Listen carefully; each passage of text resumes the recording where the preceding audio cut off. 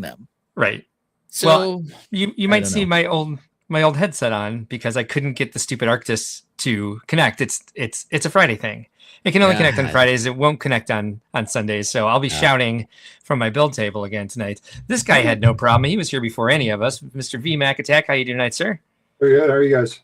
Doing awesome. Thanks for asking. And we've also, last but not least, we've got the Brick Babe. We got Lene in the house. Hey, look. Most of the family's here. We're still missing Brick Dad. Did Brick Dad say he's going to be late tonight, or did we get some text from him? Because this is usually the day where I'm like building furiously and don't necessarily pay attention. I didn't see anything. I'm gonna before we get to run a show and who's here from the who's here in the Tainted, I'm gonna duck out for a minute. As I was telling VMAC before we started, I could feel a migraine coming on, so I'm gonna take care of that now. So that it doesn't, I don't try to tough it out and it turns into an awful situation in an hour. So I'll be back in about 5 minutes at most. Okay. Well, Mark will vanish. And while he's doing that, we can bring up the run of show because, hey, he'll figure out what we're talking about eventually. And this is what we're talking about. Brought to you by the letter P. We're going to talk playoffs and panel people. Then we're going to talk about people who support us nerds. Then we're going to talk about a pretty sweet non-panel build. So a build not from the panel. Then polygons and puddles. That sounds like MOCs. Plain Jane, puffers, and presenting 5. Those are some of our news bits. We had one more news bit come in today. So we'll get to that in a minute too. Then parsing the pairs. That's March Madness or March Release Madness, as it were. If you're not watching the NCAA, that's fine. You can watch the LEGO because we're going to talk about March Release Madness. I believe we are down to 8 sets, but we also have the Boneyard, something new this year where we're going to maybe let a set that maybe slipped through back in, but we'll find that out. Picking sides, that sounds like a close call. And then plans for next week. Next Sunday, I believe I will be out of town for the beginning of the weekend, but I think I'll be back by Sunday. But we will figure that out before we end the show today, so we know what's happening. So let's see here. We'll talk some panel people here in a second. So VMAC and Brick Babe can tell me about their weeks. I'm going to tell you playoffs. It's not really accurate to say playoffs. It was more of a tournament today. And yesterday, my son had the grade state tournament here in Minnesota. Basically, if you are a rec league player, you can enter kind of a season-ending tournament. And they finished 4th, second year in a row.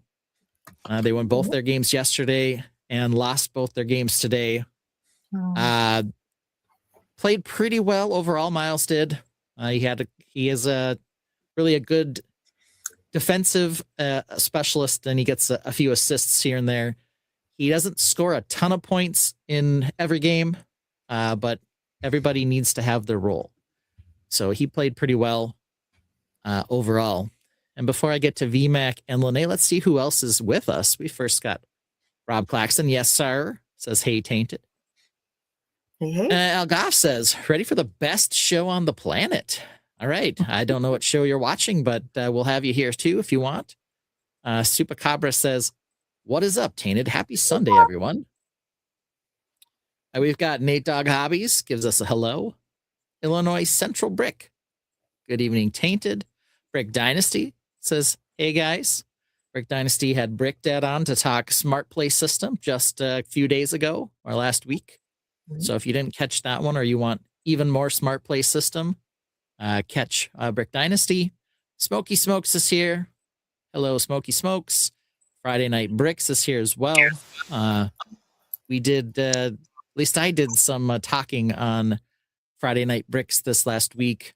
They didn't have 19 people on the panel, so I felt I could slip in this time. Last week, it was a little chaotic. They had a bunch of people join, so it was a little hard. We didn't want to overwhelm by having 900 people on the panel. Order 66 here as well, saying good evening to everyone. So now that we know who's here, let's see how everyone else's weeks were who didn't have to deal. Oh, I have to say this off the top too. On Saturday, when the tournament was starting for Miles, I got news that my brother was at the doctor. He apparently had a medical issue and lost a toe. Oh my goodness. We're hoping that he is on the road to recovery. 2026 is the year of family members losing toes. My mom had a toe removed. Yeah. How on earth does that happen? Did something fall on it? No, this was a unexpected bout of diabetes. He did not know he had it. Oh, what? But he probably does. Well, he does now. But he's aware now. Yeah. he lost an unimportant toe, and it's on his non-driving foot. So all in all, it's probably the best outcome for having a swollen foot, and a toe to lose. It was his second toe in on his left foot, which doesn't affect your balance apparently. And he's one of those people whose second toe is longer than his big toe. So it was kind of a weird shape already anyway. So yeah, as Hoarder 66 says, best worst outcome. But Weird shape. I didn't get an opportunity to see him. Apparently it was a very, very routine procedure and everything went well and he's resting comfortably. It's odd. That was kind of like the same story with my mom in that it was just kind of like snip. Okay, that's just kind of how it goes. Hers was a little bit longer because they had to shave down the plantar or the what's that called? The bone that your plantar fascia attaches to. I forget what the plantar plate. There we go. Yeah. And that's why it took her a little bit longer to recover. But they were just kind of like, "Yep, toe has to come off." And hers was also not a weird shape, but we have that tendon thing in my family. My pointer toe is also longer than my big toe. Yeah. But my mom's was like crossed this. Over. Yeah. So it was like if her foot was pointing north, her pointer toe was pointing west. Yeah. But anyway, this is a completely different story, and it is very shocking. I guess it was a surprise. Wasn't expected. He How old is he that he's gone this far in life without me? And he didn't know he had diabetes. Well, he has smoked for about 20 years now. Okay. Which doesn't help. Yeah. And he works in a fast food industry. I think he drinks a lot of sugary drinks, maybe more than he should. That'll probably do it more than smoking, I think. It sounds like it's probably a bit of both. Really? But okay. He's learned a valuable lesson about how his body's treating him right now, and hopefully that will. Hopefully this will go a long way to solving that. Brick Dad is attempting to get in. He's having technical difficulties. Yeah. I want to mention that for my brother. He doesn't watch, but just send good vibes out into the universe. So. Yeah, absolutely. So okay, let's go to VMAX since he's all of a sudden to one of my sides. I don't know, VMAC. How's your week been? It was pretty good. Got back on Monday from Indianapolis, and then got the truck unpacked, and that was about the extent of work I wanted to do that day. I get it. Went back to work Tuesday and worked 12 hours, and then had to work yesterday. So mostly I've been working, but I did catch up on some of my own personal projects as far as with video stuff. I have a Brickworld retrospective video coming out tomorrow. And then I worked on this game we got tonight and kind of just wrapping my head and editing down a lot of the stuff I got from Brickworld as far as video. I got a lot of B-roll filler stuff and some interviews. So I kind of starting to condense that down into usable chunks. So pretty good week, all considered. Okay. All right. Nothing but Brickworld. That's his kind of day. Let's go from nothing but Brickworld to Brick Babe. May, how you doing? I'm doing great. How are you? It's been an interesting weekend. Anything exciting happened for you this week? Anything exciting Lego-wise? Anything exciting, romance? Just give us whatever you got. No romance. Oh. But talked about that on Wednesday. But I am. You knew the answer to that, Ben. Yeah. I do have a new camera, thanks to Ben. You do, yes. So yeah, it's focusing well on you. The light is still so I gotta fix the light. It's a little harsh, yeah. Yeah, I can still I can send you some lighting links. I know I don't have the best here at the moment, but I can send you some links for some good LED, either laptop lights or something you can put on a stand. So that because the problem right now is the light is behind you. The light should be in front of you. Yeah. Yeah, and it's harsh. So, it's harsh. Yeah, Sky told me to do the 3-point lighting, and I just haven't. I just need to put them up. But, I've got 2-point lighting, and then I use my monitors. So you'll see, like when we're going through, like when I'm searching stuff and doing like silliness and things, that like blackish. my face goes a little bit darker, but I always try to bring it back to a white screen on my these and use this as. I need to fix this light that's behind my monitors, but it's just it's something that'll happen at some point. But yeah, 3-point lighting for sure. Mm-hmm. Okay, yes, you're not. I'm completely whitewashed, but the camera's great, so I'm loving like. Well, you're shadow washed. Yeah. Yeah, you can see your background really well. Yeah, and when you get really close, it like zooms in on you. For my setup, I have lights overhead, and I turn them to try to make them whiter than like the normal lighting, to try to help a little bit. When I have a light bar up on top of my monitor, that's what I try to do to get some light back onto my face. It's partially blocked by the camera. It's actually not a perfect setup. I have a second light, but I could try to put it over my second monitor. But my desk is already a disaster, so I haven't bothered trying it. But one of these days, I might do it. I cleaned my desk this week. That's what I did too. So I used one of the tables. We had a 6-table city, and I snatched one of the tables there because we don't have the city anymore, because the cats are determined to just ruin everything. So I put that there. I had a 3-desk. I had a U shape, but the desk was smaller than than those linen IKEA tables. Am I saying that right? The IKEA tables, the like ones that are perfect for the city. I have that here now, so I have a bigger space. So I'm really excited about my desk space. You guys can see it's junky. Let me. You see it? I'm so excited. So now I have a bigger space. It's cute. It's a mess, but I'm excited about that. And yeah, I just been cleaning up. And today's Lego sorting Sunday, so I sorted that pack from last week that I was sharing. Got my cute little Walmart containers. So yeah, it's been a good week. Good week full of Lego and. Look at all those flowery tri-leaf thingamajiggers. I love it. I have the majority of all these pieces in bulk, except for the brackets and the sunflowers. But it was a nice spring mix. I absolutely love it. So I'm thinking about what to build with it. But no, it's a very good spring mix. I liked it. Yeah. I don't know, you guys. I have to bring out. Let's talk about the elephant in the room here, Lene. I think we need you to start bringing some more positive energy to the stream. Okay. What did I do? No, you're just so positive. I love it. Lene, it's refreshing. Lene, if I may, Mark. Yeah. I mean, come on. You're right. But I was really excited to get the table because I was so jammed and uncomfortable.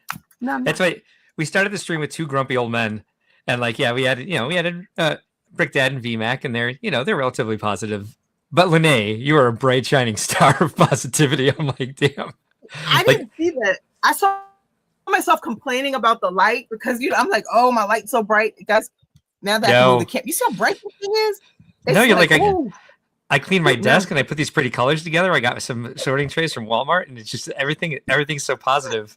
Can't be. If you could camera, all this stuff. Bottle that and sell me some of that positivity, I would greatly appreciate it. Oh, Jesse's Brick Galaxy is here. Copper Valor is also here tonight. Odelay Dorado has joined us. Did you guys know Odelay Dorado has a live stream? Oh, I heard, but I do not. Yeah, and it was fun to watch because it was on Sunday this week where I could only watch for like 5 minutes. I was like, "Hi, you're live." Bye. And I do believe it was on with is it Dustin Brick Together Click Together doing they did a co-stream of building the upscaled minifigures, like all of them. Oh, no. And comparing. I only saw a minute of it, so I think that's what was going on. But they were at least building the Benny one, and your microphone was out, but I know what you're saying. No, it's on. I didn't want to be rude. It's not Benny. It's Benny. She's just playing with you. That's what Lego calls it, Blue Space Astronaut. So I'm saying. That was Brick Together. Okay, so he was on with Brick Together with Upscale Minifigs. Thanks for stopping by. Yeah, absolutely. That was exciting to see. I kind of had a feeling, based on your comments in the chat, that we were kind of like cut from the same cloth. And just watching you for a couple minutes, I'm like, oh yeah, this guy would fit right in with us in real life. So anyway, that's my story for Odelay Dorado. Okay, that's exciting. I think we've talked to everybody who's important except for maybe Mr. Mark Larson. What did you do this week, Mr. Mark Larson? Basically the same thing VMAC did. I came home on Monday, unpacked the truck, and so did Brick Dad. Brick Dad drove like 2 hours further north than he needed to help us unpack the truck, and then drove 2 hours back south to get home. And that's like, it only takes 3 hours to get back from Indianapolis. So he lives a little bit further west and south of Chicago than my storage unit. No, it was a good week. It was a week of rest. We were actually pretty productive, like probably more productive than I've been in a week following an expo. And then Saturday, I completely forgot that we had an awards coordinator meeting, and they had it without me. Oops. Oh, cool. Yes. We also had a Eurobricks collab meeting, and we had it without you. So you're double welcome. Yeah, that's fine. You're over 2. Perfect. I mean, I think my thing just sits off to the side. So I'm pretty sure it's like, if he shows up with it, we'll put it there. If not, then that space will be open.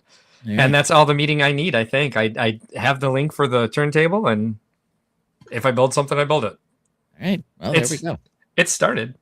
Yeah. Well, okay. I mean, what are we talking about second? Ooh. Now that we know what we've been doing this week, we're going to talk about people who support us nerds, but only if Marcus is ready. People. I'm ready. All right. Go ahead. Take it away, Marcus. I will say this, and anybody who suffers from migraines knows what I'm talking about. So sometimes you're like, do I have a migraine? I think I feel one coming on. And so you go to take the rescue just in case. And if you can't get the blister pack open for the rescue medication, you definitely have a migraine. And I was sitting there like, could you? So I should have this. What's that? I had one last Sunday. Yeah. I should hopefully in 20 minutes this will be completely kicked out of my system, because I'm really lucky. The rescue works really well. And I could just feel like the very inklings of it, but I should have known the temperature's dropping and the wind is increasing and it's going to start raining. And that's usually when I get them, especially in the spring. So yes, who do we love? We love all of these people, starting with Friday Night Bricks, kind of the impetus for getting us into live streaming. I got sick of being co-host on his show. We should start our own show every Friday evening. You can go check him out at Friday Night Bricks on YouTube. Very chill build stream. You can hear Kevin be very grumpy and insult people. ACOB, Thursday evenings, 8 p.m. Central. Check them out. They are basically a 52-week hype stream for Brickworld. Great guys. They really love Star Wars, Lego, but they're also they also cover all the other products as well. Very fun. Check them out. Highly recommend. Cool Han Luke Bricks is doing currently trying to get to 1,000 subscribers. He is at 380, and he's been posting daily shorts to try to get some attention to his stream. And so if you don't mind, stop by, give him a follow, subscribe to his YouTube channel. Very fun. A great guy, educator. And he volunteered for us at Brickworld Chicago this year, gave us some great feedback about our interactive displays, our interactive activities, our hands-on activities for kids of all ages. Very similar to ACOB. They're into Star Wars. Sunday afternoons, 2 p.m. Central, something like that. They come to us live from Europe, so I'm not sure exactly what time ever it starts, but they are fun to catch. Please give them a follow. Brick Babe, of course, here on the panel. She's on YouTube, she's on TikTok, she's on Instagram, and she will bring a ton of positivity into your life. The Mac Attack, also on YouTube. He's at 429 subscribers. It's great to get him up to 1,000 as well. If you like him on this show, you'll love the videos that he makes on his stream. He does a lot of brick film. How do we say this? Animated brick films, stop motion Lego movies on his stream as well. Check him out. Fun times. Instagram, where we have pretty much everybody except VMAC.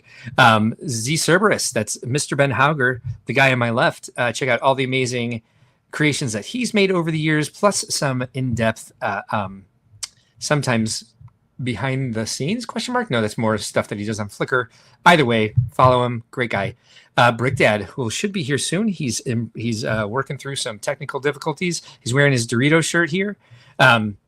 Check him out on TikTok. He's also on YouTube now. He's also on Instagram. And he is petitioned to get fiber optics out to his neck of the woods. So in about a month, we should get some better connections from him in the future. Superhawk Bricks over on TikTok. And they're also on YouTube, also on Instagram. And just really love the community. Highly positive energy. They run all of our interactive displays at Brickworld. Check them out for a good time. Brickshell Cases. This is a manufacturer of what am I thinking here? Display cases. There we go. For minifigures and sets. They do our exclusive Brickworld collectible minifigure case every year. They have some great products, especially if you would like to display your sets in this way, where they are covered and put them on a shelf or on the wall. I talked to him about this week and told him how much I point out this product every week. He says they sell like one a quarter. I'm like, we got to get this in front of the right people because these are baller, in my opinion. K-Town Bricks does all our custom printing for our exclusive minifigures at Brickworld. Especially if you are into Castle figures, I would check him out. But they also have accessories like this really cool in tile right here. Actually, I think I need to pick that up.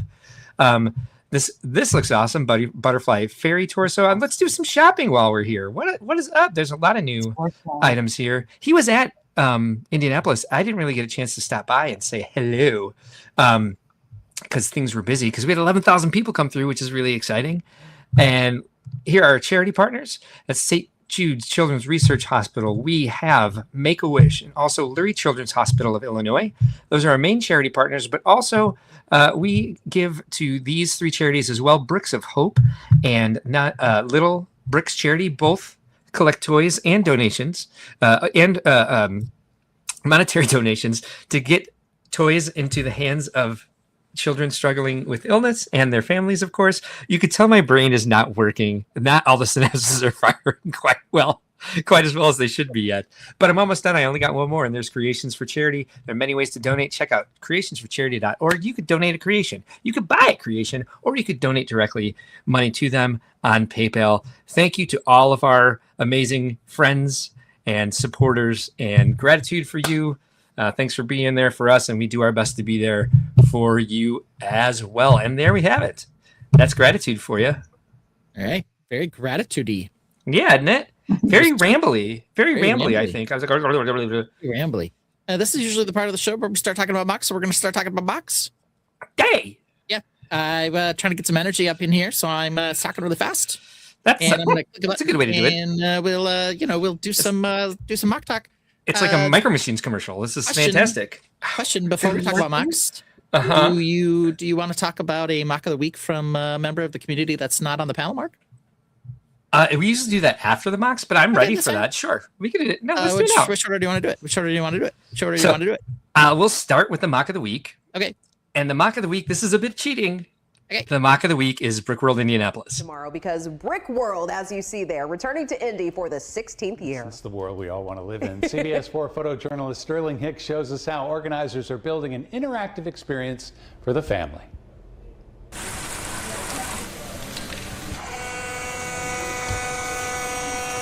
Right now, today, we are setting up 65,000 square feet of original Lego creations and displays. You're gonna see what goes into creating artwork with Lego brick as a medium. We have so many talented people here, so many passionate Lego fans who are here to share their talent and share their joy for building with Lego bricks. Everything that you see here is from my imagination. So I might use part of a set, like the pirate's ship that I've got there is part of a set, but everything else comes from my imagination that I have to figure out how I'm going to use it and how I can fit it together. You actually get to take this artistic idea that you have that you've been struggling to get into a medium, and the medium we chose is tiny plastic building blocks, be able to share it and be able to inspire people and have them see it as well. And the other, of course, is building the community, sharing those resources with other people and inspiring them to build as well. So many people say, I could never do this, but you can, and if you really want to, you definitely will. My favorite part about participating is definitely the community. It's a wonderful group of people. They're always happy to help, engage the audience.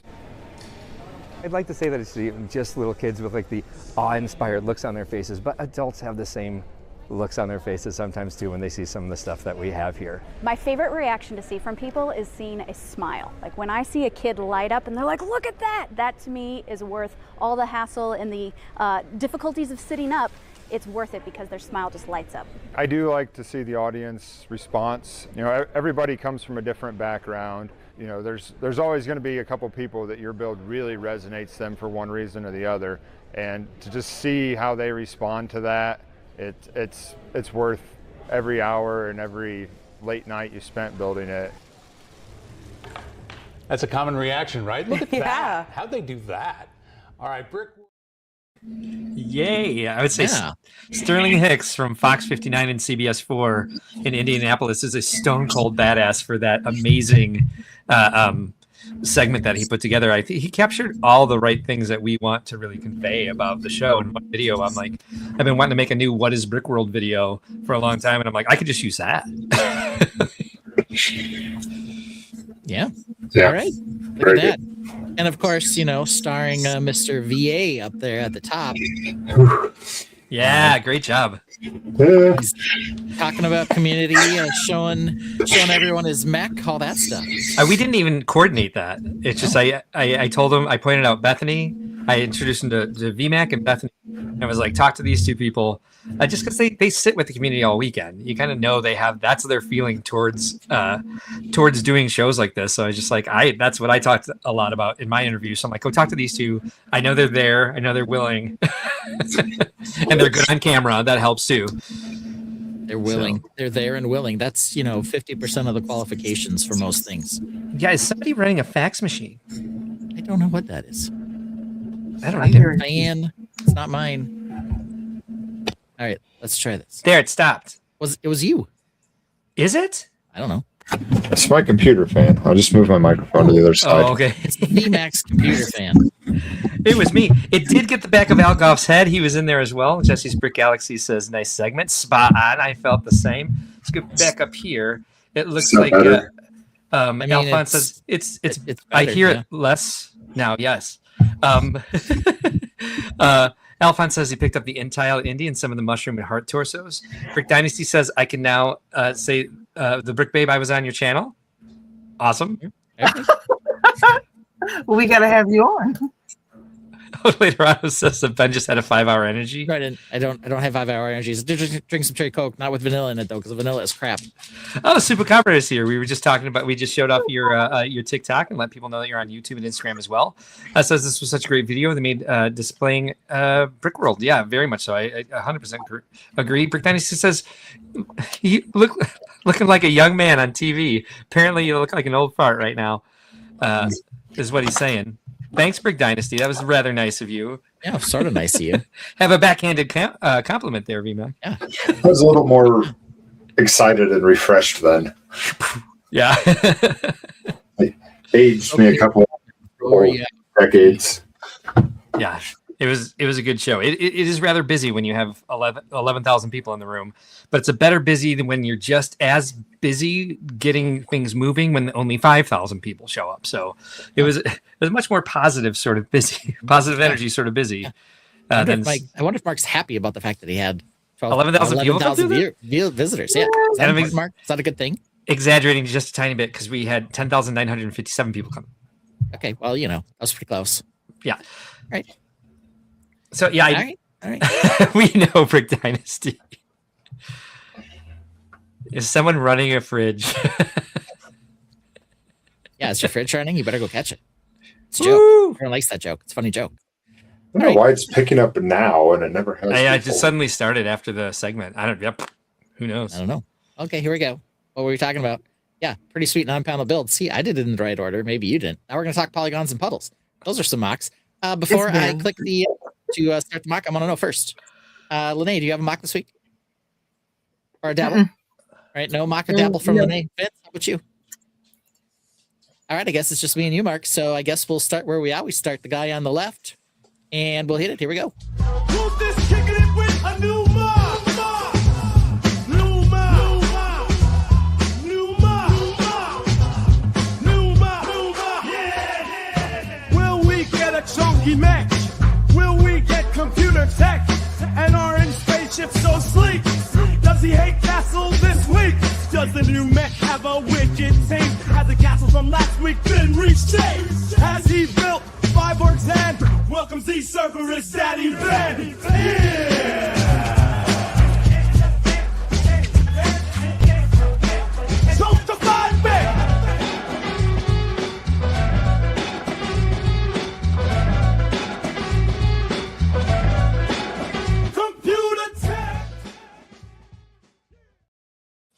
All right, and here we go. Adding it to the stage. Alphonse is down here asking, so for Brickworld Indie, how long until people started to unpack?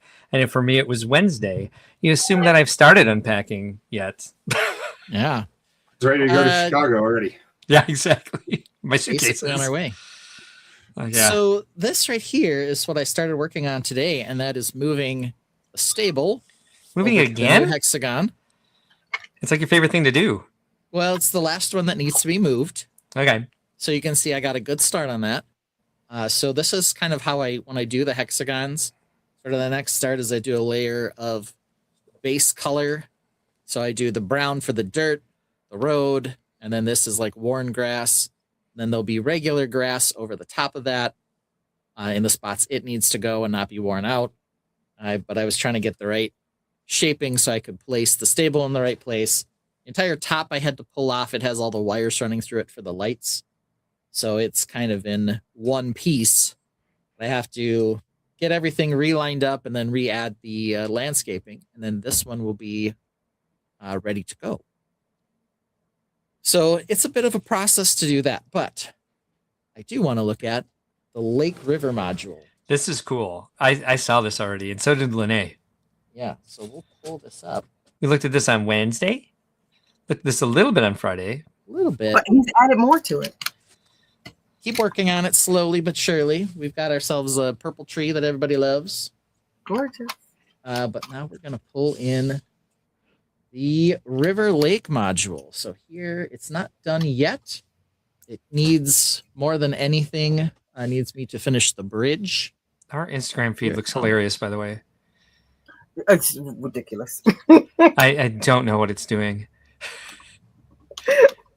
It's just Ben's elbow and the top of my head. The vertical? On the Brickworld YouTube. Yeah. Yeah, I closed it because I was just like, what is that? The vertical is hard to watch, yes, for sure. Yeah. So here, and maybe we'll pull out a little bit. There we go. Here is the Lake River module. Kind of nice with the pink one and purple one in the back. Oh, really nice. I don't you finished the bridge. The dead badger in there. Oh, you had finished the bridge on Friday. Like I said, it looks very Animal Crossing. It's still not done yet, but I've gotten closer on the bridge. Yeah, it looks nice. This is a very odd shape, as we Ooh. can tell. There's sort of just these odd polygons, but it does have a river entrance on both sides with a little pond in the middle. There's a reason to this rhyme. Yeah, so these will all eventually be able to connect additional river modules. It does have one road crossing, so it can hook up to roads on it. You can see the back end here kind of looks crazy because of all the shaping.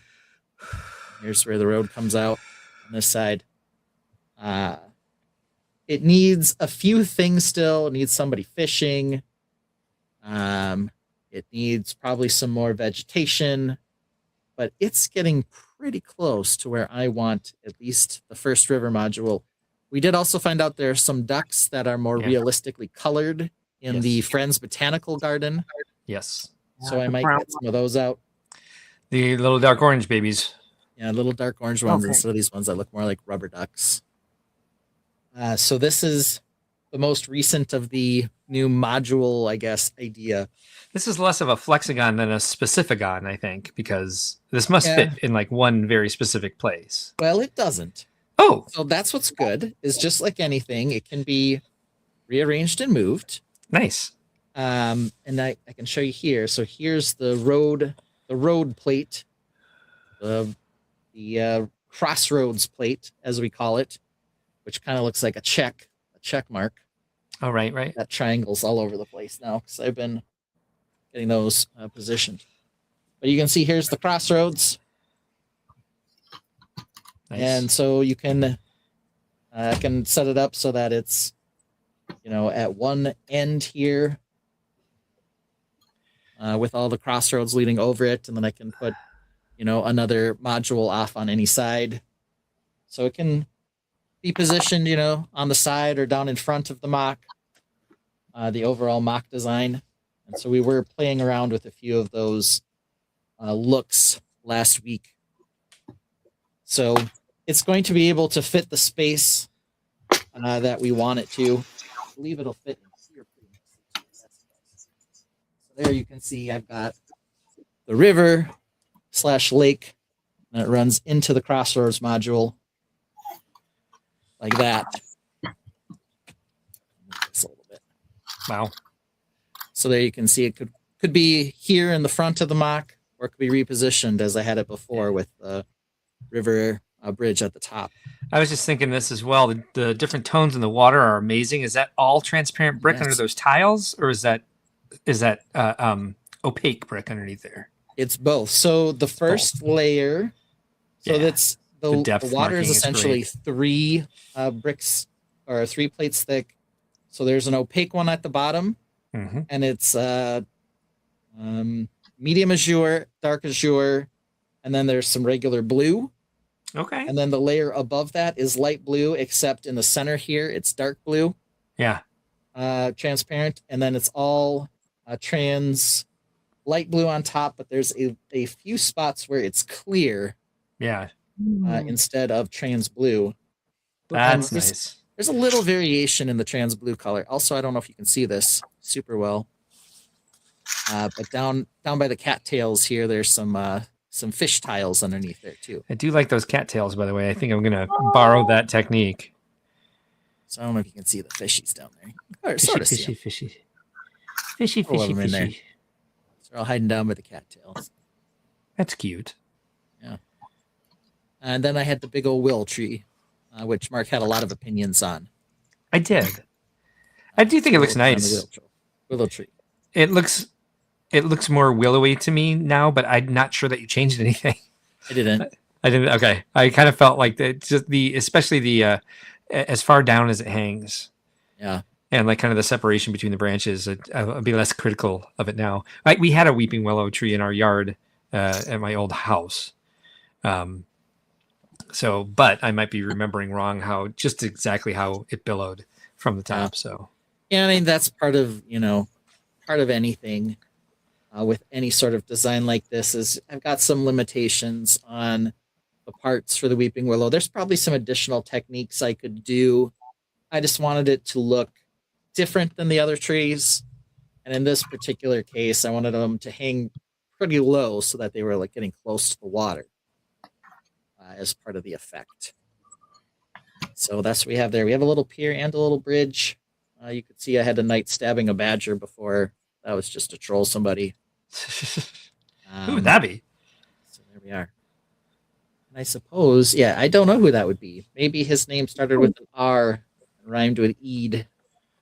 Maybe. And we can put the blacksmith in here quick. Just to sort of get an idea of one potential layout design. See if I knock anything over while I'm trying to rotate this. That's the one thing now is that my build table is getting too small to handle all the hexes. Yeah. We finally outgrown the table. Sucks when they shrink like that. Yeah, look at that. It's very nice. Yeah, very pretty. Push this out. That's fantastic. Yeah, so that's one design, and then I suppose the road can continue up to the Lioness Manor on this side, and then we can decide where we're going to put the stables, or we can just rearrange the whole thing if I have a different table layout or I want to change it. Alphonse says that for his weeping willow, he used olive green, and he liked that. I kind of see the weeping willow as a sand green. I know they don't have all the same parts. Actually, do they have the tri-leaf sand green now? They have it in a lighter green in the lovebirds. Oh yeah, but that's the spring yellowish green. Yeah, Yeah. yellowish green. And that is on top of, they do have sand green of the smaller leaves. So, there are some other colors I could use for the weeping willow. But sort of the one I went with. Oh, hi, Sammy. Hi, Sammy. How's Sammy doing after you took his balls away from him? But we didn't make it Wednesday. Mo took him out of one carrier because he was. Oh, now he's fighting. Stop.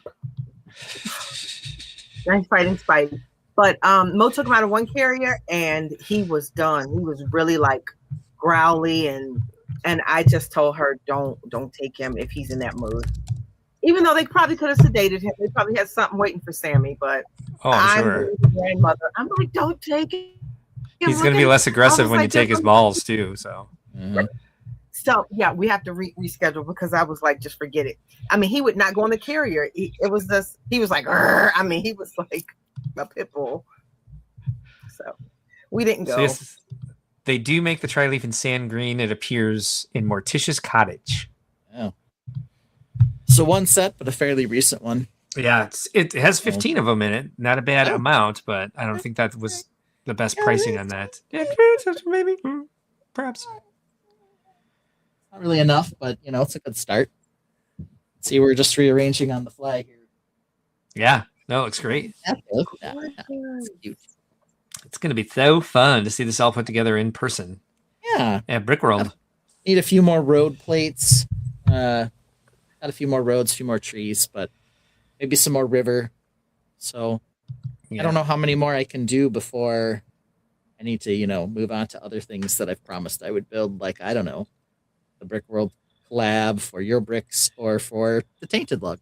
Yeah, So, I should bring that up tonight. Actually, we have questions about that. Anyway, but Leonardo says Marvel Helicarrier just leaked. I did see that earlier. We won't be discussing it tonight, but I did see that someone has leaked the pictures. Yes.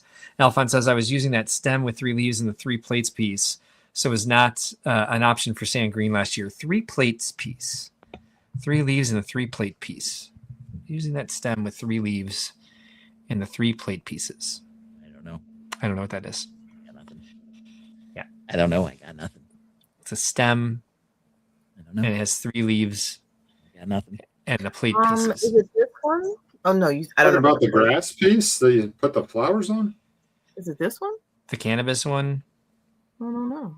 Like Lene's showing. 3 leaves, no plates. Yeah. I don't know. A stem and 3 leaves. Does have a stem and plates. 3 Or leaves. literally the leaf with the 3 leaves. Is it? A 3 leaf plate piece is what Ben is using right now. The 3 leaf plate piece. Those. Is that a 3 leaf plate piece? It's a 3 leaf with the stem. Babe's piece as well. The cannabis piece as well. Okay.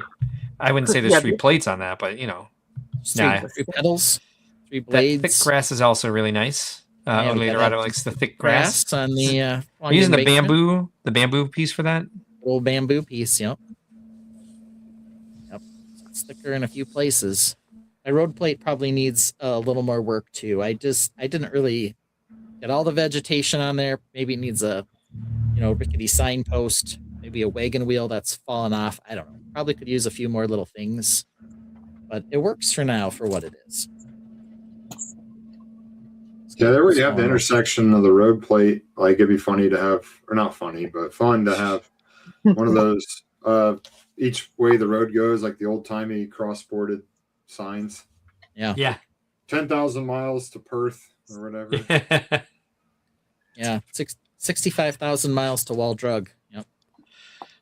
Just keep walking this way till you reach Perth. Huh? I wouldn't. Alphon says it's not 3 plates. It's just in studio's plant plate, round 1x1 with 3 layered leaves. It's been trying other shorthand. Yeah, it's a plant plate, round 1x1 with 3 layered leaves. But you said 3 plates here, so we were looking for something with 3 plates there, buddy. I don't know. That's the other reason I thought that, because you said it. Okay. Just okay. Really So good.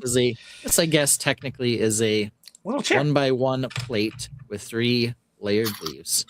Yes. So I guess that's what you can call it. Yes. I think most people just refer to it as the tri-leaf piece. Tri-leaf piece. Yep. That's what we call it here. I mean, what might work with that though, with the weeping willow, is the horsewhip piece in green, and then have a bunch of the 1x1, the new clips with the stud on them. Yeah. And either alternate those and like there's the regular 1x1 like green flower, and have them draped. I mean, I think this version looks fine. I was just kind of, willow trees are they're more wispy. Yeah. But yeah, I mean, this has got its limits in terms of design, but it's also more interesting than just having all the trees look like this or pine trees. Oh yeah, 100%. So True. Mix it up a little. Still got a few of the old hexes around.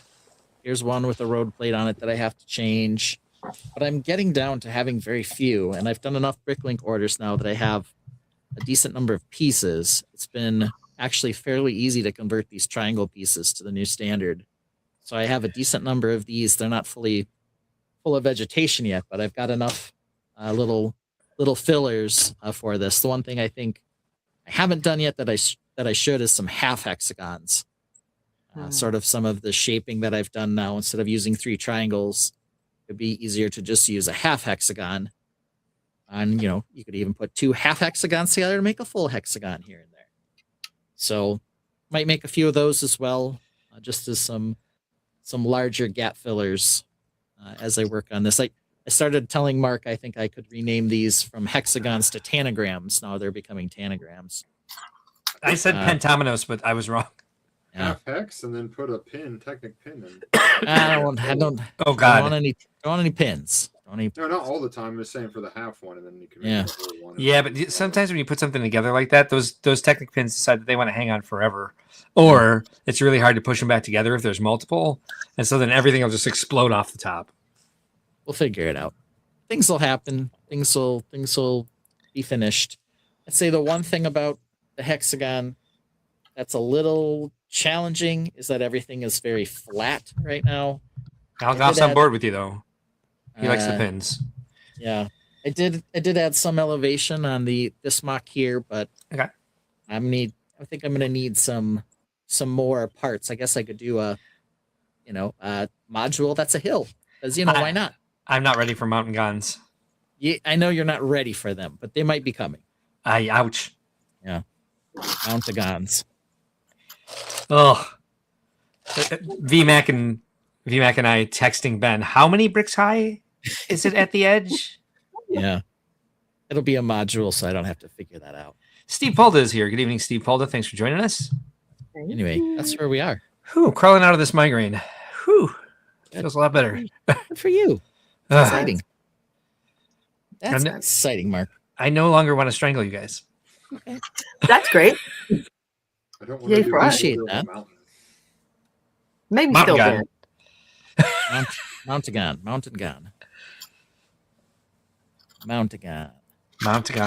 That's quite a sentence. Have to have castle polygons. Well, anyway, castle. That's where I am. Nice. Odele Dorado says, "Thanks for keeping us alive." Okay. Yeah, and if you want to thank us in other ways, you could, of course, like and subscribe to the stream. You can. That keeps us, feeling like we're doing enough to still put the show out. If you like murderous migraine rages, then click the like button. You 5 like likes. flexagons or hexagons? Only 5 likes, Lene? Now we're at 7. 21 watching, but now we're at 7 likes. All right. They listen to you. Mountagon was my nickname in college. Steve and I, we were almost best friends this last week until he revealed he likes vanilla Coke. Then things unraveled. Oh God, I've already heard this story. Yeah, we had I think you're upset about this. I am upset about this because maybe we both agreed on curly fries and waffle fries, and that crinkle cut fries are the worst kind of cut fries. All these things were vibing, and then he's like, "I do like myself some vanilla Coke." I'm like, Steve, like, who are you? I don't know you anymore. What's wrong with crinkle fries? Thanks, VMAC. VMAC. Seriously. All right. Steve, you're back in the running because VMAC's now out. Ooh, let me grab my vanilla Coke real quick. Yeah.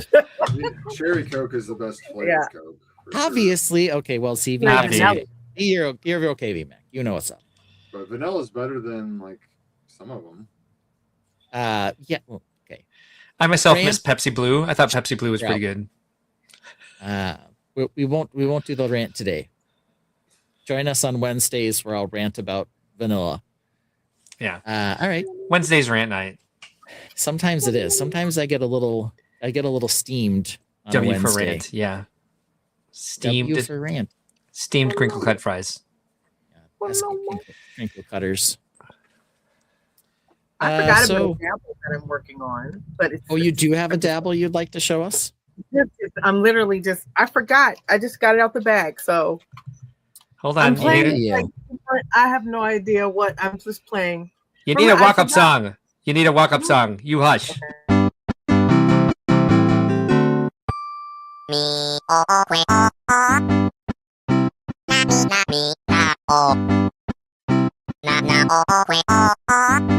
I'm no cactus, but I'ma give you a stick.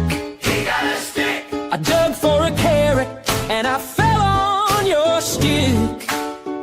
I thought it was corny, but how could I have known? You scanned my box, scanned my flower. You put me on a pedestal with the plants you desire. You wanted a plant, but chose a slice instead. A slice of melon. It's not a plant, a fruit you eat it deep into the night. A slice of melon. It doesn't feel so right because melon stops growing off the vine. Anyway, how's the stream going? I'm sorry, I'd like to ask a question. We did have a hiccup. Mark, is watermelon Like peas in a pod. I'm falling out. It started out spicy, and now I'm seeing red. You'll never get me in that peely bone disguise. A slice of melon. It's not a plant, a fruit you eat it deep into the night. A slice of melon. It doesn't feel so right because melon stops growing off the vine.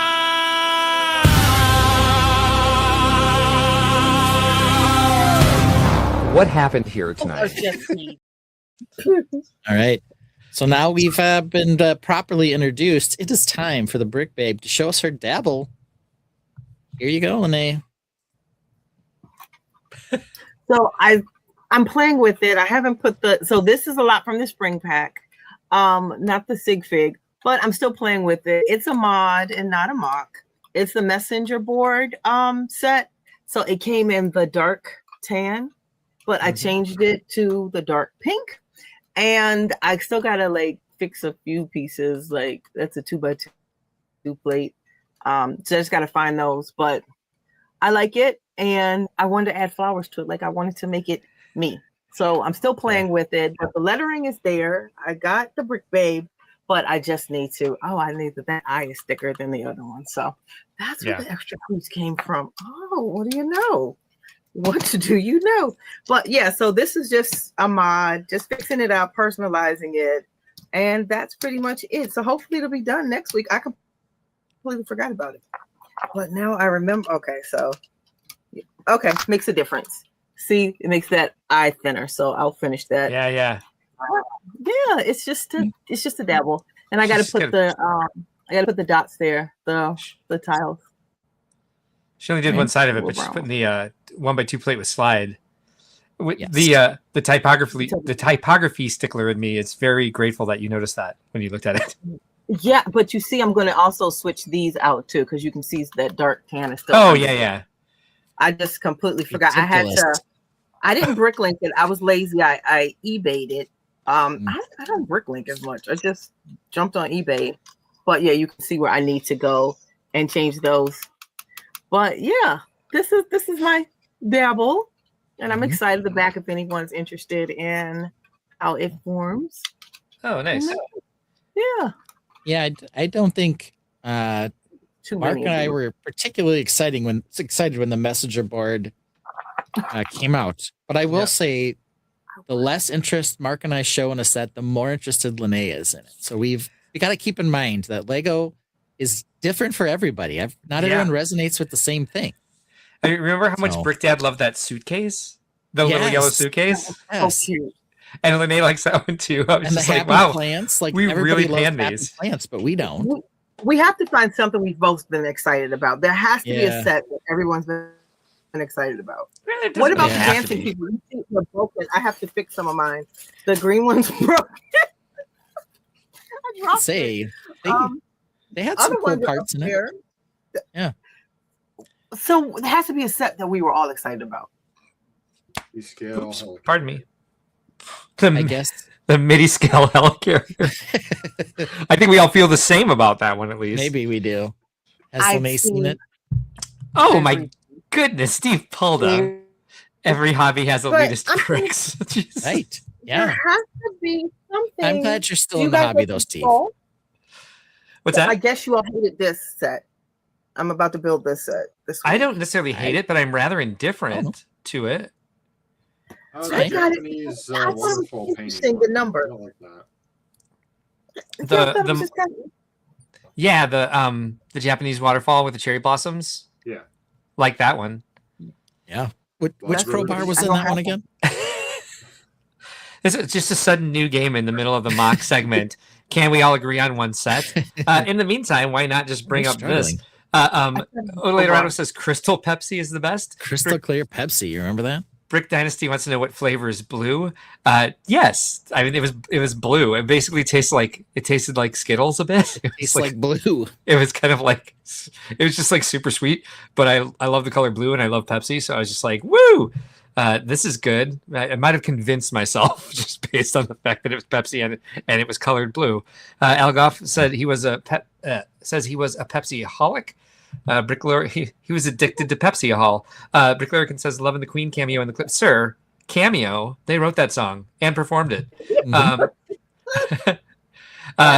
Algoff would suggest rounding all the corners. So I was going to say this too, Lene. If like when you make your sign that says the Brick Babe, you should create a border that says more you than just like a big rectangle. Like put some sort of like cloud shape, heart shape, whatever shape Lene feels like making her Brick Babe sign into.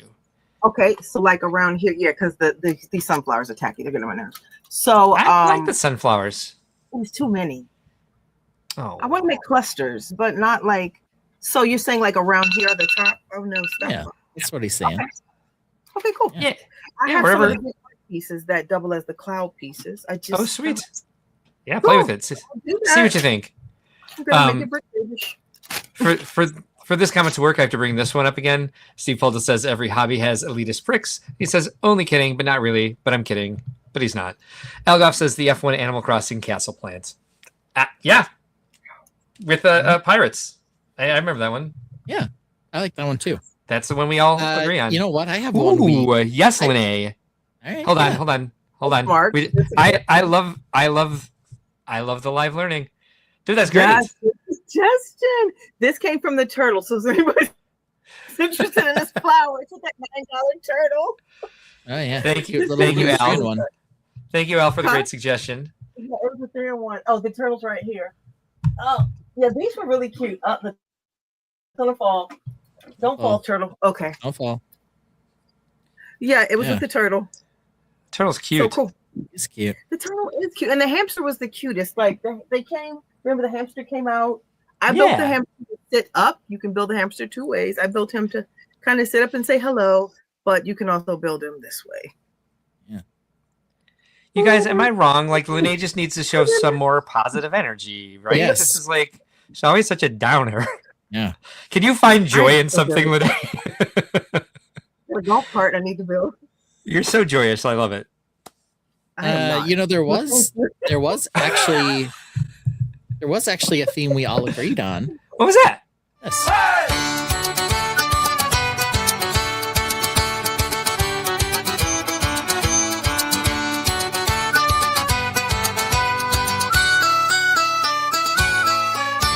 A world torn apart by fire and flood. Mutated platypus rise from the mud. With venomous claws and duck-billed beaks, they protect their home from the human freaks. Through the ashes and skies of red, platypus badasses busting heads. Through the ashes and skies of red, platypus badasses busting heads.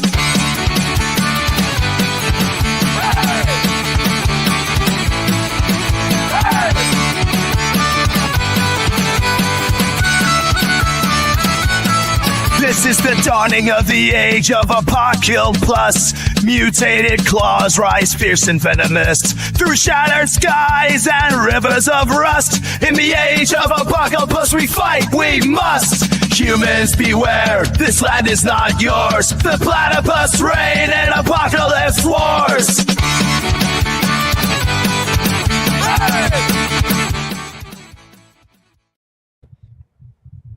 Lene left.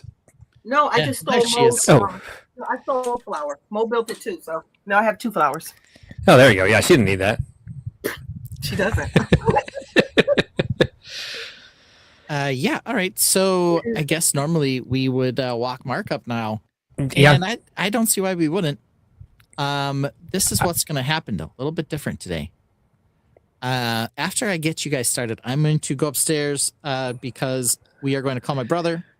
And while that is occurring, you guys can talk about Mark's mock, and then I will be back. So VMAC, you're going to have to push the buttons, but I think you can do it.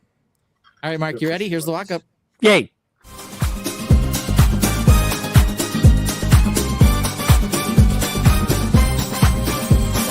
Mark's an otter, watch him splash, building art deco, leaves and grass, keeping fab, you land on streams, making mugs, fulfilling dreams. No need breaks when his builds are up, only cheers and howls from his club. So let's get pumped for the Scorpio. Mark's creations are on the show.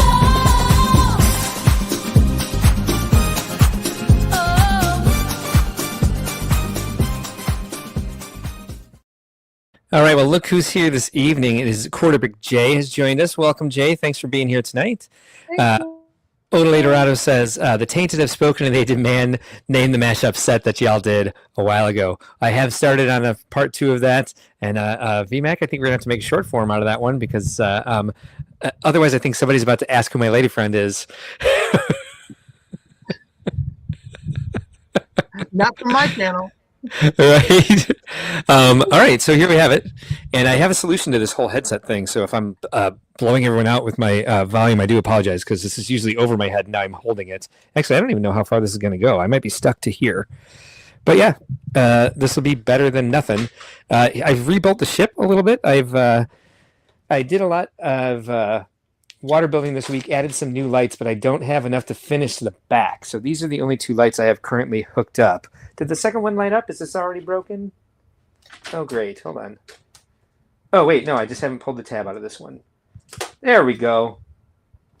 All right. So we got two of the light setups going on this one. I have reconstructed the ship.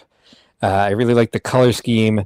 Got some parts in. I even got the stuff that's standard parts. They came in like 2 weeks.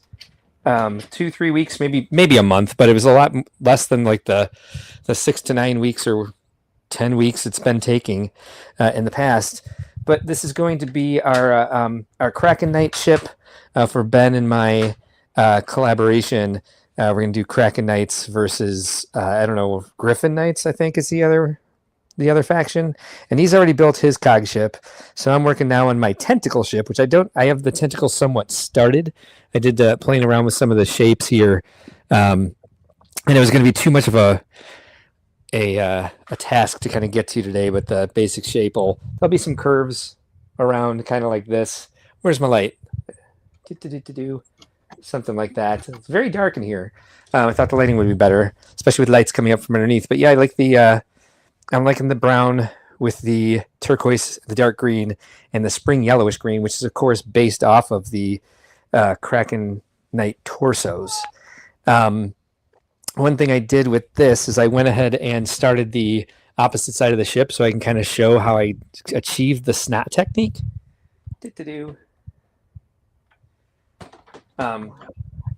So for this to work, all of this is snotted here. Let me see. Shall I close up on this?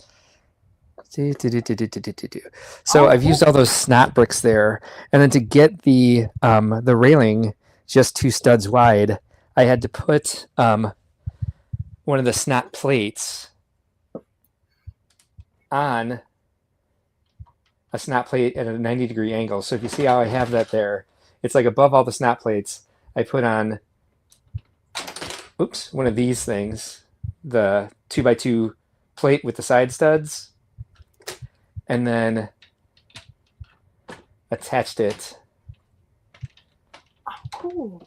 at a 90-degree angle so that you would get just a 2-wide railing. And then for the cannon port to work, this kind of hangs off the back of a 1x10 plate. Oh, wow. I need Ben's camera. This is not really focusing, but that just sticks up right here to fit in place there. So I could probably take pictures of this and post it on Instagram or something. But you can kind of see a little bit there if it focuses, and it won't. Let me put my microphone down and see if I can get it focusing. Relay Eldorado says it's coming along nicely and likes the Vine accent. Oh, and the camera stopped. What are you doing? It's there. Focus. Don't move. Yeah. Just hold it there forever. Yeah. Don't move. So you can kind of see there how I have the snap plates on the snap plates. That's so cool. Straight up. Deception. And then that way, that way you end up with just a 1x2 or a 2 deep railing, and then I'm gonna put the decking across here above the cannon ports once I get the cannons in. So, and then this. That's cool. This thing is just a just the side of the ship in front. Boing. There you go. And that is attached. You grab my microphone again. That is attached with just a 1x6 plate on the back on one of these Technic. What do you call them? It's like a here. I'll show you. Hold on one second. Inverted 2-high axle holder thing. Exactly. One of these little T-junction things. And you stick it in the back there. It'd be a lot better if I had my headset working, but I don't. So, like, the only issue there is going to be making sure that I build a bowsprit that starts at 6 studs wide to force that section to stay at that angle. And like I said, the tentacles will get going at some point, but they are not ready now. I know what I'm going to do with them because I've worked with a similar shape before. I know that there are like newer pieces now that are going to help me make it a little bit more rounded. And I can't wait to, because all these parts came in. I've got all these amazing colors that I got from Pick-a-Brick. I love the color. I can't wait to try the technique VMAX suggested with making the tentacles the dark green and the brown, and then making the underside the turquoise with the 1x1 round with hollow stud. Make it look like it's tentacle suckers on the bottom. So got a lot of little pieces on my desk here, working that technique in, but the technique is like, it's kind of like the original B-wing, where I have to create 2 curves and then sandwich them together from that 2x2 plate with the side studs. And so it's very precarious until you have it all together. Once you have it all locked together between those 2x2 plates with the side studs, then it stays together completely, but it's you're connecting something tube to tube and kind of mirror it on top of each other, and then connect it with those 2x2 plates with side studs. You'll see it. I'll share the technique once I get it going. It's kind of hard to explain unless you built the B-wing recently. But yeah, that's the progress I made this week, which is basically rebuilding the whole thing. But I at least have the other side started, and I've got a plan in place for where it's going to go next. So we'll see how far I get this week. The water is really time consuming. Doing the Flexagon as water kind of takes a damn long time. Right now I know it looks very blocky, the water surface, but cheese slopes will smooth that out eventually. But there you have it. That's the progress I was able to make this week. Looks great. Looks great. Oh, thank you. I really am. Like the more you add and the more those color that color combo is fire. I'm so really excited. Like, and I owe it to the Lego group because they're the ones who made the torsos that way. And originally I was making this like gray and dark green and dark brown because I thought that's what colors the torso were. And then I had it in my hand. And I was just like, oh, there's a lot of bright colors in here. I've been dying to use this turquoise. And then since the paint of the Kraken looks like it's spring yellowish green, I was like, well, let's see how that works together. And yeah, you're not wrong. I think it's fire too. I wish I'd come up with it on my own. I love great color schemes, but this is unfortunately not anything I designed on my own. The color scheme, that is, but I'm happy that I am using it. I wish those plant pieces that I have right there in the trans neon green, I wish those came in spring yellowish green instead of that color. But I think, especially in person, it definitely works.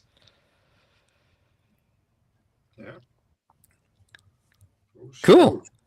All right, that was easy. So good. It looks sweet. I love it. Nice. All right, we'll give Ben some time to finish the call with his family. This is a good time to play one of our favorite songs, one of my favorite songs in particular, because it means I get a little break. So see you guys in 2 minutes and 32 seconds.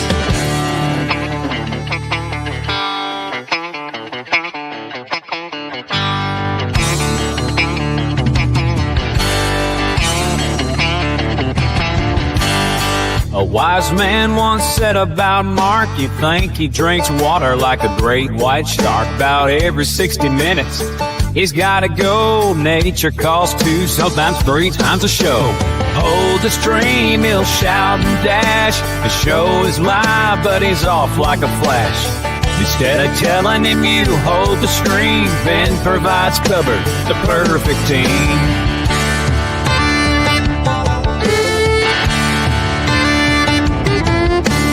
Yeah. But let's get into some of the news. Do you need the bathroom break before we go? Yeah, I'm gonna go ahead and take the bathroom break now, and then 40 minutes later, I have to take another bathroom break. Like, hey, I made it 2 hours. Now it's like, well, now you're making up for lost time. So I'm gonna go. Oh, here's the right one, and I'm gonna use the bathroom. Of course you are. You're gonna go. Why don't you start with those? Because unfortunately, I have to use the bathroom again already. Cool, go do it. What's it called? What's BPH? BPH. Ben plays a tune 2 minutes long while the Tainted sing along. Keeps the show rolling smooth, no rush. Mark mutes his mic so you can't hear the flush. Mark is muted, so let me unmute him. The reason I mute myself before I go is because I like to keep listening to what's going on, but I don't want everyone to hear me pee. Yeah, I managed. It's been 60 minutes since I last went, so I'll mute it and I'll be listening. Fair enough. Yeah, You'll be listening to me. Hey, Mark's gotta go. No interrupting, the stream's flow. He'll be quick, won't take too long. He'll be done by the end of this song.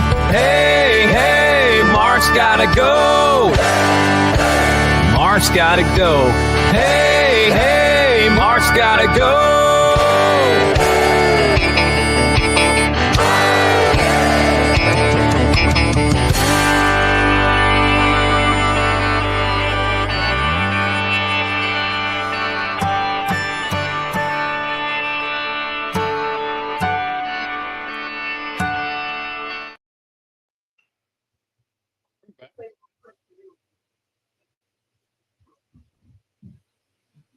No audio on Mark, so just me, I guess.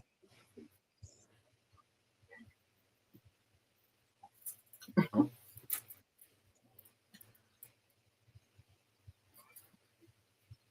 No sound? Welcome to our live stream. I see the guitar needs a little work, but I'm perfect. Oh, shucks.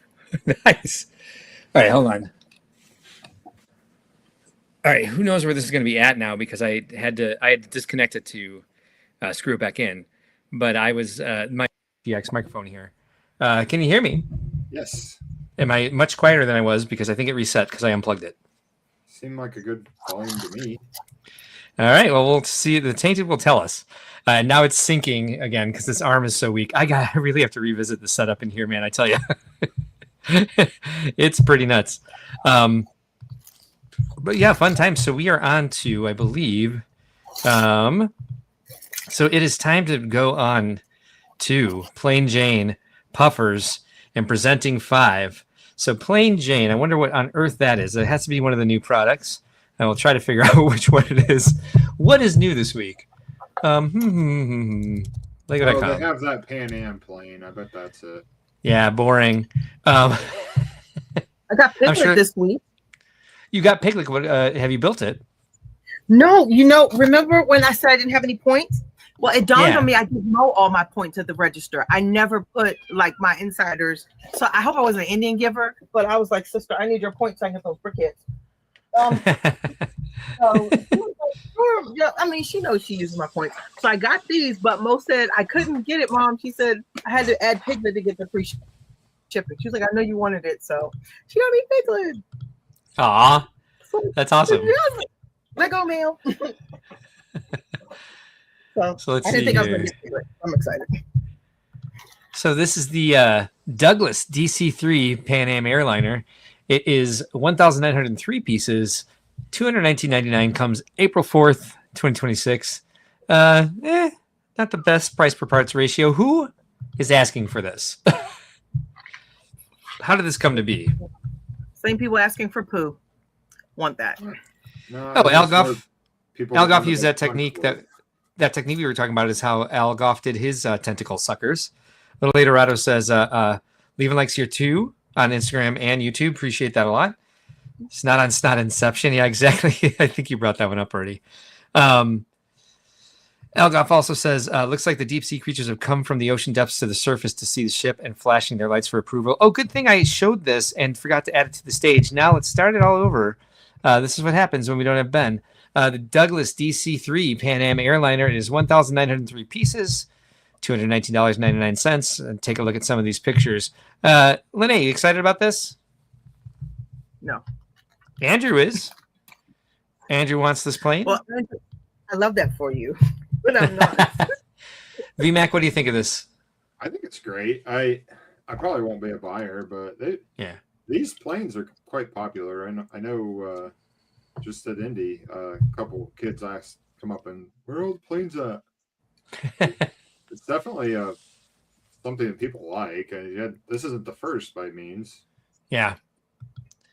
That's cute. I like the retro flight attendant outfit. Is that a new hat? I believe so. I haven't seen it before. It's new to me and to you apparently as well. So I'm not sure.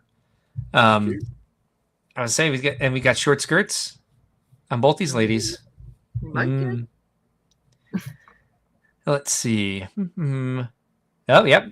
Got seats that people can't actually sit in, but there you go. That's realistic. I think I was on one of these it was one of the Air Force One variants at the Air Force Museum, right, Patterson? Alphonse says, I like the Leonardo DiCaprio minifig. Yeah, this does remind me of the movie Catch Me If You Can. What's the movie? Catch Me If You Can? Catch Me If You Can. It's an awesome movie. Highly recommend. Oh, it's for her. That's who they're marketing this towards. Girl in turtleneck. Her grandma worked for Pan Am. Ah. Her grandma was the first flight attendant to fly on Pan Am. It does look like, let's go back and look at him. There's a couple things I want to check on here. Let's go back and look at Leo. This is the Leonardo DiCaprio figure right here, allegedly. And then here's the Tom Hanks pilot figure. I think that hat is in Harry Potter, says Algoff.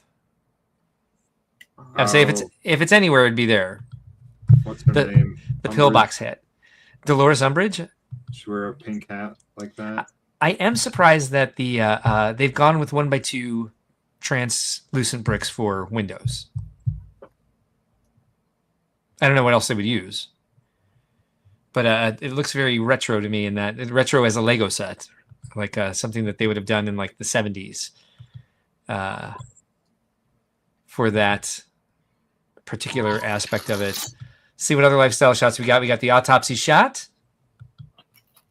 Whoa, dear Lord. There's a staircase to nowhere. Obviously leads to the void.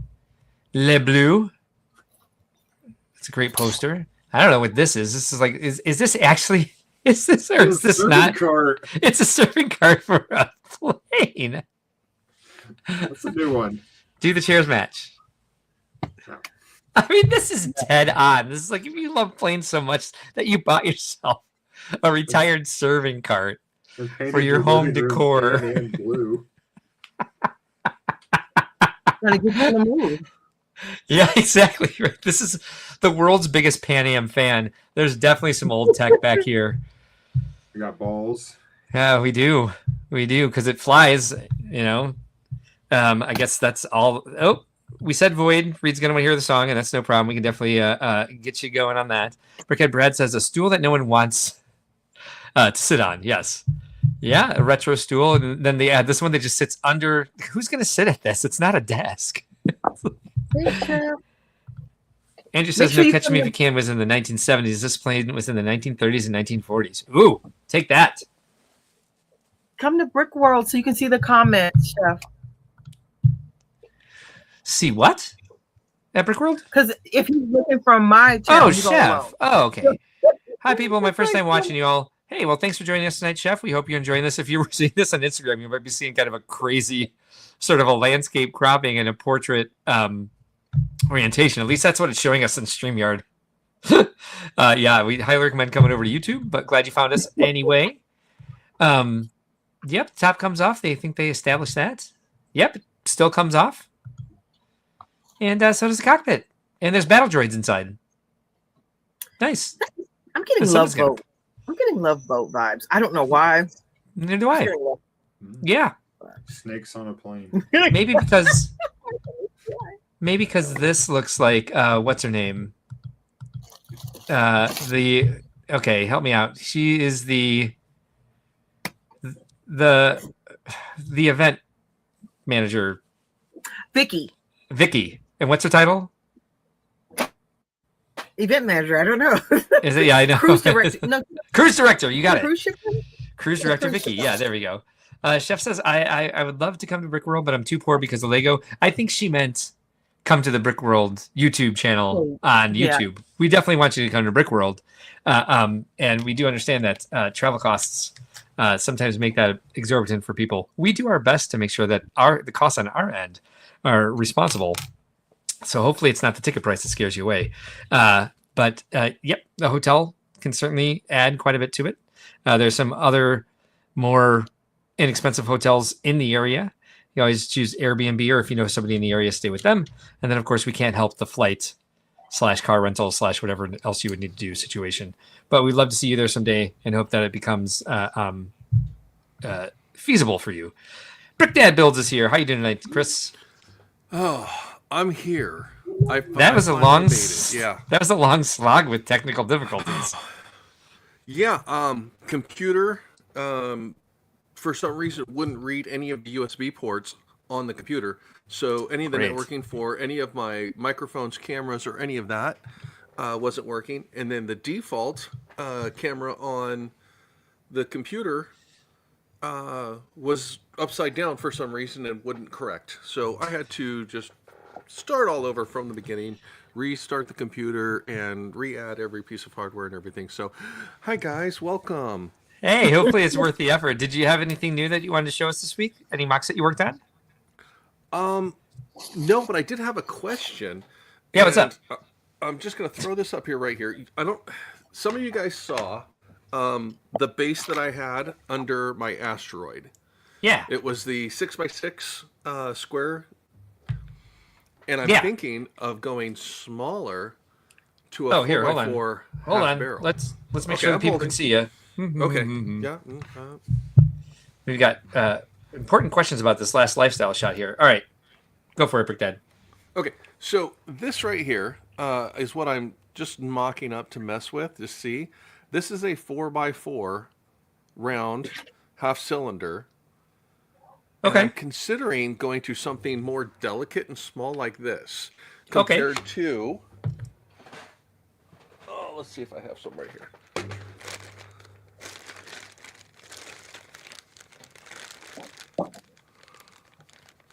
Bear with me 1 second. Yeah, take your time. In the meantime, Brickhead Brad says, so functional cars have been made of Lego. Would you get in a functional plane made of Lego?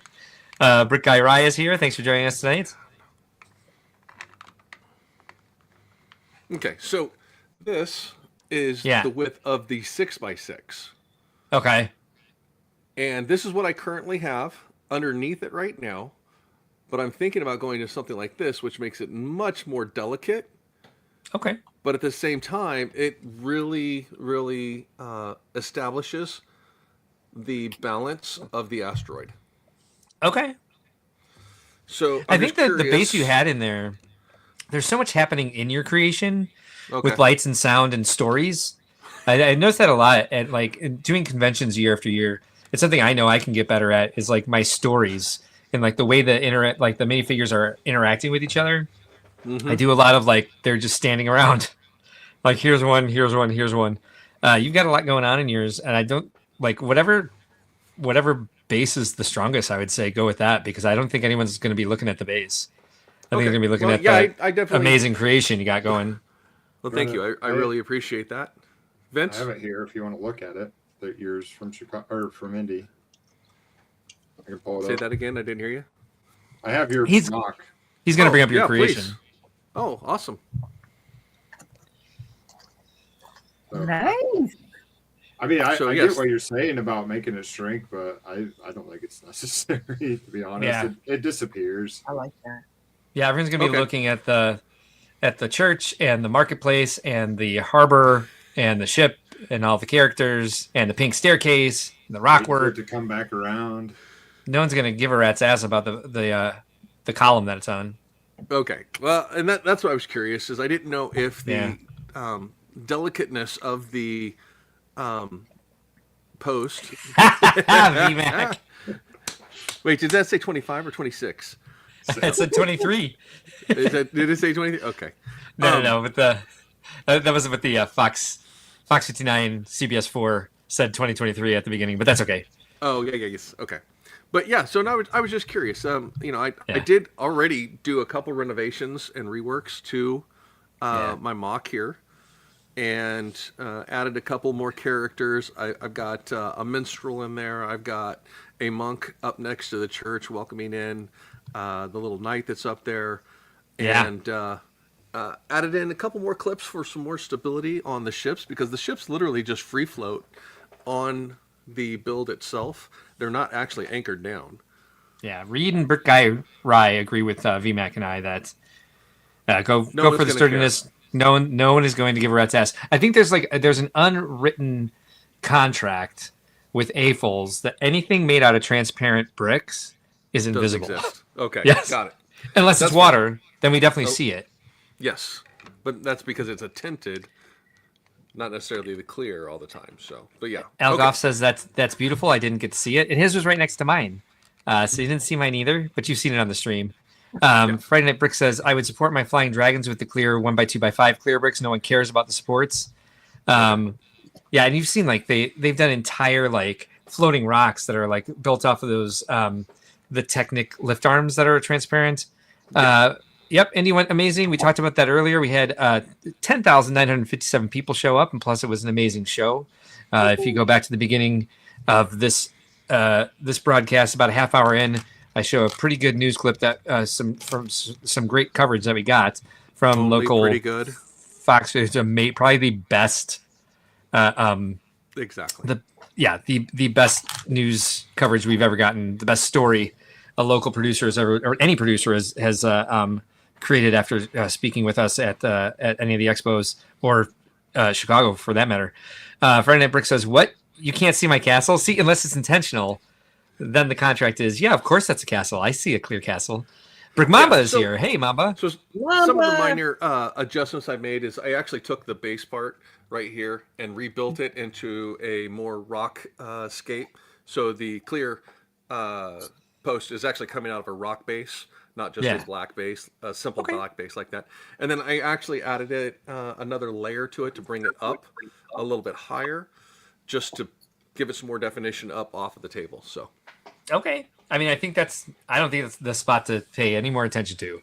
I like the planet is so, the asteroid is so awesome, and there's so much to see in that. Like anything below It's just structure. Everyone will forgive. No one's even going to think twice about it. I don't think it's worth your time unless you just want more stability. I definitely don't think it needs any rock work on it. Well, that was the thing is I was looking at this just to add a little more delicacy to it, to make it a little softer on that post, but it doesn't need it, no. And then also the height adjustment to raise it up, because I do have stuff that's underneath the asteroid as well. Okay. That I want to make sure that's visible as well. I've got some Gotcha. that's on there as well. So I wanted to have a little bit more height with it as well, so you can see underneath it. Because when we do World of Lights as well, which people in Indy weren't able to see, is I have lights that go through an entire rainbow of colors on this thing when the lights are out. So I've got green on the asteroid bottom, and it goes all the way through the color spectrum up to orange and yellow on the top of the roof. So nice. Yeah, like I said, there's a lot going on in it. So I would say, don't worry too much about the base. But yeah, if for functionality, if you want it to go higher, be sturdier, certainly do whatever needs to be done. But people are really not going to pay attention to it. JVB is here. Thanks for joining us tonight. Brickhead Brad says, so if you make a build entirely out of trans parts, no color, does it actually exist? Yes, there's a capsule. Only if you wanted to. Exactly. You check out Reed on Friday Night Bricks over on YouTube. What is it? 7 p.m. Central, Friday evenings. He's constantly working on his Hope Castle. Extreme Altitude is here. Hello yourself. Thanks for joining us tonight. Appreciate you being here. And also Chris McBricker, 1765, is here as well. Thank you guys for joining us tonight. Appreciate you being here. If you like what you're seeing so far, which why wouldn't you, please do us a favor and hit the like button. Also subscribe if you want to turn on notifications for more. We do have a tendency to go live more than once a week. Typically, we go live Wednesday evenings with Brickworld Crossing, where Lene and I and or others play Animal Crossing. Then we usually do a live build sometimes Friday-ish, Thursday-ish, Saturday-ish, spontaneous-ish. Yeah. You got Piglet. That's all I'm saying. I'm down. Might be seeing a live build of Piglet this week. So cool. Yeah. So we got a full look at your mock, regardless of not. Well, yeah. Thank you. Yeah. Thanks, Vince, for having that handy. That's awesome. Yeah, I do appreciate that. Very cool. All right. So back to this crap. Show run? So we are looking at, let's see, we are on Plain Jane Puffers and Presenting 5. And after that, we're going to parse the pairs. Yeah. Ooh, so take a look at this. So the first shot didn't show us exactly how many balls are in this shot because the fern was hiding them. There's 3 behind the fern. There's a belt and some luggage tags. This is like an old-fashioned luggage tag on top of a book with the binder facing away. Ben, I think you'll appreciate this. I will. Is that a wicker desk? It is a wicker desk, All but right. let me show it to you in better context. All right. It has a mismatched stool underneath it. But Ben, what is this? I think that is a airplane drink cart that they push. That's how they push it down. That's definitely something you would want in your house. That makes Built into perfect the wall? sense. She's obviously a Pan Am fan, so Yeah. why wouldn't she display it on that? Why would she pull this book off the shelf, turn the binder towards the window, and put it on that instead of her drink serving cart? That's a great question. Her I have antique Pan Am. Wingspan. No answer. Oh, yeah. Well, I mean, if it's against the wall like this, I'm sorry. It should definitely be on there. I mean, because, the wingspan won't, stay over the drink cart, but it'll stay over the shelf next to it and just, don't walk too close to it. She can put the fern on the other side to protect it. I don't know. There are many things I'm seeing in this. Brick shell case. I have a lot of questions. Shell case, a Puzz 3D of a baby's head is on the bottom shelf. That is interesting. You also have the old-timey TV on top of a bookcase. Top of a briefcase. On top of a briefcase, yeah. And then there's like a tiny briefcase on the top with some sort of weird accoutrement above that. That is the strangest accoutrement I've seen in this, besides the Uber accoutrement of a Pan Am drinking cart. Right. Yeah. What's up with the angled girder? Oh, no. I'm sorry. That's a staircase to nowhere. We've seen that Is it? before. We have been in this room. Yes, before. that is the blue staircase. There are some stairs back there then. Okay. Yeah. Weird. Oh, I'm excited. It's actually the staircase is near camera, so it's actually blurred a little bit. because the shells in the wall, foreground. yeah, it has to be underneath the wall, them, under the stairs. Yes, that's where the fern should be. We all know this. The fern should be out of focus. I got What on earth is what's underneath the baby? What's underneath the sculpture of the baby's head? There's like 3 weird file. Are those slide drawers? Like they have slides that you put into a slide projector? It could be. I'm speaking a language that anybody under the age doesn't understand. I think they're like the book boxes that have a closable end, so you have a bunch of thin file folders or something in that are just laying on the shelf sideways like that. Yeah. And these cardboard boxes with the junk mail pile on top, are they like giant Chinese takeout? I think they're those like collapsible file folders that like expand as you put more stuff in them. Because they definitely do have like they're thinner at the bottom and thicker at the top. So get some of those. That's a solid tray. A solid. It's not like 4 separate ones. It's one solid one. Like, you're right. That's what the TV was in when it came out of the it's box. one of those one of those compressed cardboard corrugate, like giant corrugation. That's exactly what that is. Good job, Brick Dad. Brickhead Brad says I need to start putting my sets on books. I don't know why I'm not. I don't think you're a true AFOL until you do. Good point. Is a fact. That is a fact. Those are probably the most wildly mismatched chairs we've seen in a while. Yeah, they're pretty crazy. Yeah. So we already got the opinion from VMAC and Lene.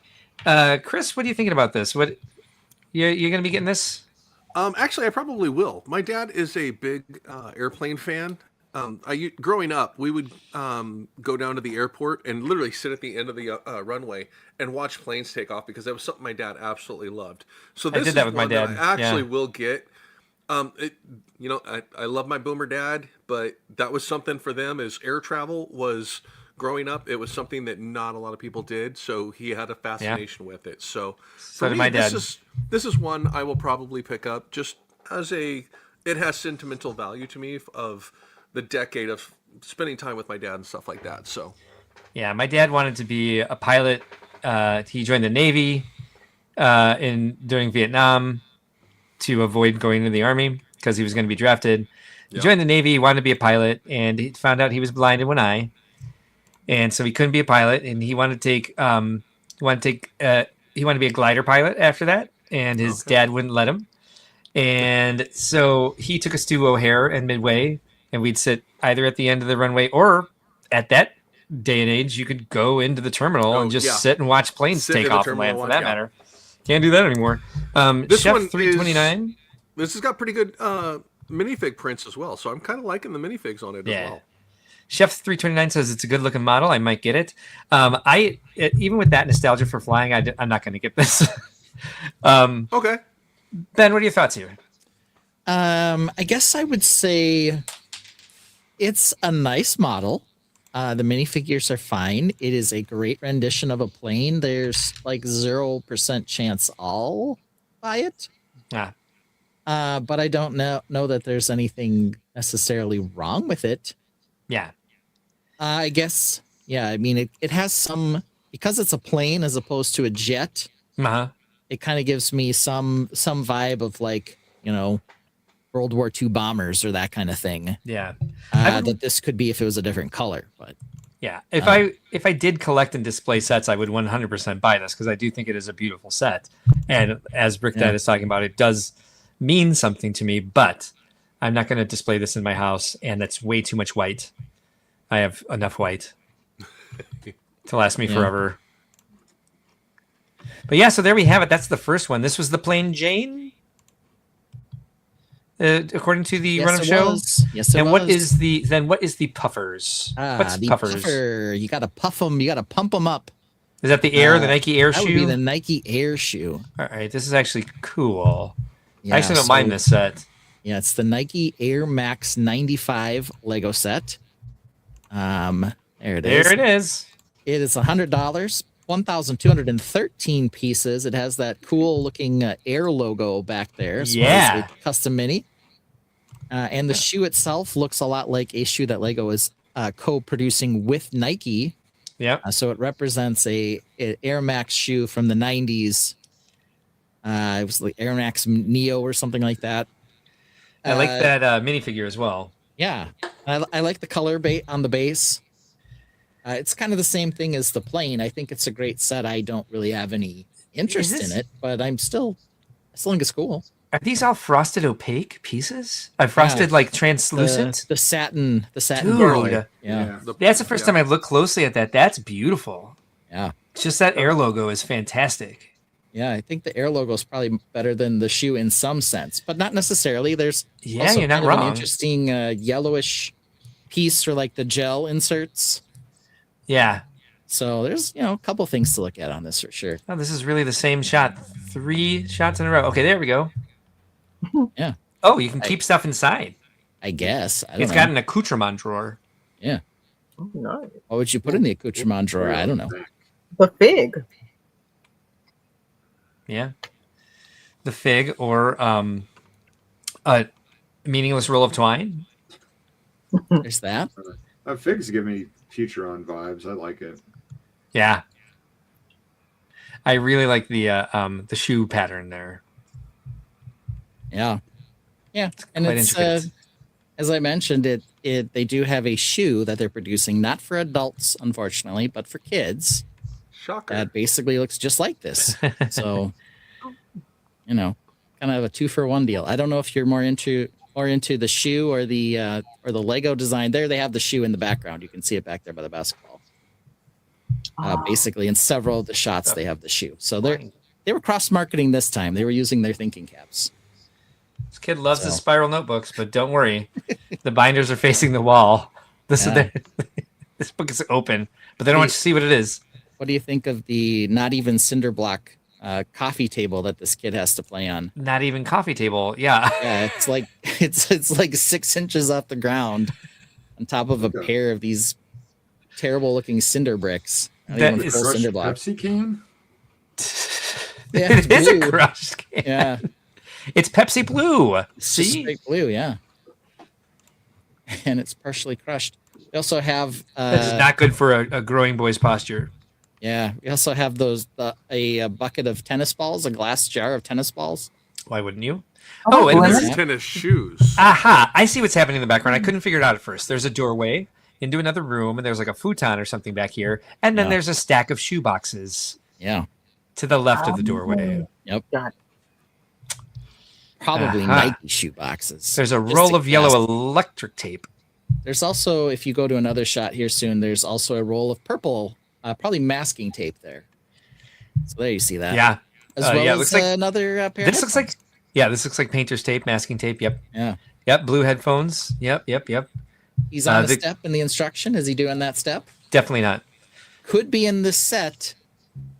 Hard to say. They do have a reflection of the can in the iPad. They do. So, I mean, that's an improvement over some of the things they've done. Why is this crushed can like a thing? I don't know.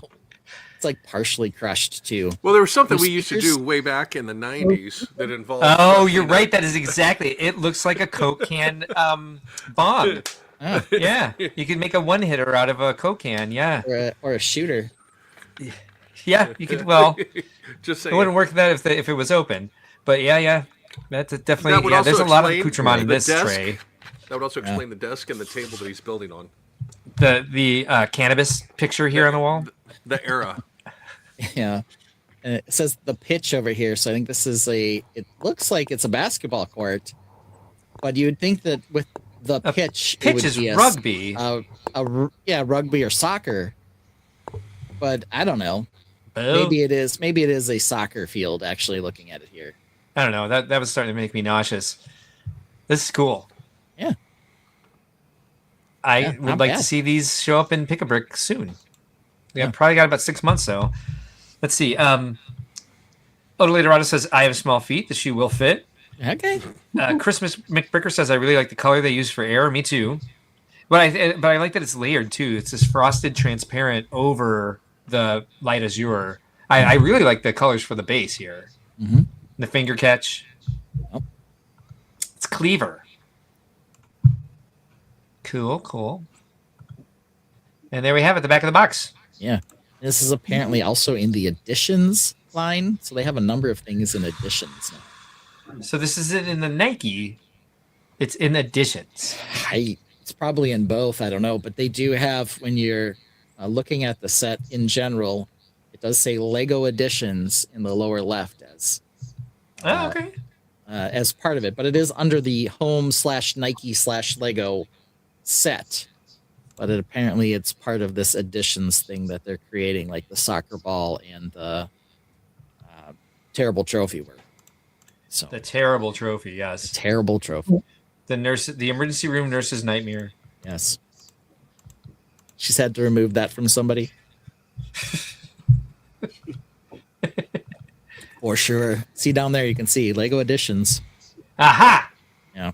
That's where you said it. Sorry, I flipped through all of the pictures real quick. I thought you said it was on the box. I wasn't listening. I don't like listening to you. That's okay. Yeah. I know. I'm used to it. Let's see. Chris McWicker says, I wish they would do new color packs in buckets again. Buckets. Oh, like the brick buckets, like the brick filled buckets, and they introduced orange randomly one time, that sort of thing?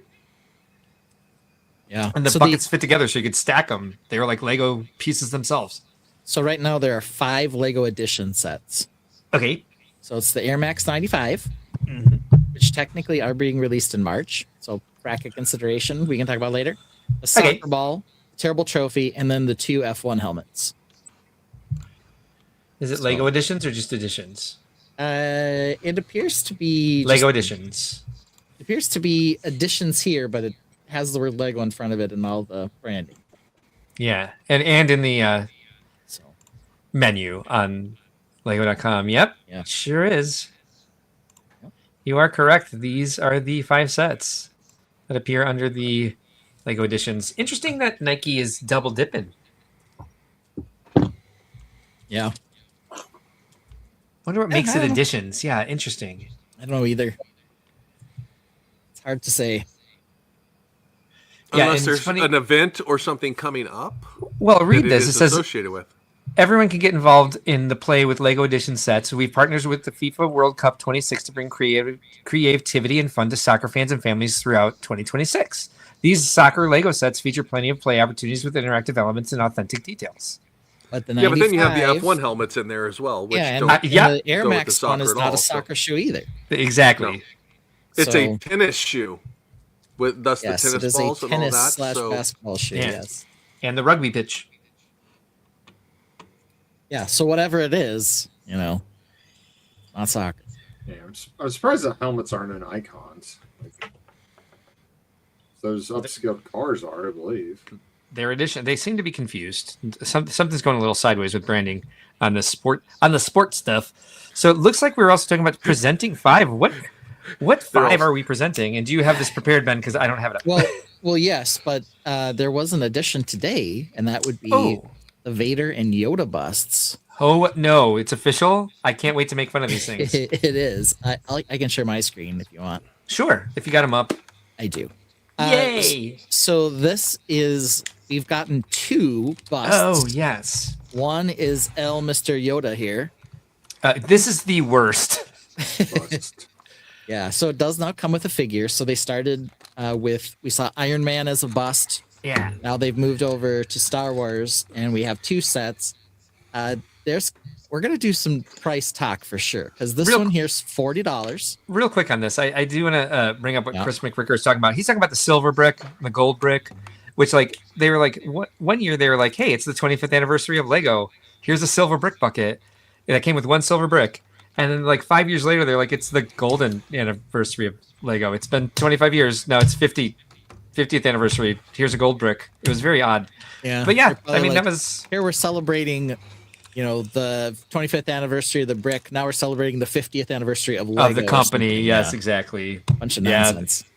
There was reasoning behind it. But yeah, I do think that this is rather hideous. Yeah, so first thing I want to talk about is the ribbed for her pleasure lightsaber here. Oh, yeah. Like what happened? Dear Lord, the theme for tonight is gross. Yeah, no kidding. So they did have, when they did the construction figures, they had a single lightsaber blade piece, but they're not molding it now or something. So now we just have a whole stack of 1x1 rounds. So it's all ribbed all the way up. In this picture, because of where the light is reflecting, it looks like Yoda has fangs. Well, I mean, the eyes are creepy as hell too. It's one of those. It's just like anywhere you move in the room, the eyes are going to follow you. Yeah, it's like an optical illusion. His face, though. Yeah, it's like a mummy. It is like ears are backwards. It's like a mummy Frankenstein Yoda. The nameplate's even like bad. Yoda. In a place you wouldn't expect it. It should be on like a 2x4 tile, but it's on one of those like it covers a 3x4 space. Does not need to. So, yeah, it's a 4x4 space. 3x4 of it is tile, and then Yoda's at the very top of the break. They did mention this on ACOB. They said that like the podium is probably the most lackluster podium they've seen on a Lego Star Wars set in a while, and they're not wrong. But I'm like, I didn't even notice because the rest of it is such a train wreck. Yeah, yeah. Would have been okay if they made it out of. Say that again, Vince. I was just saying it's a bust with arms. Like it's not a bust. Yeah. I am impressed with how they have the cloak. Now, I mean, the cloak is nice. How they have it like hanging. Yeah, you're definitely finding the positive. Why are his ears tube out? I was going to say that display base that he's on wouldn't be seen if it was made on. If it was transparent, yes. Transparent, yeah. Good point. They forgot that rule. In every one of these pictures, it looks like he has fangs. It looks like a green rat. It's not great. And who is this guy? Is this Timothy Chalamet's less talented brother? That's who this guy is here. Greg It looks like a green rat. Greg Chalamet. I'm getting Splinter from it. Yeah. Did you say Greg or Fred? Either works. This is Tommy Fred, Chalamet. No one cares about him. Yeah. He definitely looks like Tim Chalamet, though. Look at him. It's giving me Chalamet vibes. I'm digging it. Somehow we still have 5 more shots after this. I don't know how. Ugh. Well, there it looks like he's got eyeballs at least. These are. I walked into my parents having sex eyes. Oh God! You said that. Shot it is awesome for you. Chris McBricker says that's a hive moment. Yoda looks like a Ninja Turtle. The book is completely green. That is just a blank green book. Hey, whatever. Yoda his offspring says Yoda has seen some shit. There we go. Odele Dorado says also, hey father, thank you for answering my questions about. I missed that one. Smart bricks. Smart bricks. Oh, okay. Oh, Brick Father. Sorry. Brick Father. You're welcome. Yes. There we go. Here we've got another antique stapler. This time it's made out of wood, or maybe fake wood, and some rolls of blueprints here. All of our books are backwards, or actually this one's the right side out. But Big nothing ball. else is fine. Yeah, little ball or vase or something down here. I don't know. Bowling ball? Not sure. Now we've Rolls moved of it to a paper. pedestal. Yes. Got more pedestal. Lots of green. I think they're going with the green theme for Yoda here. Why is that? He looks good here. I don't know. He looks good here. Maybe not sure. This one you don't mind. This one he kind of looks angry. He looks good. He looks like Splinter. They missed an opportunity. He looks like Splinter. He looks like one of the turtles. Splinter. All right. See? Can you He see has little Splinter white behind things. But Splinter's a rat. Yeah. that? He looks like a little green fuzzy rat. And clearly here in the picture, Yoda here looks just like Yoda down here. They're like 100% accurate. He looks like a hybrid between a turtle and a rat. And a Splinter It rat. is. That is, yeah. And a mummy. Okay, now I want to mention this. So that's what the eyes remind me of Gremlins. Yeah. If nothing else, this is a $40 set for 399 pieces. So priced apart, basically right on the money, with El Yoda figure. Now let's move over to Darth Vader. He's $50. I'm sorry. Give me a second on Yoda. Gun to your head. Okay, close call. We don't have this one in the close calls for tonight, but a gun to your head. You have to buy the Yoda or the midi-scale helicarrier. Which is it? Yoda, 100 times out of 100. You know why? Mini-scale helicarrier. It's half the price. It's in a color palette I would use, and someone will buy that Yoda figure. I can get $3 in credit at Bricks and Minifigs for that stupid Yoda. What can I get from the helicarrier? I'm just burning my money. Sean in his offspring says, I mean, Yoda was never a looker, but being called a hybrid of a turtle and a rat is definitely not a compliment. I mean, I would take it, but Yoda should be offended. Okay, so moving on to Vader.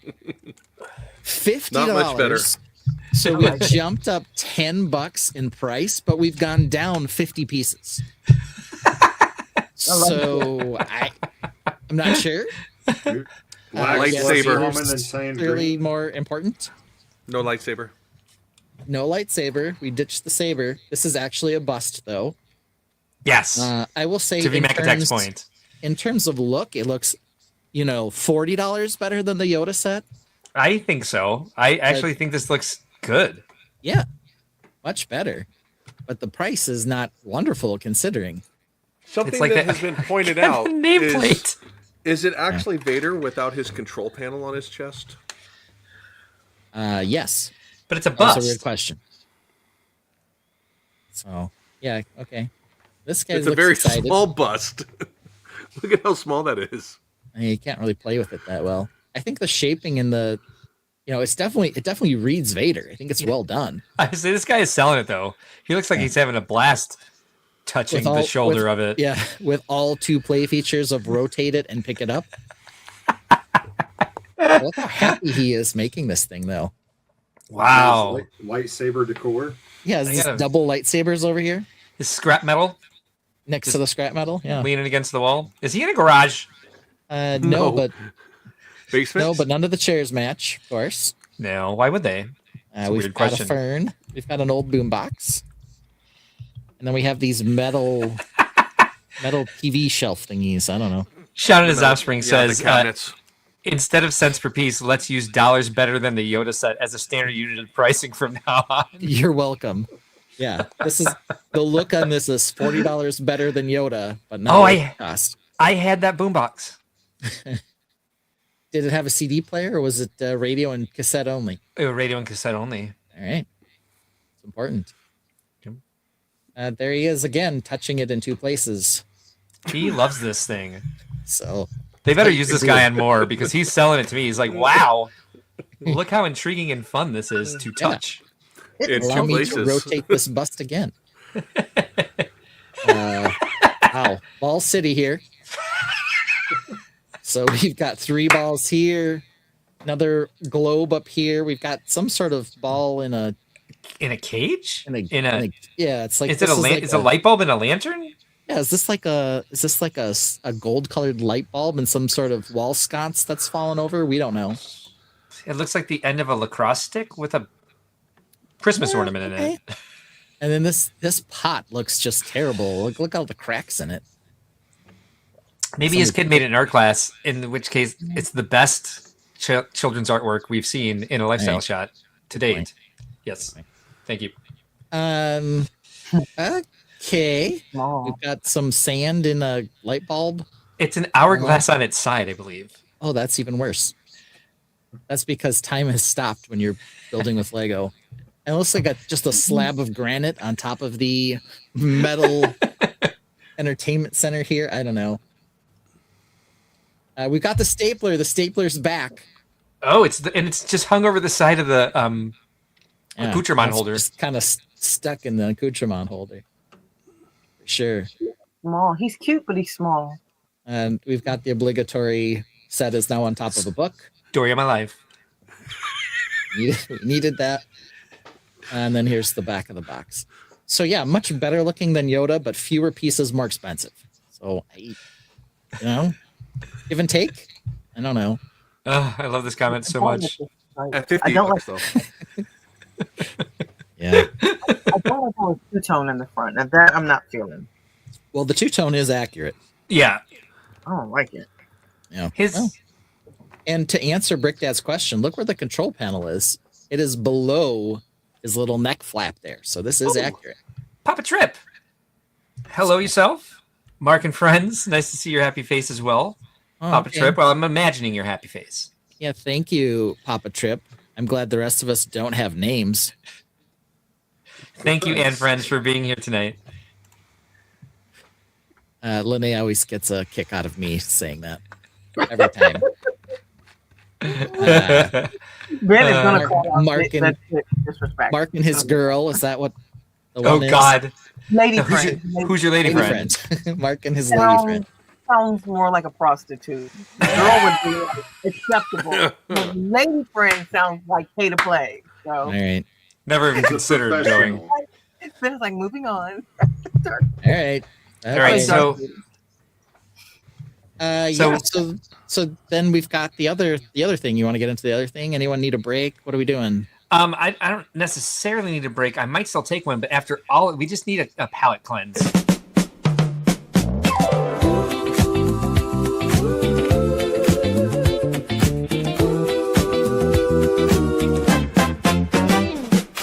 This is the style you aspire to. It's flawless, expensive, and new. No two chairs are matching, and the fig tree is dying. Look, there are little balls on the shelf. I just made you say balls. Accoutrement in the bowl. Accoutrement. Blank canvas on the wall. Blank canvas. Tripping hazard on the stairs. The stairs are a shelf. Lifestyle shots with our ladder to nowhere. Yeah! We've got the antique stapler next to a meaningless roll of twine. We found grandma's urn, surrounded by books with no spine. The photoshopped iPad is on a step, and dad's old ashtray looks just fine. Accoutrement in the bowl. Accoutrement. Blank canvas on the wall. Blank canvas. Tripping hazard on the stairs. The stairs are a shelf. Lifestyle shots with our ladder to nowhere. Yeah. All right, that is a good palate cleanse. But here we are, our Series 10 finalists for the Bricklink Designer Program. I believe the next series, and they did announce this, so I'm not breaking anything here. The next series announcement will, in fact, occur at Brickworld. So Series 11. Yeah, something to look forward to. At Brickworld, they announced, I believe it was Series 8 last year. They're doing Series 11 finalists this year. And these will probably be available to look at with the Bricklink Designer Program booth at Chicago, like they did last year. And then I doubt it. You doubt it? Yeah, because what will actually happen is the Series 8 will just be up for sale, and you'll be able to see those there. But 9 and 10 will still be in revision, and then they'll yes, the 8s. So that's kind of how it'll go. But anyway, moving on. Let's look at our Series 10. I wasn't going to say anything. I was just like, okay, I'll let you guys talk about it. Do you know something we don't? No. I basically what you said. Last year, for example, the Transylvania was there, and that was Series 5, I believe. So they're kind of 3 series back. But those were the ones that were just going on sale or had just gone on sale. Okay, so here we'll start with the smallest one, Kiosk. It's cute. They don't have prices yet, so we'll have to go through those when they get to the final designs. But it's cute. Seems like it would be up Mark's alley. Very cute. Yes, I like this a lot. Yeah, it looks like they're selling, got a menu here with some coffee and scones, and then some newspapers and a few pigeons, and a very Gothic-y looking architectural style here. Yeah. So they usually do one small set, and that's the one they chose this time. I think it's pretty cute. I like this a lot better than the pumpkin stand that they did last series. Yeah. There's a lot more character in this than the pumpkin patch stand had. Yeah, and that one's still in development. Maybe it will surprise us when the final version is revealed. But yeah, I think from like a start, this one definitely seems to have more going for it than that did, at least. But we'll see. So there it is, tiled floor. Looks like it's got a mail drop box here or something, and some sort of water spilled outside. So, yeah, pretty cool. British mail. I guess maybe that's what the British Crown mail looks like. I have no idea. But that's kind of what it gives me. It's like an old that's pretty vibe. And then here's the nice creeping vine. So a cute little set. I don't know if we got much else to say about that one, but pretty good. These all have to be stickers, right, for Bricklink? Yes. Oh, I do like that. Yeah, I like that retro advertisement sticker on that window. I think that's cool. Yeah.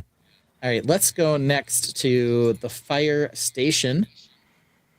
So here's the fire station. This is from Brick Hucker, who has had a other entry and winner.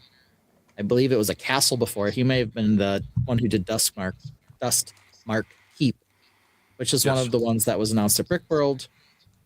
So here it is. It's kind of a two-piece pseudo-modular with kind of an oldie style fire engine and then kind of a different type of firehouse, I guess.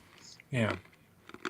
It's fine. I like the colors. It's not bad. I'm not sure that, it's what I'm into. I do like the door. It looks like it's well engineered.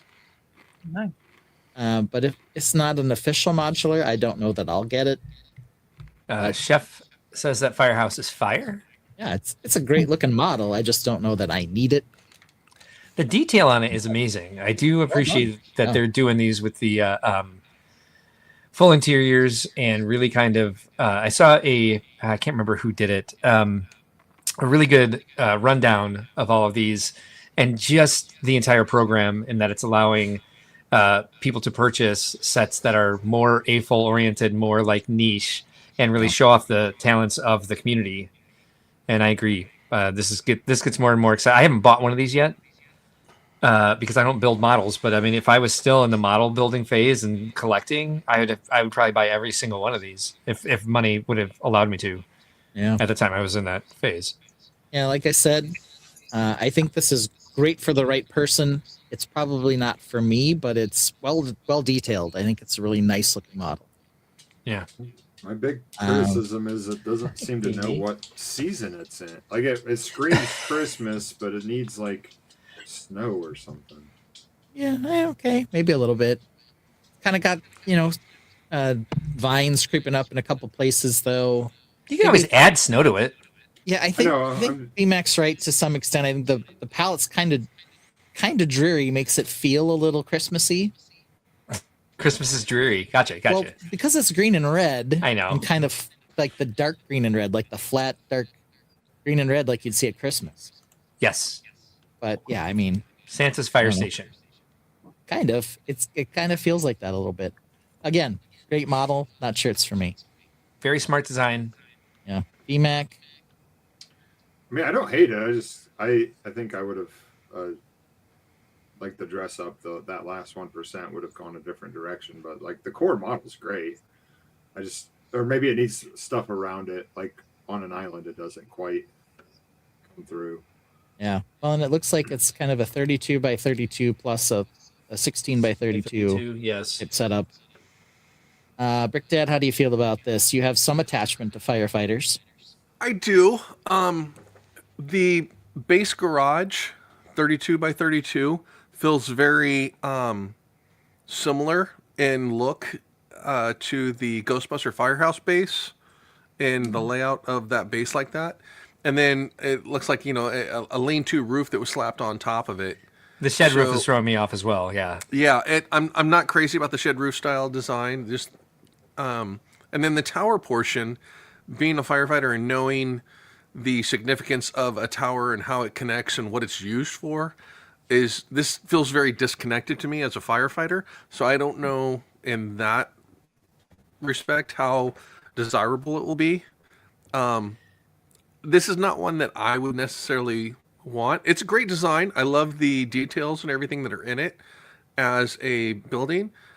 I would make it more, honestly, I would take the fire part out of it and make it a public works building with a plow truck or something like that. Yeah. I think you could convert this fire truck over to any number of City Works trucks. It would probably still work. Oh, yeah. Yeah, but this is definitely a City Works. This would go next to like City Hall or Town Hall or something like that for me. A cargo I stop, don't see it. I don't see it as a fire station. Yeah, why the guy with the hot dog? Why the hot dog guy? Don't know. Elgoff says it needs a flexagon. Renee, any thoughts on this one? Nothing different than what you guys have said. I like the color scheme. I love the garage, and I like the masonry bricks. I like it's two-toned. I don't get Christmas from it. But I do agree with Chris where it's just a building and it can be converted nicely in a city where I think it would take its own personality. Take on its own personality. All right, let's take a look at this. So I'm saving the medieval one and then the one I know that Lene likes the best and Mark likes the best. Yeah. The needle's like, get to it. Chris McBricker makes a good point. It does look like two different buildings that somehow got shoved together, and that's why it needs flexagons, so you can make it into anything you want to, which I think people will do with it. Yeah, so we've pretty consistently now been getting a Wild West building of some sort and a medieval building pretty much in every brick designer round here. Occasionally we get pirates instead of Wild West, but this is the latest in the Wild West. This is from Lucky, who has produced some other Wild West sets, including the train, which was a good train. It was a dark green train a couple series ago. And so now we have the train station to go along with it. Last series had the blacksmith shop. Blacksmith, yep.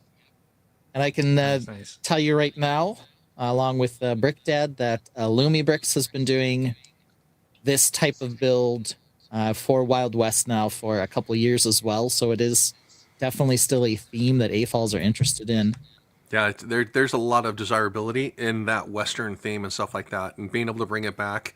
The Lone Ranger gave it a little bit, but it kind of didn't ever come back. I've got Western figures literally right here on my desk for to go with what we've got here. So I'm definitely on board with the cowboy Indian Western style theme with all this. So, and I will say that I think I actually have the Lumi Bricks train station. This one I think is a little better than the Lumi Bricks one. Lumi Bricks, of course, has the lights in it and whatever else. Yeah. But this one's a very nice design. I like this better. It does have like a crane, and you're loading a couple of cannons onto a cart as part of the operation of it.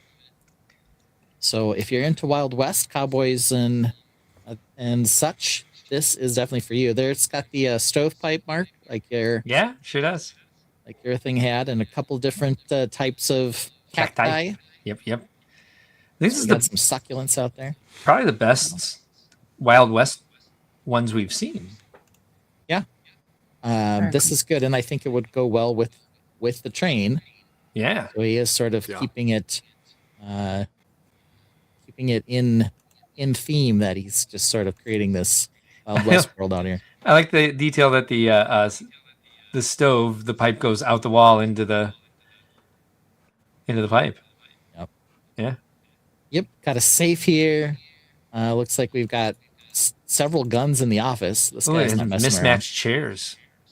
Yeah, good Tremon. Let's have mismatched window panes. One of them's kind of yellowed or been replaced. So, very, very good. Like I said, Lucky's been doing a decent number of Wild West things.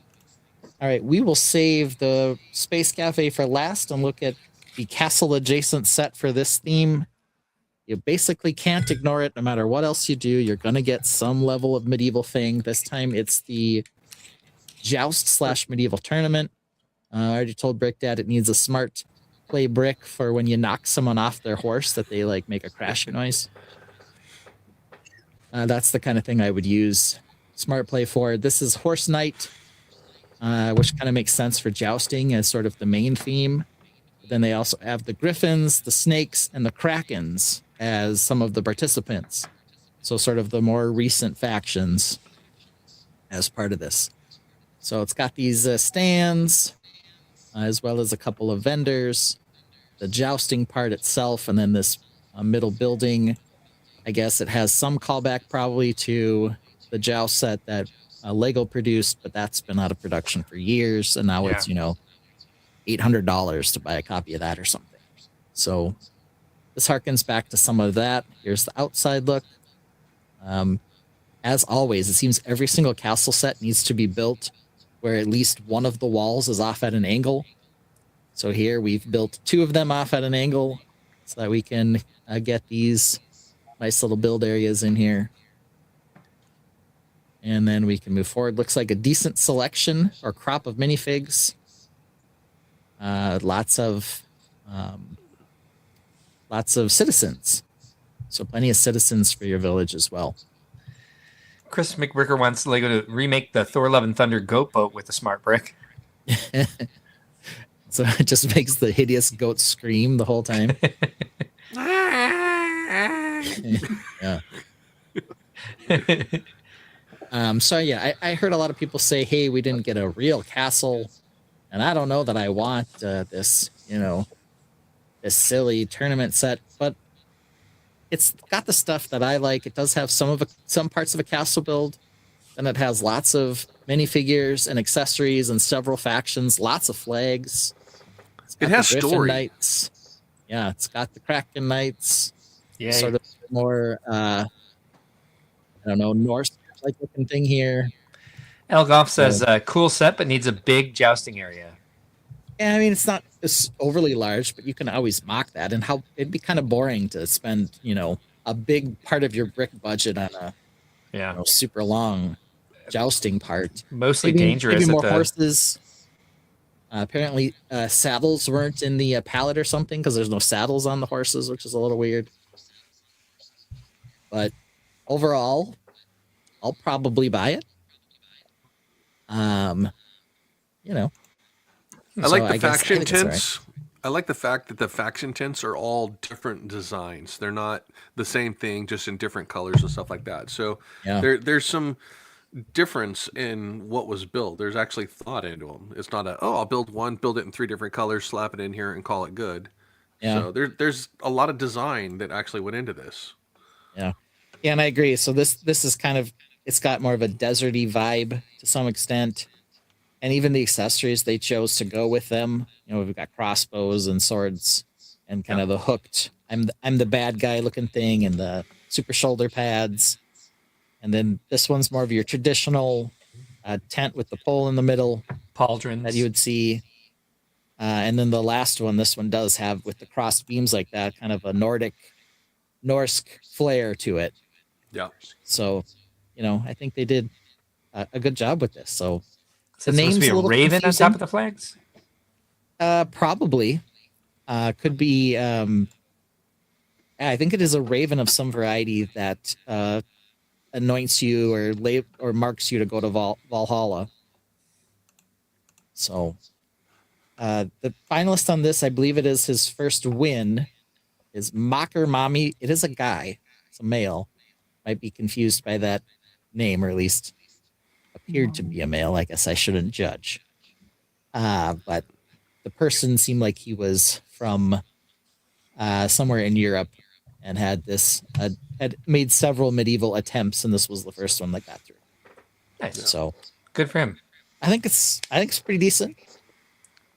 And last but not least, let's get to the one everyone wants to talk about, the Space Cafe.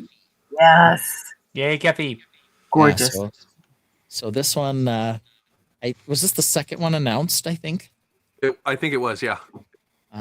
Of the 5. Yeah, it was. People were going bananas for this thing. How fun is this? Yeah. So we kind of got retro space meets cafe. So it got all kinds of cool things, like the things out front. We got a bike rack, but then the light posts for out front are little robot-y guys. And we have, looks like a drive-up part. We have an orange astronaut, yay, as the Astro Drive logo. We've got the sci-fi. The bone waitresses. Yeah. You got the sci-fi UFO taken off there in the 1950s style cafe building here. This is so cute and fun. Love it. It reminds me of the bowling alley. Yeah. And then inside this, are you guys aware of the chain. I think it's a chain Space Aliens. It's kind of got a Space Aliens vibe to it. Maybe that's just a thing up here in the Twin Cities and in North Dakota. Sean and his offspring says, just started Galaxy Explorer with my kids today. Can't wait to build this one with them next. Slowly brainstorming them to lean towards space. Yeah. Guide the Galaxy hand. Explorer, like a cart or ride in here. That's cute. A couple little tables. They have pizza, which is what they serve at Space Aliens. That's what they're known for. They have an arcade and pizza. I like that light fixture that looks like an orrery. Yep. So cool. Yep. So there it is up there.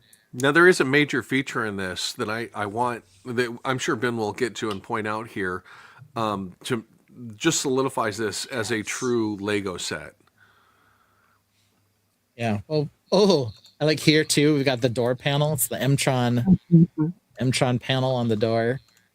I'm surprised they still make that piece for the palette. I wonder if it's a sticker.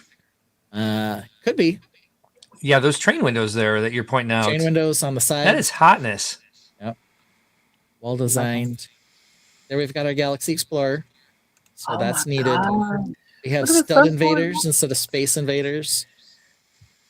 We also is so have cute. Like this here reminds me of, they have that Space Invaders game now Yes. that are in the arcades with the two guns. So someone's playing the Space Invaders game. We got a surfboard rocket ship taking off back here. So yeah, it does have, we've got whack a mole, but whack an alien down here.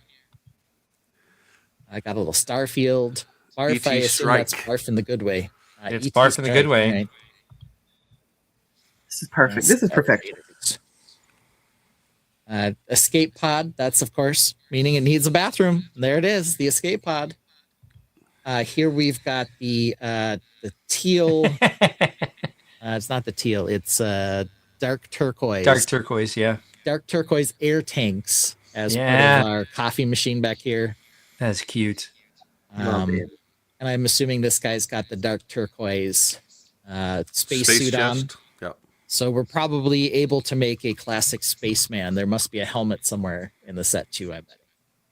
There's no way he'd give us tanks and the body without the helmet. And there's there you go. in the escape pod. Yep. And the 3 seashells. It is an official Lego Look at his set. face. 3 seashells. Well, it's not You don't know how toilet to paper use the beside three. it. You're right. You know You're how to right. use the 3 seashells. Yep. Nice. There you have it. Brickworld Lab says that surfboard rocket on the wall is neat. Chris McBricker car. says it also reminds me of a GWP spaceship box explorer. Yeah, they were, when they were doing the reveal of this, they were talking about the GWP, the space car that was the GWP, and how well that would just go with this. Yeah. And the vibe of that as they're pulling up to the diner to eat and stuff like that as well. You know, something like that. It's got this very similar vibe. Yeah, I think we got to page through this because we have to find the dark turquoise helmet, which has to be in here somewhere. This is mock-esque as the Mushroom Village ones are. This is gorgeous. Yeah. See the Fallout mockers going crazy over this. Yeah, good point. Mm-hmm. Looks like a sticker on her chest here. But I'm sure this part, undoubtedly, because I think they had the the tile guys, floor. I think they had the turquoise guys in the gumball machine, so I think that part is available. Yeah. Which part? That we're looking for the helmet. The spaceship. But yeah, we're looking for the helmet. Oh, the rocket there, the surfboard rocket that Brickworld Labs just pointed out is very cute. Yep. I don't see the helmet yet. I haven't either. And this is, maybe it's down under here somewhere. I don't know, but ET Strike. But yeah, I don't know. Don't see it. Feels like it's got to be around though. Better be. So, all right. Might be like in the trunk of the car or something. Yeah, it could be. Good point. Trunk of the car. That'd be a good spot for it. Sure. But it's got to be something. I feel like the Ooh, I like the fans wheelhouse wouldn't do that to us. Lego would do that to us, but the fans would. The helmet's in another of the Bricklink designer. It comes with the GWP that comes with this. Yeah. Elgoff says that's not pirate, but it's totally bitch and build. Yeah, it's very well designed. There's like, Love Al. I don't know, there's like 7 different surfboards used in this. Right. We got surfboards here. We had the one on the wall. We got another one up here. There's probably 2 more somewhere. They're everywhere. But very cool. Very cool design. So that's it for news. Yeah. Crazy. Mark, do you need a bathroom break before we get into picking pairs? Parsing the pairs. I think I'm okay. Okay. We are going a bit slow today, so let's get into it then right away. We're just going to jump right in. Mark, you ready for polling, for doing the polls? I sure am. All right. So we got to get our rock music going because you know what time it is, everybody. It is time for March Release Madness. Woo. All right, and I got this as well. I'll pull up some of the sets as we get into this. We will start here in the indie region. The final 2 in the indie region are the Batman logo and the Ford Model T. The final 2 in Chicago are the 1 and 2 seeds, the Zelda set and Otters. And probably our biggest surprise region, Grand Rapids, number 5 seed Orange Cat, duking it out with number 3 Pooh. Very interesting region there. And then Fort Wayne, we have the 1 and 2 sets as well still around. That would be the Benny Spaceman and the Sauron's helmet. Hey, bring me back to Grand Rapids for a second. Yes, sir. Everybody hated that Pokemon set so much, but not enough to vote Doug and Kevin over it in the first place. Yeah. Yeah, I don't know. I'm Tainted. Very surprised. I'm about as mad as Lene is about this. Well, yeah, so let's be clear about one thing on this. I have to remind everyone that Doug and Kevin weren't even an original seed to begin with. It's true. They fought their way in. Exactly. But I believe it was the panel who was like, hey, Mark, you could take out that stupid 4+ Ninjago set and just put Doug and Kevin in because Ben's not here. Exactly, yes. And I supported that 100%. March 1st, the big March 1st release slate was Pokemon and Smart Play. Pokemon and Smart Play both completely eliminated. They made no sets in the final 8. Excuse me, we have video evidence. I did. Oh, wait. I couldn't change the picture. You're right. I have video evidence that you're right. Yeah. And we could not change our votes. Yeah, but I said it was Doug and Kevin before we started. So you were watching on mute? Yeah, could have been. You know how he plays. You don't want to hear my beautiful voice? We'll pull that up just long enough for me to pull up the sets quick. Sure. Let me know when you want to start the poll. It's ready.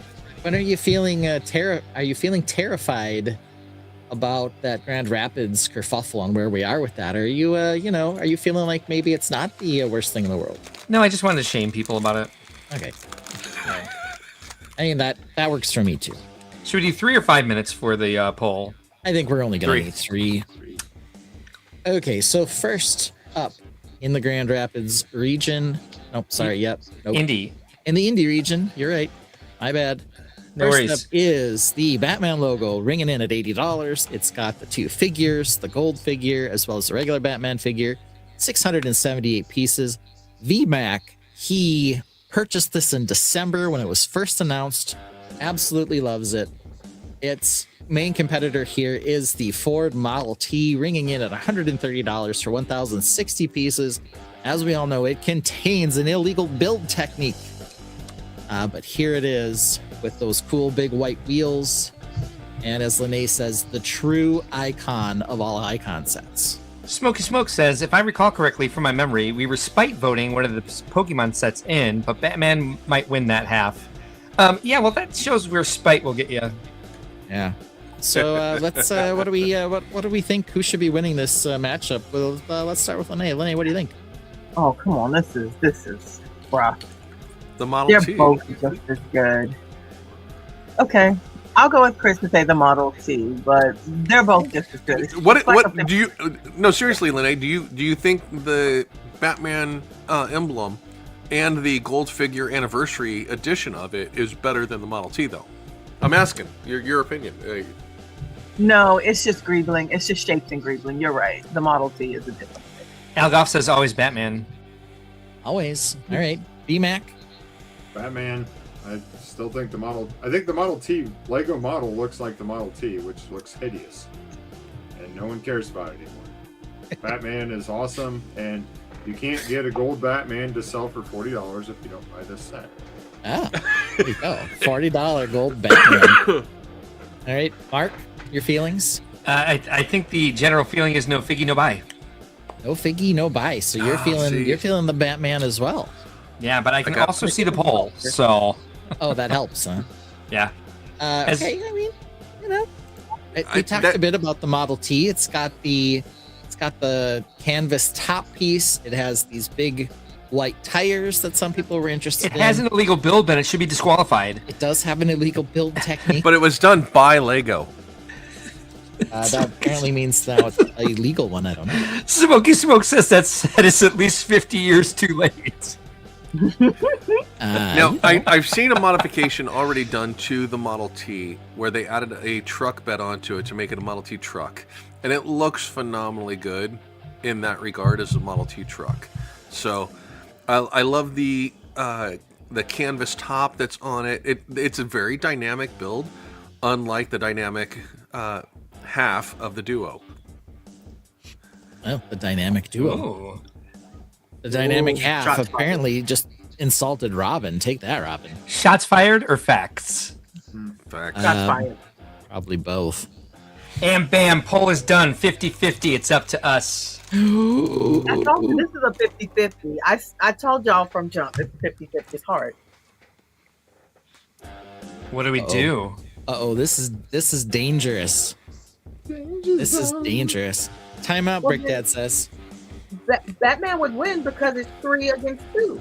We haven't actually taken final votes, though. We haven't actually done them.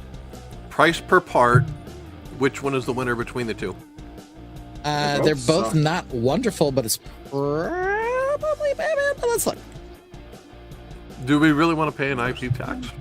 Or is the Ford Model T an IP tax as well? Ford, yeah. It's not wonderful. All right, let's hear from the Tainted as we decide to make our how to make our votes as we make our decisions. There we go. Chris McBricker says Model T may be old, but a fresh build. Batman build already done in other sets.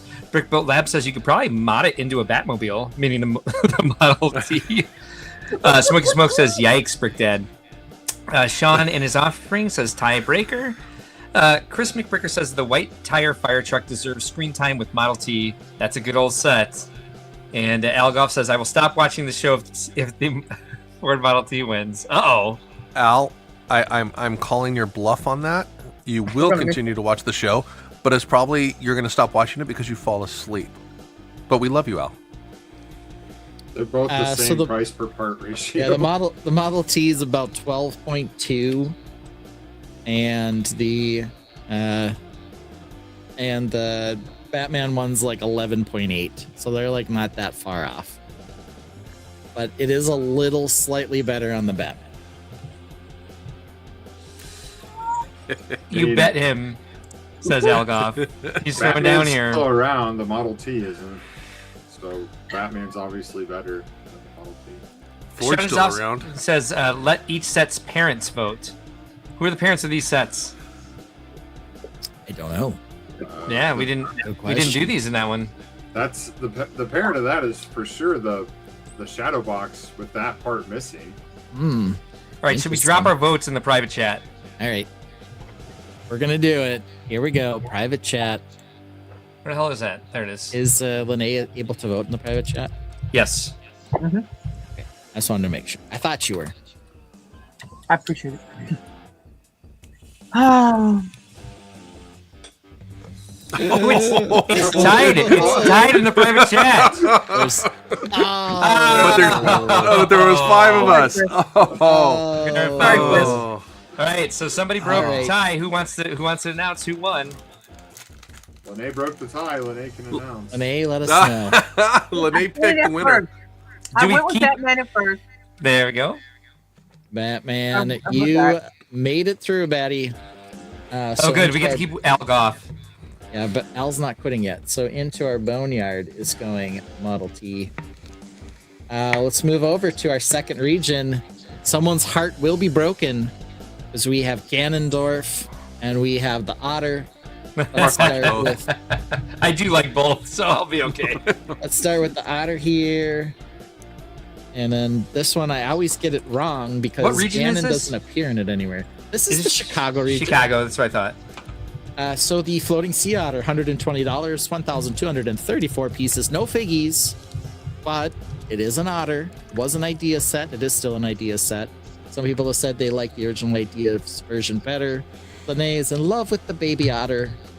Love it. That is going up against the Ocarina of Time, the final battle, $130 for 1,000 pieces. Does have 3 minifigures though. It has Zelda, it has Link, and it has Ganondorf. Oh, real quick. This is important. Steve Polda says that the Boneyard was his nickname in college. Well, we've had at least 2 of your nicknames in college revealed today. Brickbuilt Lab says we made the right choice. Smoky Smoke says not all heroes wear capes, but Brick Babe loves Animal Crossing. Facts. Facts. Okay. Facts are facts. Truth. All right, so who wants to start as the poll up and running, Mark? It is, and we've got 2 minutes and 15 seconds left on it. All right, Mark, tell me your feelings. Otter or Ocarina? I think if we're looking at this objectively, like what makes a better Lego set? What do people really want? We're looking for figures. IPs are definitely better. Fuck all that. Otter is me. Love the otter. Otter forever. Otter forever. Yeah. Mark goes otter forever. I'll tell you, I probably won't. I might buy the otter set for parts on discount. I won't buy it yet. The Zelda set's a one and done for me. I'd buy one of them and that's it. So I guess to some extent, I'll probably end up with more otter sets in the long run. But it's not Lovebirds. It's not Lovebirds parts pack. It's not Lovebirds, no. No. At full price Jones, I'm probably buying one Zelda and no otters. So I guess I'll go Zelda, but that's just me. Let's just go right down in order here. Lene, how you feeling? Oh, it's the otters. Okay, Lene's an otter. She believes that baby is so cute that it beats everything else. Vince. That's my mother's figure. That's yeah. It's her Mother's Day present. We've heard about this. All right, Vince. I'm pretty indifferent, but gun to my head, I'd go with the Zelda. And I'm not indifferent in a way that I don't think either one of them are good models. I just don't care about either one. Fair. That's fair. His mic is messed up. He said otter. The mic it has some feedback. Yeah, Zelda said he said, okay, go ahead, Rickhead. I'm going to stick with the way I'm running already, and no figgy will buy. I'm going with the otters. Interesting. Well, so the panel again relatively split between the two. They were the 1 and 2 seed. At 3 for the otter, 2 for Zelda. I think we all agree that both sets are pretty decent. So this might be a close call. I guess we'll see in the final poll where it comes out. A little surprised. A lot of people had some backlash when the otter was first announced because it didn't look like the idea set, which was more, anthropomorphic, I guess, in some sense, or at least the face was more human.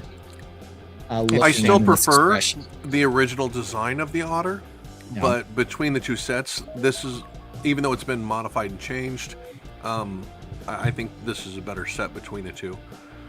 It's more diverse in across the community, where with the Zelda set, if you're not a Zelda fan, it's a no, obviously. Where this, you could be on the line and still think it's cute. It's not a Zelda fan. Yeah, well, Zelda wins by a lot. Yes. I know. Okay. Okay. All right. You are going to the boneyard. Sorry. That's Bye. not what I meant to do. Boneyard. Oh. And advancing out of the Chicago region to the final 4, it's Zelda. Oh. All right. Now we're going to go to the region. Are you okay? Are you okay, Lene? No, I'm not, but I'll figure it out. Okay. Now we're going to go to the region of hell, aka Grand Rapids. Orange versus orange. Yeah, we've got the orange cat, a recolor that was universally panned. and has taken out 2 Pokemon, going up against what I can only assume is everyone's favorite consolation prize, Winnie the Pooh. Y'all better not put that Pooh forward. Okay, well, that's a feeling. I will say I'm right gonna now, throw this out there. The Reds from the panel. Yes. Is online with the Pooh over the cat. Why would you say that?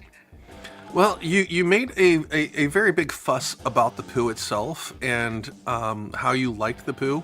And I know you're a dog person, even though you may want the cat for parts, but I don't think so. Right. I don't think I'll make a fuss about it. I don't necessarily like Pooh, especially not like a big fuss about Pooh. Well, but yeah, I'm ambivalent on this. Okay. Al Goff says, "Is Lene going to stop watching the show?" Yes, I am. Push Pooh. We're losing Chef, but thank you for joining us tonight. Hopefully you'll come back. Smokey Smoke says, "Recolor versus Disney. I'll take the bullet." Ooh, harsh. Steve Polda says, "Is Pooh your favorite pantsless bear?" No, Paddington is, of course. All bears should remain pantsless. All right, A collar swap can't win. Brickbuilt Labs, I'm kind of on that. Yeah, okay. If I could say a few things, speeds and feeds. Orange cat, not really orange, more nougat. $100, 1,755 pieces, no figgies. Pooh, 1,399 pieces, $150. Does have some figgies inside, including an adorable Eeyore, as well as Pooh. So here's the Pooh and shit. Eeyore. That's not coming up. Okay, I don't know why it's not coming up, but if this happens from time to time, refresh. It does have a Pooh and Eeyore figure, I promise. We'll just let that roll for a little while, and we'll go back to the orange cat. Orange cat, it's an orange cat. And a nougaty. It's just like the black cat, but it's orange. There we go. Gorgeous. It's like the tuxedo cat, but more orangey. Yes. There we go. There's Pooh and Eeyore. If anyone was curious. Oh God. So, there we go. That's what we've got. Yeah. I don't know. Pick the final four Dad, loser. what do you think? Yeah, I have no point in the cat. He doesn't even have that much of a spine. He actually has a box in the back to put stuff in. All I would put in there would be a yarn hairball. Yeah. But unlike Pooh, who has a honey pot that can open up and put my minifigs in to protect my minifigs, I'm Pooh. I'm a Pooh choice on this. You're opening Pooh's honey pot, huh? I am. Oh. Yeah. All right. Whatever you want, man. D-Mac? The winner of this is the loser of the next round. So Okay. They're both terrible. This has been a weird region, I tell you. Mark? Oh, it doesn't matter because the poll is done and we know who the winner is. However, I want to bring up some of these comments. Brickbolt Lab says color swap can't win. I think I already said that one. Sean and his offspring said give Pooh a tongue and he looks downright cute. Chris McBrick, yep, I got that one too. Sean and his offspring says Yogi Bear, best pantsless bear by a mile. Wore a tie all the time. Proof pants are optional if the attire calls for formal wear. But yeah, what's weird about him wearing a tie all the time is he's a yogi. So he's into yoga. How many yoga instructors have you ever had that wear a tie and no pants? Elgoff says, we don't give a poo about the cat. And Steve Polda says, can Pooh's head swap out with other sets? Probably. I think we've seen that. We have. Yeah, it's creepy, but it works. It does. Unfortunately. So, with 91% of the vote, Pooh wins. Oh, Pooh. Pooh lays the smackdown on the kitty cat. Oh, Lene. I'm not watching the show anymore. They got dragged through the Pooh. I did. All right. Yeah. Down in the boneyard. In that terrible Grand Rapids debauchery is the orange cat. Okay, last region, and then we'll visit the boneyard. This one, maybe tempting, maybe dangerous, maybe scary. We've got the don't call him Benny. What happens if I type Benny? Does it bring up the orange spaceman? It doesn't. Or blue spaceman. No. We'll type in blue astronaut. Here he is, the upscaled blue astronaut minifigure. $60, 793 pieces. That's great price to part ratio with this adorable little alien robot that can drive him from the inside. Again, He's not Benny, but he is beautiful. And that's taking on the Sauron helmet. Brick Dad says, hey, that thing ain't the right color. But VMAX says, it's good anyway. $70, 538 pieces, but does come with the Sauron figure that is busting the Borodur collectors' faces by offering us a less expensive way to get the exact same minifigure. Where are we going to start here? We're going to start with the Brick Babe. Has she seen it? No. What do you think, Brick Babe? No, I haven't seen it. Yeah, I didn't figure. So you're probably going with Benny? It's not Benny. I will go with it if it's the upscale blue astronaut. All right, upscale blue astronaut Benny for Lene. BMAC, your feelings? I think both these sets are winners. I thought about buying the Benny and I didn't, or I didn't think about not buying the Sauron. As soon as I saw it, I grabbed it. So I guess my vote goes with that, although again, neither one of them are a loser. Yeah. The upscaled one was a bit harder to find in the Lego store. They still had plenty of the helmet. Price-wise, it's actually $10 more for the Sauron for fewer pieces, but they are more gray and less blue, so that's something. Let's go. Brick Dad, what are you thinking? The upscale minifig doesn't come with a figure, which is an oddball in and of itself, because every other one has. It is a figure. Well, it is a robot. I'm not sure if I would call it a figure, but the set's a figure. Thank you. Yeah. The Sauron set is kind of a slap in the face to the minifig collector, so I kind of want to go with that just for that reason. But I'm gonna have to go with upscale blue spaceman. All right, upscale blue spacey. Mark, your feelings? Benny. All right, he wants to go with Benny as well. Al Goff is up in the air on this one. Alphonse says this is a tough choice, but Cole says $10 off Lego and $10 Cole's cash on over 50. So Sauron helmet is really good price for the next few days. But Cole's is also not carrying the upscale Benny. Yeah. Yeah, so you need the discount to try to get it to upscale Benny territory. So that tells me maybe upscale Benny is the better choice. What my real question is how many times we can say Benny in this segment. Very Benny. Sean and his offspring says Sauron's helmet is trying way too hard. Looks like my parents trying to get the local news on a 1970s antenna. Interesting. Fair. You're saying it's fuzzy and maybe something you tried to do later to get Skinamax? I don't know.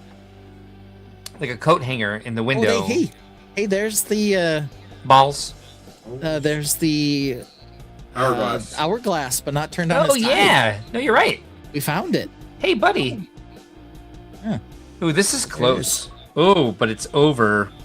We have a clear winner at 58%. Ooh. According to the poll, Blue Spaceman wins. Benny. Now we're not going to be able to get 1970s news on our TV. All right, so we're gonna stretch these guys out to their bigger forms. Lene, Brickworld Labs is suggesting that it would be an easy dabble to make it Benny, though. Yeah, it was. Benny's pretty basic. Benny's pretty basic. There's a lot of people that have already mocked the crack in the helmet to create the Benny. So yeah, it would be super easy.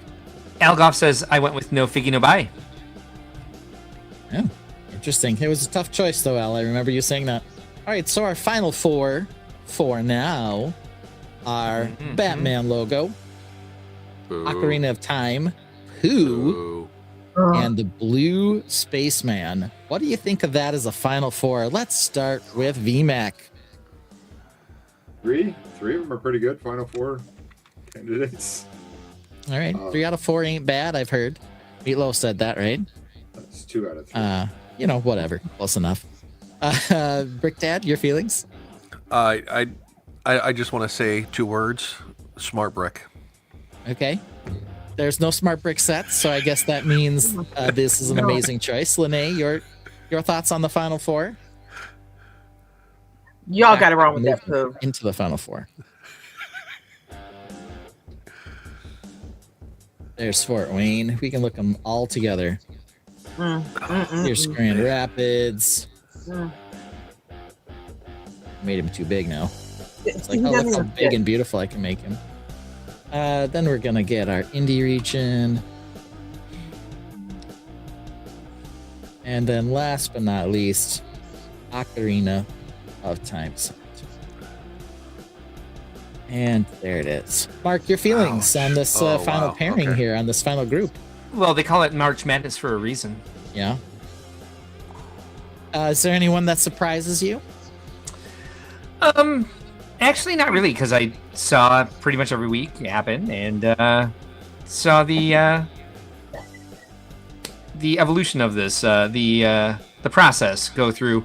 I would say of the ones that are missing, I would say Doug and Kevin surprises me. Bring up the Boneyard if you don't matter, if you don't mind. We'll get to that in a second. Oh, sorry. So we'll head to the Boneyard next. I don't think. All right, so I don't think there's any surprises here. Batman logo, iconic. We've been waiting. People have been wanting that for a while. It's very well done. Ocarina of Time. People like the Zelda sets. It's also a very good set for people like Castle Collection, figures, XYZ. Pooh is Pooh. Everyone seems to love Pooh. And then of course Benny. Who doesn't love Benny? Yeah, who doesn't? I think this is going to wind up being a Zelda versus Benny. I think there's a good chance of that, but I don't know who the champ will be there. Sean says, I think splicing in Benny's helmet to Lord of the Rings scenes where Sauron appears would be hilarious. Yeah. All right, let's head to the Boneyard because we've been talking about it. How's the Boneyard Can we going put to work? Can we put the Sauron helmet on Pooh? No. Why not? It's solid in the middle. You can't put it on anything. You have to Oh my god, you guys are and- not. It's Lego. You can make anything you want happen. We can even take Minnie's head off. Yeah, see? And Daisy's. Don't forget Daisy. Elgoff says Batman versus Benny. He thinks it's going to be the final here. All right, so we'll go to the Boneyard. So these are in our Boneyard, these are the sets that we thought maybe could use a second chance that were eliminated in that first round. Okay, doke. We've got Schumacher and Resolute. We've got Eevee versus Cantina.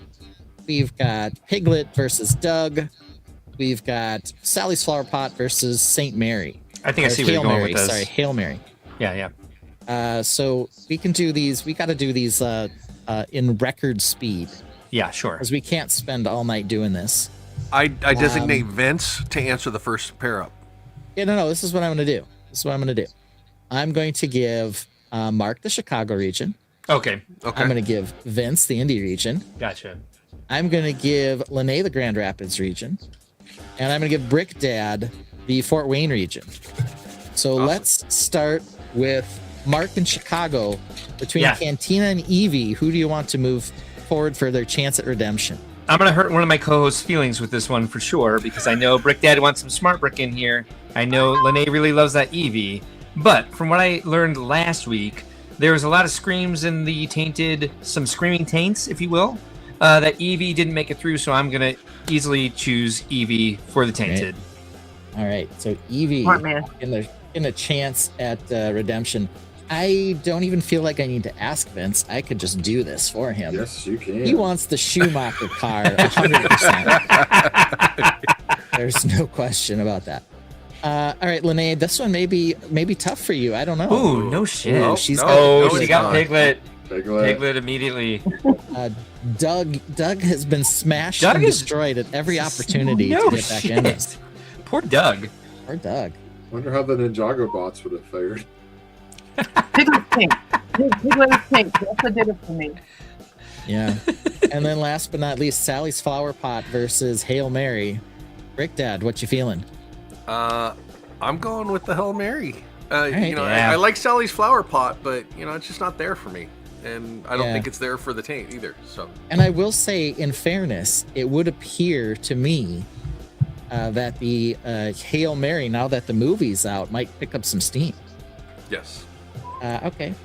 So reviews are positive on the movie. It's actually everybody's saying it's a good movie. I haven't seen it yet, so. All right. So there's our winners out of the first round. Out of the second round, we're going to do the same thing. Vince, you're getting Indy. Mark, you're getting Chicago. Shit. Lene, you're getting Grand Rapids. You're going to give one of these sets a shot back in.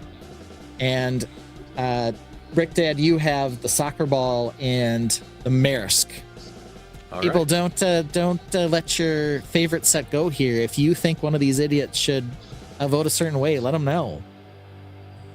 We are going to actually give VMAC a moment to breathe on this, and we'll let him explain himself first. So VMAC, what do you think in the Indy region? I think bat nipples. Ooh, he's going with the Batman and Robin. I will get it because I don't say I collect the Batmobiles, but I try to have at least a good diverse representation of the film ones they've made. So I have like the small tumbler and stuff like that. So that's a pretty good rendition of one. All right, bat nipples back in. We're going to go to maybe the next easiest, I think, because I have a suspicion I know how this will go, but let's go to Fort Wayne. Rick Dad. Shocker here, sink the boat. Sink the boat. I figured we were going with that soccer ball. You had some glowing things to say about it as a set for somebody. Yes. So there goes. I think the hardest one's going to be Grand Rapids, so let's go to Chicago next. Mark, you want the water lilies or the train? Choo-choo! Well, I'm cheating. I'm asking the chat to answer the poll because I really don't know. But I think the feeling tonight has been no figgy, no buy. So I think I'm leaning with the train. And right now it's 50-50. So god damn. All right. Which one? We'll let that simmer while Which one has the other crowbar? Oh, it's at 60. Oh wait, no, it's at 50-50 again. God damn. We'll let that simmer while we ask Lene. Lene, Titan Mech or Super Pokey Set? Super Pokey Set. Super. Oh, okay. All right. This was the 1 and 2 seed out of Grand Rapids. That I'm surprised, Lene. Yeah. They're both defeated. Well, I would only use it for parts. The Titan. Oh, okay. So that's where the question comes in. Yeah, good call. Yeah. But has Lene seen it? So. Oh my god. They're doing this on purpose. It's 50-50 again. Neither one. Neither one. All right, we got the train at 58%, so I'm going with the train. All right, train. People love trains. It was close, you guys. It was 50-50 for a long time. With 13 votes, the train just eked out the water lilies. I think the only reason the water lilies was doing okay was because it has the other crowbar in it. Yeah. So here's our Boneyard rematch. The winner here will take ones that were defeated tonight from the Boneyard. I don't know. Do we want to run these quick too? Sure. Sure. Oh wait, these? Right. Yeah. You know the top one already. Yeah. True, I do. We got the Schumacher moving on. Evie or train? What do you think, Mark? Evie. Easy. All right, guys. Time to start. So you won't take the cat of the same color. We'll try to influence Lene. So you guys start trying to influence her while I ask Dad about Fort Wayne. Piglet. Oh, what are we thinking here? This is difficult. I like the figure with the Hail Mary set, but I also really like the soccer ball. I'm going to have to go with the soccer ball. I like the technical aspect of the build of it, and then the shelvability for display purposes. So, I think a lot of people might not agree with you, but that's not the game. Yeah. So the soccer ball, moving on. Lene just instantly went with Piglet here. No, the massive Pokemon set, no. Oh my goodness. That's the one you're going with? You're going with Massive Pokey? Over Piglet? Yeah, it's gorgeous. Piglet's a little scrawny guy. All right. Eco Buns is here. Eco Buns, thanks for joining us tonight. Talk about somebody who was a hero of Indianapolis. She definitely helped us quite a bit with making our guests happy. This is Eco Buns Holland is our new merchandise person for Brickworld Expo. So you'll get to know her this, if you don't already know her, you'll get to know her this summer at Brickworld. Thanks for joining us tonight. Her official staff position is Positive Energy Administrator. Algoff says, not fair that VMAC gets to keep picking his car. Well, we'll open this up for voting next week for a shot back in, because really, next week we're doing heads up stuff. So we'll find our Boneyard Final Four next week as well. So we're gonna do the Boneyard Final Four. We'll figure out, and then we'll do the actual Final Four next week as well. So we're down. Well, it's actually 8 here, but you know what I mean. Yep, sure do. We'll get there with the way we have to do this. So our actual Final Four is here. here's our boneyard, and I actually think there's some big sets in our boneyard. It'll be interesting to see who can fight out of this. Pokemon having a shot to come back in. Eevee having a shot to come back in. 2 Pokemon. You've got the favorite set for VMAC of the entire year in here. Orange Cat still hanging around, but I don't know. He beat out Pokemon last time. Maybe it will happen this time. Maybe not. We'll have to see. Nice. So we'll move to the boneyard next week. All right. So that's March Madness, everybody. Ended on this screen so everyone can remember our Final Four as we fade the music out. Benny. Not Benny. Not Benny. We're getting the chant for not Benny. So there we go. All right. Yeah, that was exciting. I think before we move on to anything else, whatever it may be, I could use a bathroom break. And since VMAC didn't bring a mock tonight, we didn't get to hear this banger. Ladies and gentlemen, gather around for a mystery Vince can't wrap his mind around. Vince sees an axolotl, says that's a salamander, right? Cute little salamander, confident in his 6'7" might. Feathered gills, goofy grin, living fully aquatic. Vince says, same thing, bro, and that's where it gets problematic. He's got axolotl blindness. Oh no, here we go. Can't tell a salamander from a pink little brony. On regeneration facts will slide right by. He says, looks the same to me. Bro, nice try. He's got axolotl blindness. Oh no, here we go. Sees an axolotl, says it's a salamander, yo.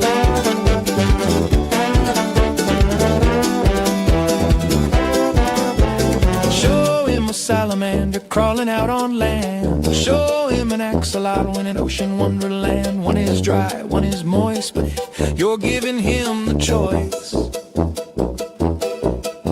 Vince knows with blind belief they're clearly the same as far as he can see.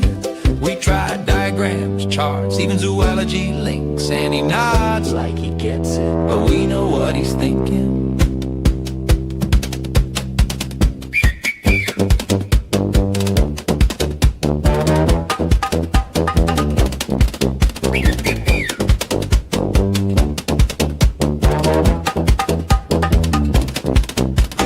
How much is that axolotl in the window?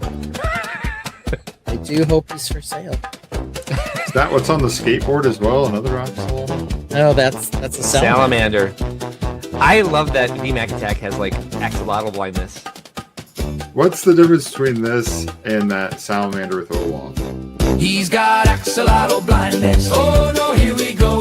Can't tell a salamander from a pink little brony. Alternate regeneration facts just slide right by. He says, looks the same to me. Bro, nice try. He's got axolotl blindness. Oh no, here we go. Sees an axolotl, says it's a salamander, yo.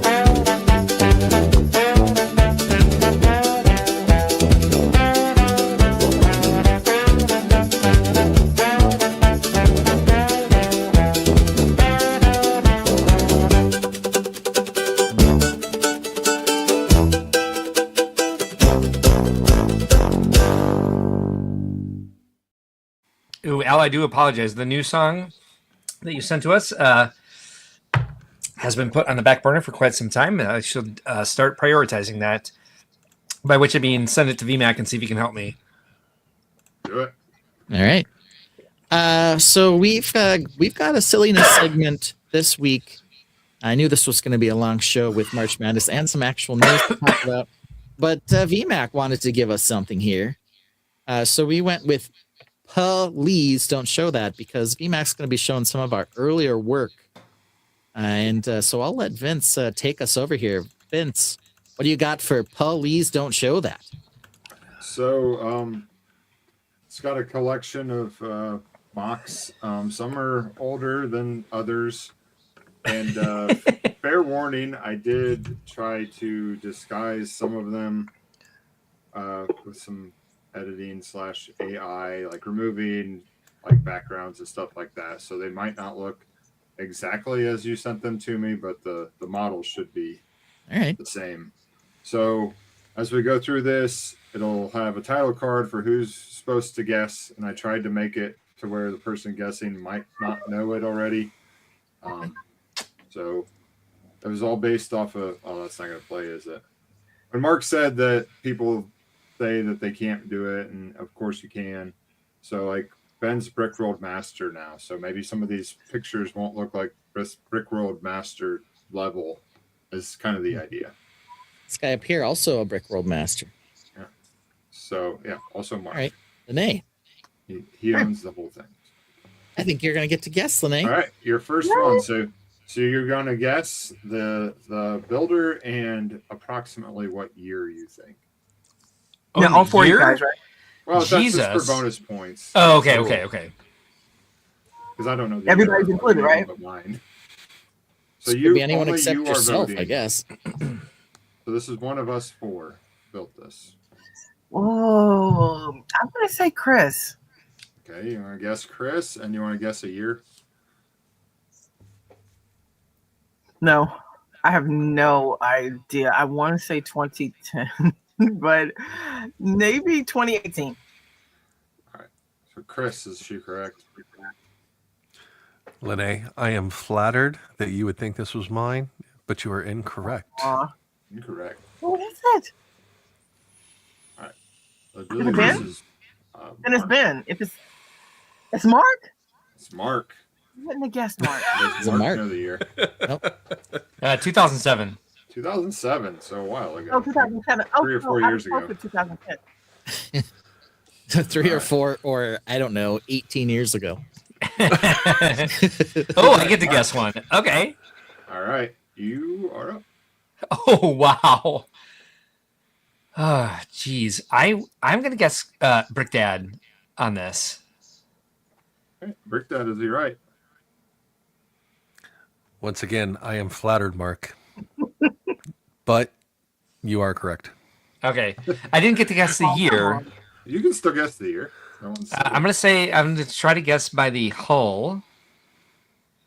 This was 2010.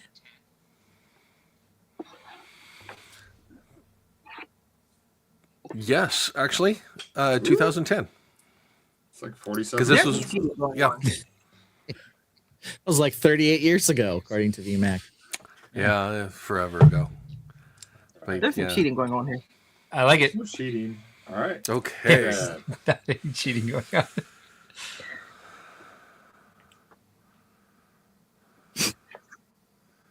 Not sure what that is. That is a stew pot with some minifigures on rubber duck rings.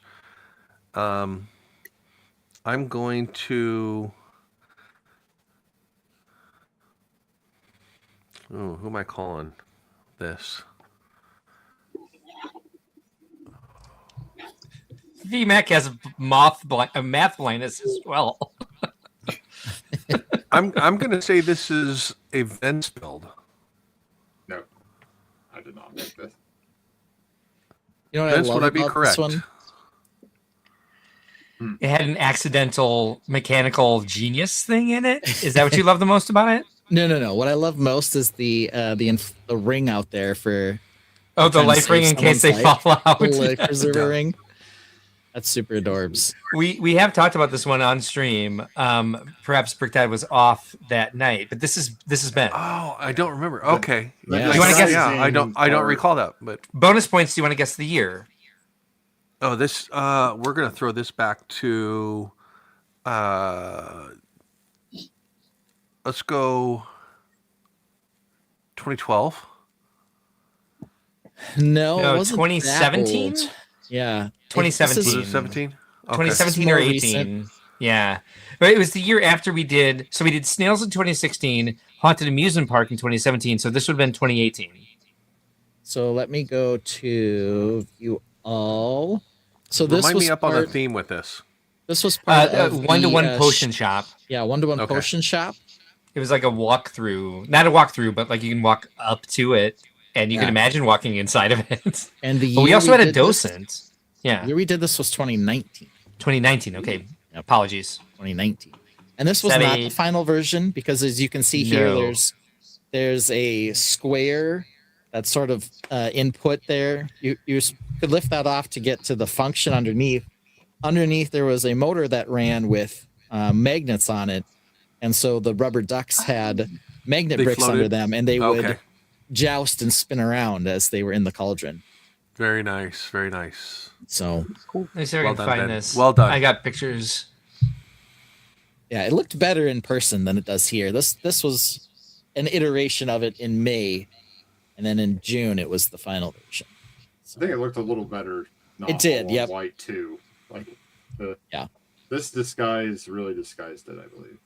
Yeah, this definitely helped. But I completely forgot there was a life preserver in there. I think that's funny. Yeah, well done, Vince, on the backgrounds as well. Did they just did my background editing just add that as a hallucination? No, it's in there. No, it's in there. Nope, it's in there.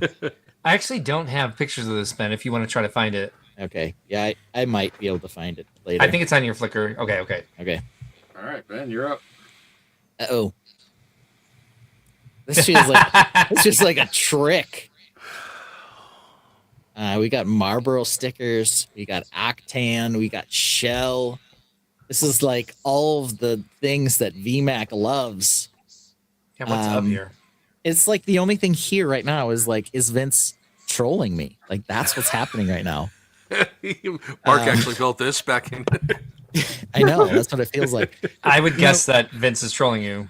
Yeah, I would guess that too, but I think maybe he's trolling me by trying to get me to not pick him. So I'm going to still pick Vince.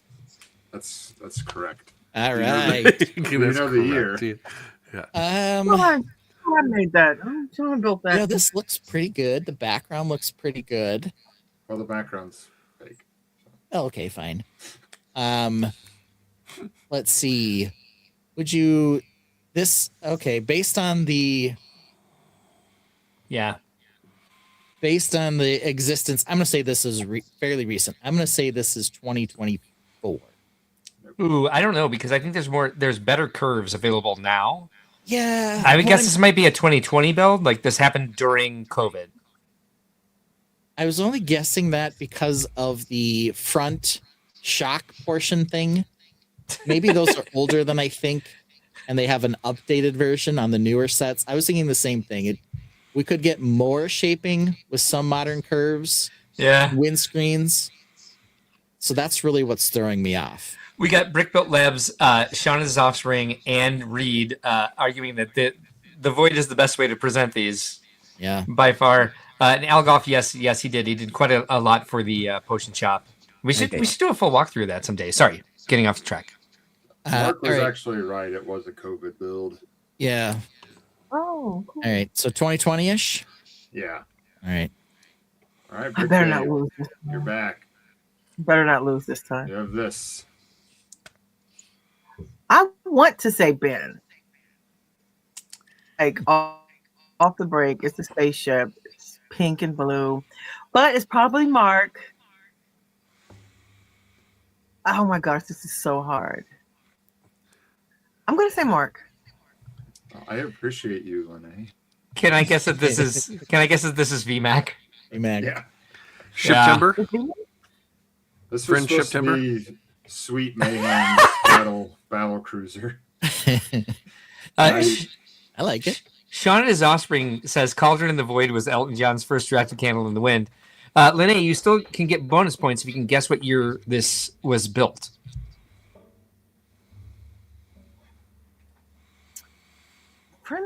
This is for Friendship September. I'm gonna say 22. After the second Lego movie. Lego Movie 2 time. Oh. So hold on. In a time warp. Are we looking around 2010? Lego Movie 1 came out in 2015. Oh, thank you. Thank you. You're So welcome. when did Legend of 2 come out? What year? We can't answer that. I'm not going to tell you that. Between 2015 and After now. 2015. 2018. 2018? That's not a bad guess. It's a good guess. This was But I think built in it's 2019. Oh, okay. I'm 1 year off. I was going to say 2019. I'm not liking this game. This game was told. Okay, yes. What can I do for you? Mark. I think this is Lene because I've seen it. She's brought it up on screen. So this is kind of cheating. The flattered, background wash but didn't no. change. It's Oh, it's not you? No.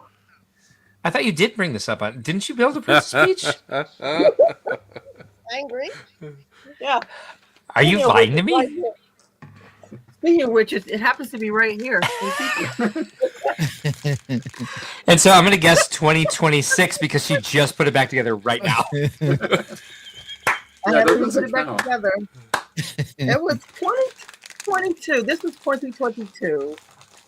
This is for Mario Day 2022. Oh, Elgoff says the potion shop was his favorite thing ever. I'd like to know who built what one day. Yeah, we can go through that for you. That'd be awesome. Has Lene seen it?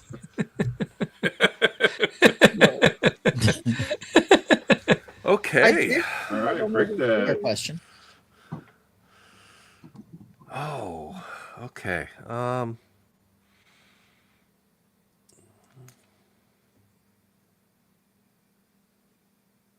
Oh, cool tile thing.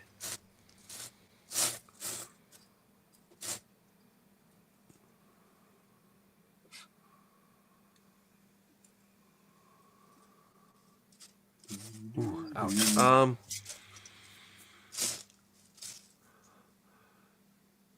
I want to say this has been, but I'm going to say Mark, and I'm going to say 1984, 85, 2004. 2004. Okay. Yeah. I forgot that I did that with the Ninja diagonal panels on their back. Fun story about this one. I took this apart when I tried to rebuild part of it and found decon mouse turds and a dead mouse inside. Oh my gosh. Nice. The mouse house, and it didn't work. The door Yeah, no, got it didn't. closed and didn't stay and wouldn't open back up. Exactly. Oh, It's like, yeah. this poison is delicious, and then Yeah. yeah, that was a piece of crap. DIY mousetrap. Yeah, oops. All right, Yeah, it Ben. worked for something though. I mean, That's so cute. who's always building for Mario Day? My goodness. If this was a different... I'm going to go with Lene anyway. I sent modulars, Mac. I was supposed to throw people off. I was trying to make the early ones easier. Those are the earliest ones. Uh, Yeah, What's that's the year, first ones in the game? I'm going to say There was two- 2021. This is a switch, so I'm going to go 2021. Are you right? I think I you're would guess right. that too. Mario I Day think you're 21. right. Yeah, we'll give it to him. Yeah. Yeah, you're right. Woof. All right, Brick Babe. Oh, I give up. It's a castle. Oh, that is cute. This looks like Ben. Oh, cute. It looks, I want to say, then again, I want to say Brick Dad. I'm torn between Brick Dad and Ben. Oh, I'm sick of being wrong. Oh my gosh, I'm sick of I'm looking for anything that gives it away. The path kind of gives it away. I'm going to go with Ben. I am going to say that there is a sig fig in this build, which two, tells me actually. it's One's- not me. Hold on, well, One's let on me see this accident. picture. Hold on, guys. Let me make it big. It's the Hold one on. with the Mack truck on the tank top. Yes. Yeah. And the red hat, So that would be VMAC then. the VMAC. That would be the And- VMAC attack. Okay, I never said Accidentally Ben. Rachel. Big. I never said Ben. I meant VMAC. The accidentally Rachel Sigfig. I love this game, by the way. I hate this game, by the way. I haven't gotten one right. All right. Oh, cute. Who is this for? Mark. Oh, it's for me. Yeah. Yeah, you have to tell who built this one? 100% Chris. This is not Ben. This is Chris, and this is a not Nocturnally. It's Hogmead's Village. Honeydukes, perhaps. Chris, is that what it is? It is not Honeydukes. It is not. Oh, Honeydukes, no. What is it though? I don't know. I didn't build it because I built it. Seriously? Yeah, this was one of the Pirate Village builds. So this Holy would have been, shit! That was awesome. This I've would have never been like seen this. 2011 or 2012. I have never seen this out of you. Yeah. Well done, Ben. So it's 2011 or 2012, I think. I thought I knew all your stuff. Wow. Yeah, so I had a series of these that were pretty similar that we brought to Brickworld Chicago in 2012 when we did the Pirates display. So this was one of them, and this was obviously, refined my style a little bit, but there's still some Ben-isms in there, I guess. Yeah, there was quite a few I found when putting this together that could, I would guess, between two of us, a lot of them. So that's kind of cool. Yeah. No sig fig in that one, though. No sig fig. Brick Dad. Okay. I love building. Oh, okay. Let's see. Oh, I'm sorry, excuse me. You didn't hear me, did you? First. I did not. What did you say, Lene? Nothing. Carry on. Nothing. Ah. Hey Vince, can you turn this for me a little so I can see it from the side as well? That's not the game. That's not the game. Oh, I don't know. See, and this is why this game is hard, because I know everyone in this panel is capable of building this. That's a statement for sure.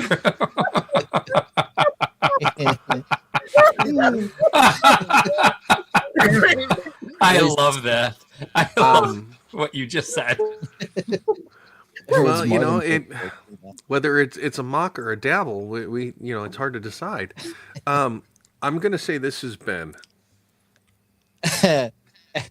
Absolutely not. Please observe. There's a Fabuland pig in this build. I would have thought that was a decoy as well, because there are more than one person in the world that can own a Fabuland figure. Pig. Yeah, Also, okay. look at the rock. Then it's Mark. 199% Mark. But it's a space castle, Ben. So I would have guessed it was you as well. Even though I built it, I'd have been like, "This is Ben."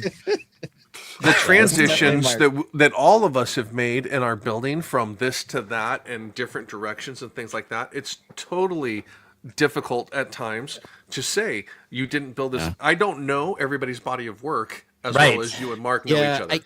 Well, I just got Ben's completely wrong, so that doesn't even matter. See, very true. Very true. I would describe this as a Art Deco Fabuland space castle, which would make I was totally getting the Darth Vader Emerald Castle. Yes, vibe so from it, probably what it was. So he did a whole series of Fabuland Star Wars things. Time for extra points. No. Your bonus points would be, what year was this? Oh, thank you, Smokey Smokes. I have a guess. This is and a monorail as well. I guess I have a guess. 2016. Yeah, okay. Pre-COVID. No, pre-Ben. 2010. Pre-Ben. 2011. Wow. You were close. Wow. I want to hit these comments real quick. Algoff says, Lene, wait, where is it? Lene, I'm going to come to your house and make you build a freaking cool mock. I want to be there for that. Reed says 2012. Was it really? Sean and his offspring says it's a good thing y'all didn't know each other when you were making these mocks, or this could be awkward. Ben and I did know each other while we were making these. Reed says, got my castle inspiration from the Campbell Brothers castle layout. Wow. 2008. Okay. That makes more sense. It will be done, says Ben. Watching, love this segment. Thank you. I love this too. I can do this all night, and I think we will. Uh-oh. I don't remember how many I have. I think it's 4 or 5 Ben's rounds. turn. No, that's fine. We'll keep rolling through it. I love the panic. Come on. This is Killing me, Lene's. V-Mac. It's killing me, V-Mac. I changed the sig fig. I gave you at least 20 unseen. This is Lene's. Sick pig. This is Lene's, and it has a great story because this is An amazing story that that she went to, or was it your mom went to as a child? Mom. It's Your my mom, grandmother's yeah. church. Your grandmother's built church. it. Yep. I love this mock. Yeah. So your mom and your grandma. Yeah. This is the family church. Lene, I love the setting of taking the picture with it on the snow like that. That's beautiful. Thanks. You know, I build with my lug, and I was supposed to do a Christmas build, so I threw some Christmas stuff on it. And this is 1,000% you do it. a mock and not a dabble. I do want to call out real fast. I have one quick statement to make, and it doesn't need any responses. When we were talking about this in our group text, I was like, maybe you guys should just ask VMAC, Lene, and Chris about Ben and my mocks. And Lene said, "Excuse me, I have an entire folder of mocks." Yeah. We have evidence now that you call your work mocks. Yep. Oh, daggone it. That's crazy. Daggone it. Got a bunch. Listen up here, son. And speaking I'm of, good at this game. Lene, you're on deck. You're up. Oh, Father. Okay, well, I just saw something similar from VMAC, but he said he doesn't like mechs. Mark wouldn't be up 3 times in a row almost, so it's not Mark. Ben, this is Ben. No, it is not. VMAC, is it you? Wow. Lene, that hurts. Is it Mark? It is doesn't Mark. have a smart here. This is Mark. Oh, no, smart Rick. Oh, it is. Yeah. It got nominated for best mech. That's what I remember the story about this one. I think it's cute. Honestly. Thank you. Yeah, it's I love the legs on it. It's a chicken leg bull toad walking mech. I did my research before I built this. It's got a good stance. This is killing me tonight. Like, this is really killing me. This will be the worst show. I'll remember this as the worst Just show. because your points are lowest doesn't it? Aren't you getting something by what you're learning about us? It's 0. I would like to win and All right. learn about you all, not You lose. can and learn. still win. Just get them right. What I'm year? losing. What year? Don't do that to her. Give me an easier one. I'm gonna Lene, go. I'm gonna go. I've missed several myself, and Lene, I've missed a couple. I've missed years. Don't stress it. This is just fun of getting into our mocks and our past. Okay. The fun is losing everyone fun. I'm going to. My mock fell over twice at Brickworld, and I had a blast. Yeah, Vince only fell down once though. You can lose and have a good time. Let her guess the year, so she can try to win this. There's no winning here. This is It's like worth 90 points. Let her get. Okay, so I'm gonna say 2010, 2011. Damn it, 2009. Oh, I went the wrong way. I should have gone backwards. Yeah. Right, yes. Mark. How can I help you? What the flying? What's this? What is this? This looks like an illegal transaction. Just pay it taking off the place. fire department. He certainly is. Not put out a fire? You know, we already had the one fire mock that was Chris. I'm going to say this is VMAC. Incorrect. Ah, shit. Who is this? It's Chris. It is me. Okay. Why would you give me 2 fire ones? Subterfuge. And this, you know what? It actually took me a little bit to go through and find some pictures of builds that I did because I wasn't taking pictures of them before, way back and stuff like that. And Okay.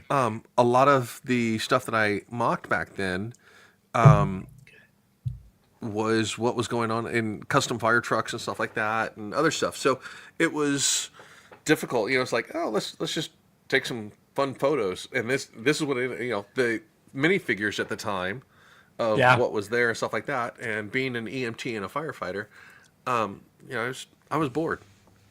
You'd have been my first choice for this, but I was like, I already guessed fire trucks for Chris. Yeah. So Yeah. I double guessed myself. Don't worry. That subterfuge. I didn't give just fire trucks, so there is more out there. Al Goff says we should do one. Did Al build it? You all know what I build now, but I built lots of different things before I did pirate themed furniture. Or did he mean did AI build it? Because we have that trouble in our chat when we talk about Al. Nope. Are you talking about AI or are you talking about Al? No, AI versus Al segment. AI versus Al segment. I like that. Oh, now the spotlight's back on me. This is bad. That is 180% me. Yes. That is clearly a Ben. Yep. It's amazing. What year though? What year? 22. This is a newer one. This is 23. Sean, I love you. I have a feeling it's older than that. I think it's much older than that. I would say like 2018, 2017 even. Yeah, 2017 or 18, but I will find it. Give me 1 second here. Really? Okay. Cool. Let me use the bathroom. Bye. Oh yeah, looking at the trees, I can see the progression of the trees from look at that those to trees, now. man. So those are some building wise, bunk-ass your trees. buildings are fairly similar in style and stuff like that. Older style roof techniques. The picture for this one was uploaded December 17th, 2016. Wow. But the picture was taken in 2015. Wow. Okay. So 2015 is when I did it. Almost 11 years ago. Okay. Yeah. And you could still see I got the border around this thing and then the trees. Wow, So you've there are a really couple stalled of out things. since then. So I haven't progressed at all. No, your trees and So, vegetation and everything have trees become are a little phenomenal. better. And you've refined Yeah. your buildings a lot too. With Yeah, there's some column things in here. techniques and roofs and all kinds of stuff. So I always like this build though. This is a that, great. no, yeah, that is beautiful. Yeah. There's some really good things on this, but there are also some things that are in desperate need of updating. And the trees were a little rough. Well, Yeah, I think I could rebuild this one in some sort of hexagon. It would, and I could do a nice build based off this idea. So I don't hate it. Now here's the question: is does that still exist in its form? That one's or- been taken no? apart. Okay. No. Unfortunately, that one's gone. I do like it though. Yeah, I desperately very needed the nice. pieces though for a castle. Shocker. I wouldn't mind seeing the revamp. Yeah, this one's one that I feel like I could do some good work on, but who knows? It's very Wolfy style. Yeah. Ooh, Ben's up. Ben's up. Uh-oh. Oh my goodness. That is beautiful. It certainly is. Someone has a tell. I'm a little I'm a little confused by the recency of this. Because the fairy wings haven't been out that long, have they? Are those even current pieces? Those are probably not official Lego. So I am gonna go with Brick Babe. Or are those the Which fairy wings? The fairy wings. Which fairy wings aren't real Lego? The transparent blue ones. Probably like half of them. I don't know. No, those, the ones those are actually are. Yeah, the one Thank the you. the purple ones are from the CMF butterfly. We use those in the world Tree of Worlds. What But about the blue one is ones? non-Lego, I would say. What about the It's No, the blue one is video. trolls. Oh, video. Elf. Oh, okay. Okay. Well, I'm still gonna go with Lene. Yeah, I use video. I use the video fairy wings. This was for it was for a museum build for Charm City Loved. It was a fairy build. We had to make fairy builds. All right. So, and like the it. other gold wings are from the Wonder Woman set, like what, back in 2021? You know that one? Yeah, I think we learned something important. I don't know jack shit about fairy wings and Lego. That's what we've learned right now. Minus 1 point for fake Lego. Fago. Yeah, for Flago. Get Docker for the There Flago. is no But there's no here. Flago in it. No, So Ben Doc, gets you one one Flago. point. Yeah. Doc, you Okay. 1 point for false accusation of Flago. Exactly. Docker 1 I point can't for the argue like Flago. everybody else. All right, fine. Don't All Docker right, point. Lene, this one's worth 100 points. I'm sick of this. 100 points. Oh my gosh. Oh my gosh. Oh my gosh. Who built this? Okay, I have watched Ben build the yellow and black build. I've only watched BMAC build BMAC. I haven't. I'm going with. Sadly, I'm probably wrong. I'm going with Ben. I would guess that too, actually. I'm so sick of y'all tonight. Like Interesting. This is not Ben. BMAC. Okay. This is me. Nice. I was between BMAC and Ben. Oh my gosh. This was shortly after the Lego movie came out, and I came out of my dark ages. And these were about the parts I had to work with. Yeah. I see Space Police 2, Dino Attack, Blacktron, and Dino Attack, and Ice Planet. Yeah, you don't see Flego here? This was before my first Brickworld Expo that I went to as a fan. And I going back through the pictures, this is awesome. All these pictures of MOCs, and then all these pictures of Brickworld Fort Wayne. I think it was at the Grand Wayne Center then. And then all my pictures after that were better. Yeah. Better builds. So yeah. That's good. That's a testament to Lego, right? Yeah. Well, and to Brickworld. Yeah, you went and there you went. You got it. New member. When it comes to building Lego, there's a man we all know. Banging out MOCs, winning best of show like a gorilla in the wild. Ben thumping on his chest. His castles and spacecraft are beyond the best. Oh! Flexagon base is so unique. He's a bearded wonder and a Lego freak. Lego freak. The best host in all the land. Everyone's screaming out, "You the man!" But I'm not going to pass the buck. His opinion on sets just sucks. It sucks. It sucks. Really sucks. Really sucks. Sucks. Sucks. Sucks. Fucking sucks. Fucking sucks. Don't get me wrong, not trying to be crass, but take your opinion and shove it up your ass. He tries to tell us what's good and bad, like some egotistical Lego cat, creating games we love to play. Then all of a sudden I hear him say that a set I love and wish I had is somehow now magically bad. That's when I know his opinion just sucks. It sucks. It sucks. Really sucks. Really sucks. Sucks. Sucks. Sucks. Man, it fucking sucks. Fucking sucks. Fucking sucks. Really sucks. Fucking sucks.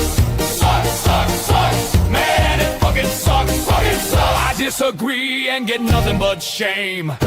Hey, Daddy Ben, it's not the game. He's a Brickworld master and an awesome dad, but his opinion on sets is just fucking bad.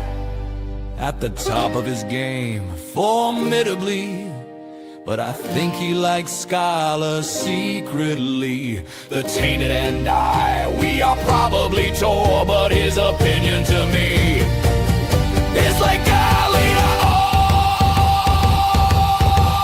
Oh, it sucks. It sucks. Really sucks. Really sucks. Sucks. Sucks. Sucks. Man, it fucking sucks. Fucking sucks. Sucks. Sucks. Really sucks. Really sucks. Sucks. Sucks. Sucks. Man, it fucking sucks. Fucking sucks. Fucking sucks. Fucking sucks. Fucking sucks. It's UCK sucks. It sucks. Sucking sucks.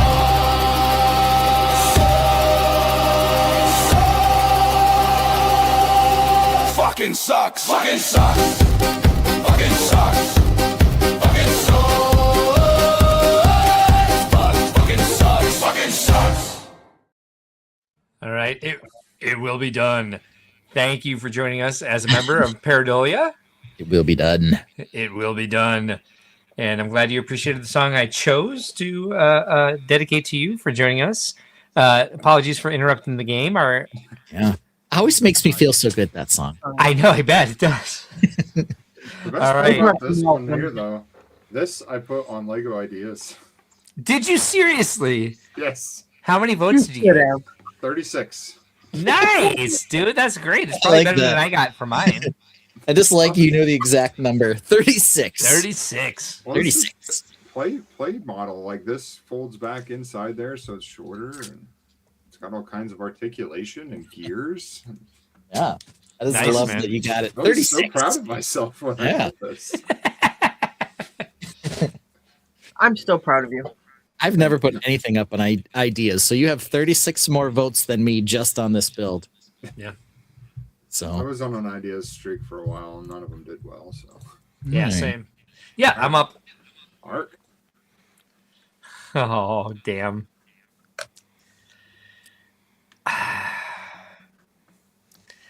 I'm supposed to guess that this is Lene because it's very close to an existing mock, so it's a dabble. So she like mixed some stuff together. But I should probably guess like Vince because he did this for something else and loves these colors and loves to surprise us. This could even be Brick Dad. I'm gonna go with Lene though. All right, Lene, was it you? Thank you. What year? All right, I would say this was. Let me think about when that came out. These sets came out while I was still working for Legoland. So I was in California between 2009 and 2013. I'm going to guess this was based on the apartments on the right, was a 2012? I don't know. I didn't build it.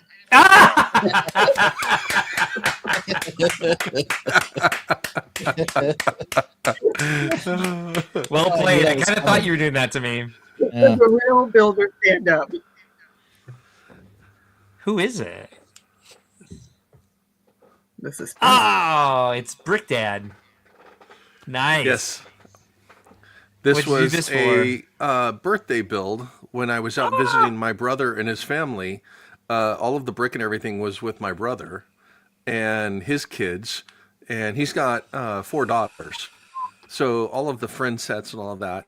So they had what they had built, and then I took whatever was left over and kind of chunkified, mocked, and built in the ice cream shop with the little apartment over the top, and then the storefront buildings that are down on the end to get those all together for the girls.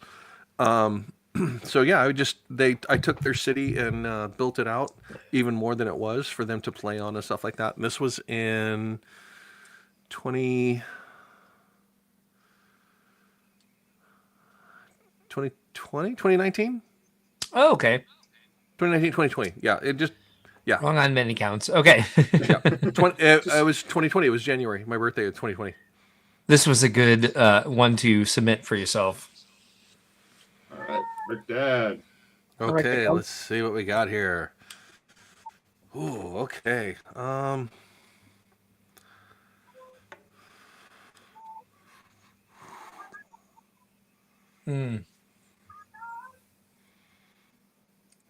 Sammy just said tacos. Yeah, Sammy has an opinion.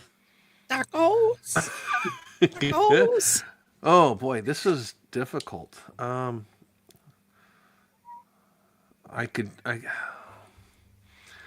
no offense, Lene, but this doesn't seem like a vibe you would build. You could be wrong. I could be, and that's the thing is I very well could be. You do collaborations and stuff like that all the time, so it's possible that this is a collaboration build that I don't ever want to play poker love. with Lene. Right? So, agreed. I'm not getting a Ben vibe off of this. Possibly a Mark build, but oh man. Got one guess. One guess. I know. That's the hardest part. Is I'm gonna say it's somebody on the panel. Chance blow. Good call. 5 of us and one guess. You know what? Yeah, I'm gonna go ahead and say it is. It is Vince. Yep. I would guess that too. Yeah. Good call. Nice Got try, a year. You got a year. Oh damn. Got a year. Got a year. You got a year, bitch. 2020. 22. It was 22.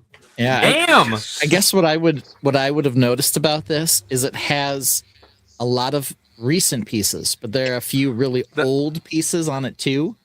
Yeah, that's so what I was it's looking somebody who had a dark age, maybe even a sort of long dark age, and then likes town. So I would have guessed Vince. The Purple Heart that. fountain clued me in. Yeah. It was the blue windscreens on the far right that made me think it was Vince. The helicopter cockpit. Yeah. Gave me the year. The cockpit gave me the that was my that was year recent. one, but yep. This is a guy who loved City and then had a Dark Ages and then built again when he was an adult for sure. The ambulance mechanic canopy over to the right told me Vince. Yeah. You see like the yeah. I don't know, but see, and that was the hard part is I know Lene does collaborative builds, and it showing us the church that her grandmother used to that built and all of that.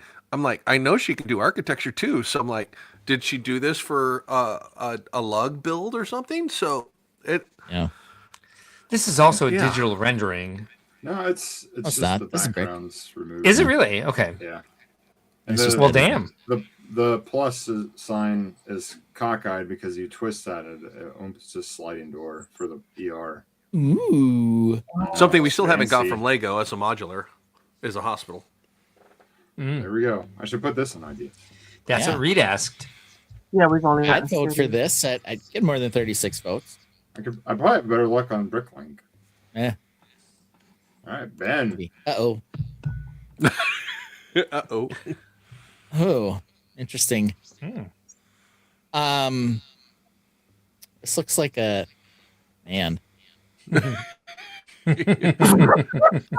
it doesn't look like a man. It looks like I see the gingerbread Oh, a guy. gingerbread man, yeah. It's like a gingerbread man. This looks like a gingerbread spa. Mm-hmm. Mark did a gingerbread build, but it was not a spa. It was a pub. Yeah. And I'm saying it's relatively recent because of that gingy. So I'm eliminating Mark from discussion. So that's leaving me just because I know what his gingerbread build looked like. Kind of got a Christmassy vibe. I'm going to roll the dice. I'm going to say Brick Babe. Yes. This was for a Charm City Lug. It was a train station collab, and there are two ice skating rinks on each side. And I thought I also thought it was a spa. Okay. But it would have been milk. It would have been milk, sense. not. All right. Oh, that would have been perfect. Yeah. All right. All right. yeah. I just put the gingerbread man on it. Well done, Lene. Yeah. What about the fact that that's a what about the fact that that's a Flago gingerbread man? What about the fact that what about the fact that that's bill? You know, you've committed, and the lug is like you're right before you have to go. You're like putting it together. Like, what can I build?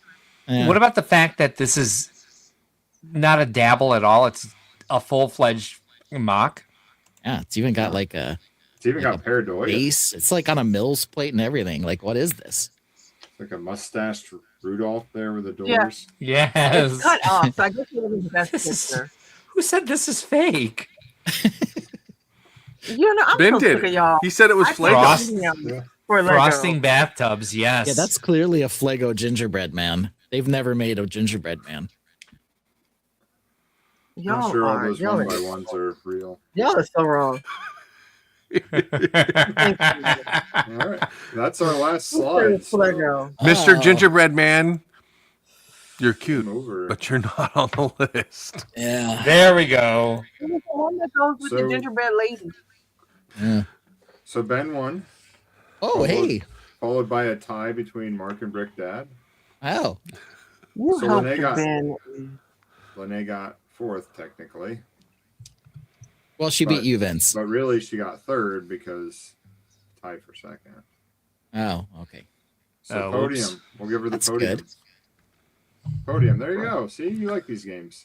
Yeah. There were so on the many podium. things you could have chosen that I don't think they would have known were me. You had the Avengers, like You had a lot of buildings. new ones though. They weren't new. But ones you've shown on here on the show. You had Yeah, the fruit I had a basket. couple that I have think those would have pulled, been but interesting. there were a lot of those ones that you're talking about were kind of, I think, more obviously you than anybody else. So I tried to make ones that could be at least 2 people. So I was trying to keep it in You did very well, Vince. You did great with this. Good ones in there. Algoff says, "Hey, I forgot to tell you, I challenged Tim Lighty to build a Skeksis from the Dark Crystal in 2025. Yes, Skeksis. He built it, and at the end of the show, he came over and gave me one he built for me. Yeah. Tim Lighty's a badass, just like you are. A badass of kindness and community. The CNC Music Factory, we look for the CNC AFOL Factory. We look for in people doing stuff for Brickworld.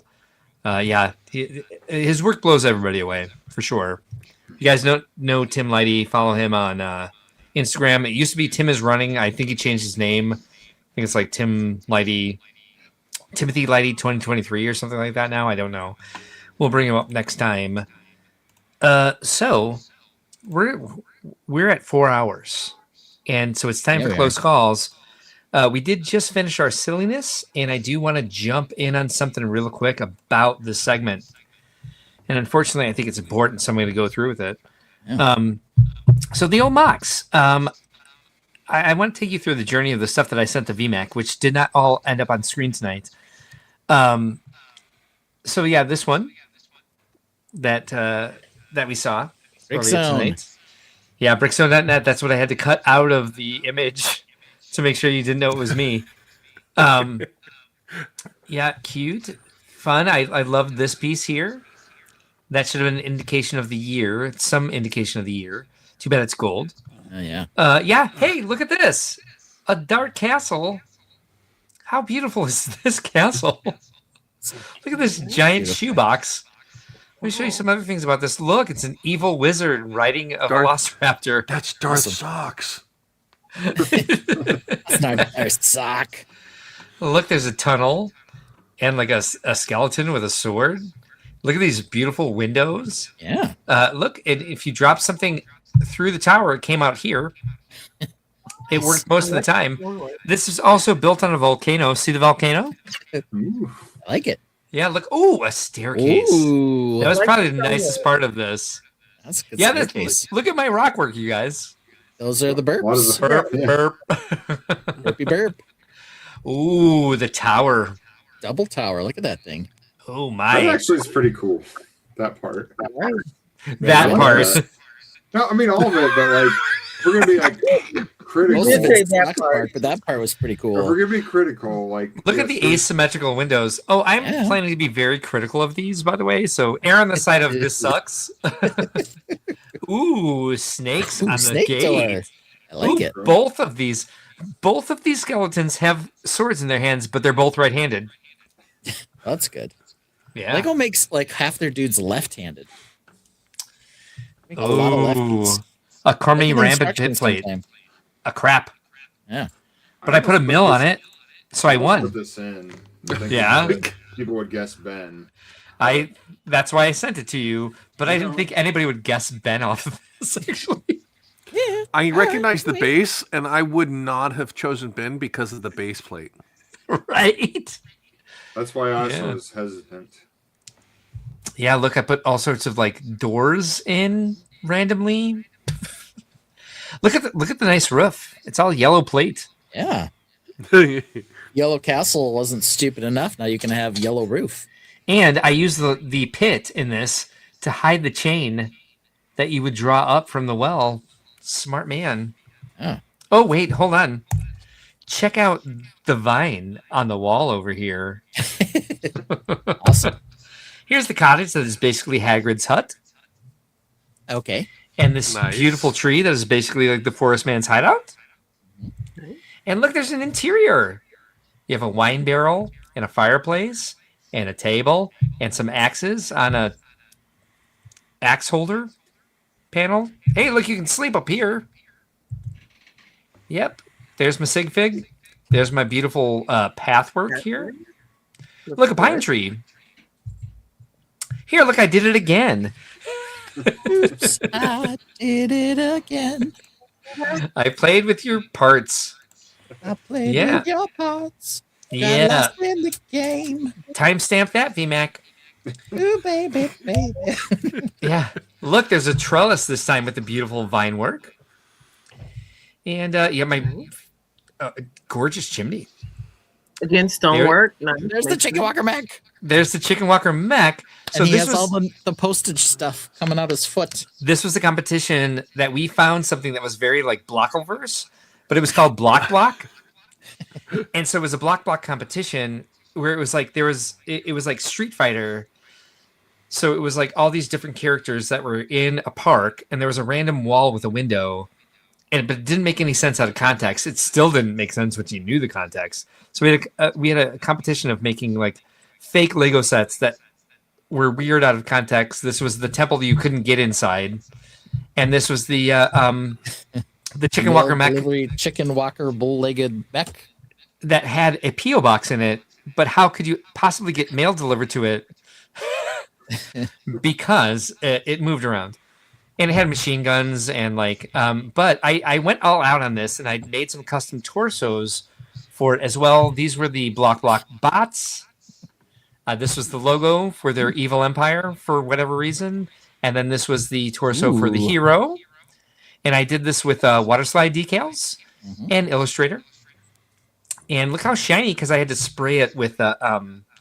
It was the sealer. Oh. No, like what you would seal photos with. Okay. I can never remember the name of it. It locks in the decals. Exactly. And so I did this little modular standard for a while where it was industrial modular, and I had a car wash that I can't find, but this was the mechanic. And I purposely used this standard because I wanted loading docks. As you can see here in the Hinkley Brewery, this truck could back in here and load the booze out of the brewery. And this is I kind of dabbled in modular MOCs for a while. And this person right here standing with the brick badge on and whatever this shirt says was the person who recruited me to design for Legoland based off of these MOCs here, these modular MOCs. Here's the Chicken Leg Walker, which, by the way, like I said before, got nominated. There's a steampunk airship next to it that won Best Airship that year. Wish I could show you that. Here's the original. Here's the original camper I built down here. Yeah. Next to the monorail track. That looks exactly like a camper that they came out with years later because it wasn't all that special. You like the cinema? Yep. Yeah. Which used that's a dabble because it used part of the actual cinema from the 1952 or not 1952, the Town Square re-release. Here's one of my first individual displays at Brickworld Chicago. It was all of my Fabuland Standard, my Fabuland Builders Guild creations. This one, you switched it to Fabuland Builders Guild. Yes, from Architects Guild, we certainly did because the acronym was bad. Yes. And here was the second year I bought the same thing, a bottle of Bushmills, of course, and I thought I'd make it like a 3/4 walk around, so you're seeing the back of half the buildings. And people really liked my work at this time, and they thought I was a good builder. And it's not just because this was 2011, and like we didn't have like these great parts yet, because this is something else that was brought for our Eurobricks collaborative build that year. And so you could really make amazing stuff. And we put this together in a week because Stash's basement had flooded and we didn't have the base, like the Mills plates that he had created for what we were planning. So we kind of put this together at the last moment. Noro bought all these squid arms and all these UFO quarter panels that we created this big sort of sci-fi ocean planet out of nowhere, which is where the Fabuland Pig Temple came from. So it wasn't like this looks crappy because of the year. It looks crappy because I hadn't like really developed my skill yet. And while like the modulars were okay and got me recruited to work as a model builder at Legoland Parks, After all of this is where I showed up with last year, and this is why we do what we do on the stream. I can look at this picture right now and find 1,000 things that I want to improve and what I brought to Brickworld Chicago this year. So as we're talking about old MOCs, like versus new MOCs, and like what we've learned and like what looks funny to us now, and like looking in retrospect, I could probably look at all of those things that we on the panel submitted tonight as like old MOCs and find really fun, amazing things about. And like, if you have the itch like me, and I think the rest of us on this panel, you'll keep challenging yourself. This is over a decade worth of developing my skill, and I still am angry at like 20% of it. And so if you have the same sort of itch we have, and you have the same sort of like desire to really get your creative ideas out into Brick, you're following the right channel. And this is why we do what we do. That's why I love that VMAC decided to do this. Like, let's show me some old MOCs and see if we can identify whose is whose. Our style changes, our taste change, our interest in different themes change, what we want to build in. Even as Brick Dad showed tonight, one of his was that he brought a bunch of Lego to a family birthday and built with what they had there. And it was exciting for the night. And inspired him at the time to build in that way. So like our building journey takes us all sorts of pathways, all sorts of different techniques and fits and starts even. And Ben, you know what I noticed in this right now? What you showed us tonight about your Flexagon with the pond, I also put the fish tiles here under this bridge. Oh, yeah. Nice. Yeah. Nice. I was like, oh, that's really clever. And I just now noticed, I did it too. Oh, yeah, I did it too. Yeah, look at you. So, yeah, that's my button to the silliness segment tonight. That was baller, by the way, VMAC. Thanks for doing that. Thanks for coming up with the idea. Yeah, take a look at this. So I've got, these are my old Flickr. These are the ones that Mark said it definitely couldn't have been me. Couldn't have been. I did like a whole series of them. That's got to be Brick Dad. Wow. Look at all these. I want to show a couple other ones too. This was the first castle I ever did. Oh, what? First castle mock. You walked away, Mark. I know. No, I heard it, and I was like, I have to come back. Yeah, so this was my first attempt to do castle because I'd been like a pirate guy forever. Also, barf in the good way. It's so good still. It's not too bad. You got the keystone windows in it. Like it's there very was no landscaping though. Like I couldn't landscape worth a damn. Like I never built landscape. I only built buildings. Same thing with all these. I had that couch in my basement as well. Just landscape.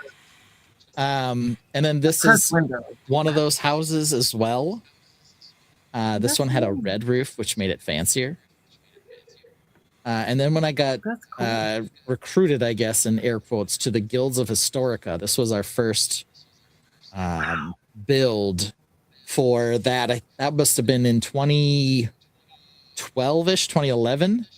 So there's some, things that are technically inaccurate here. Like there's a spyglass, spyglass in a castle. I don't know. We can probably get. They were advanced.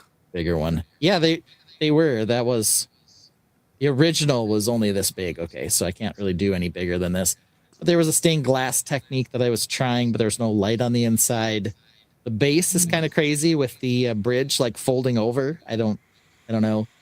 The tree was nothing to write home about.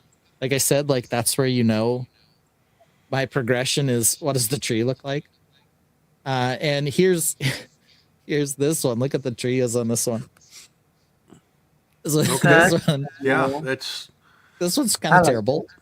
So it's just like a regular house with these terrible tree branches supporting it, and all of the bases are like cylinder things that I built for. They were the same technique I used for pirate masts, but the arms are like completely flat 2D. Yes, Steve, he was arms. What is this? So this was so bad, and the base is so weird because it extends out one end and then just kind of cuts off. But it's so good. It's good and stupid at the same time, Right? The base is not symmetrical to the rest, or at least not an actual base for the creation. Yeah. Something that I'm finding absolutely funny is that if we pull up our own pictures, we're hyper, obsessed with knocking it down and talking negative. Oh my God, it was so terrible. It was so bad. And I build this and I build this now. And this is so rudimentary and stuff like that. Something to remember for all of our viewers as well is we look at the same thing as you look at your own builds and stuff like that. Yes. And we look at, how much more can I do now compared to when I was then? And then we all had starting points. So if this is your current build level, don't take what Ben's saying of, these branches were terrible and stuff like that. Well, you got to learn. You got to start somewhere. Well, exactly, that's what I'm right? saying. Yeah, it's the progression of learning to move forward or how to redesign things and things like that. I walked around Brickworld last year with Ben, and we were looking at vegetation and trees and stuff like that. And he's like, "Oh my God, I love that. That's gorgeous. I need to do this. I need to do that."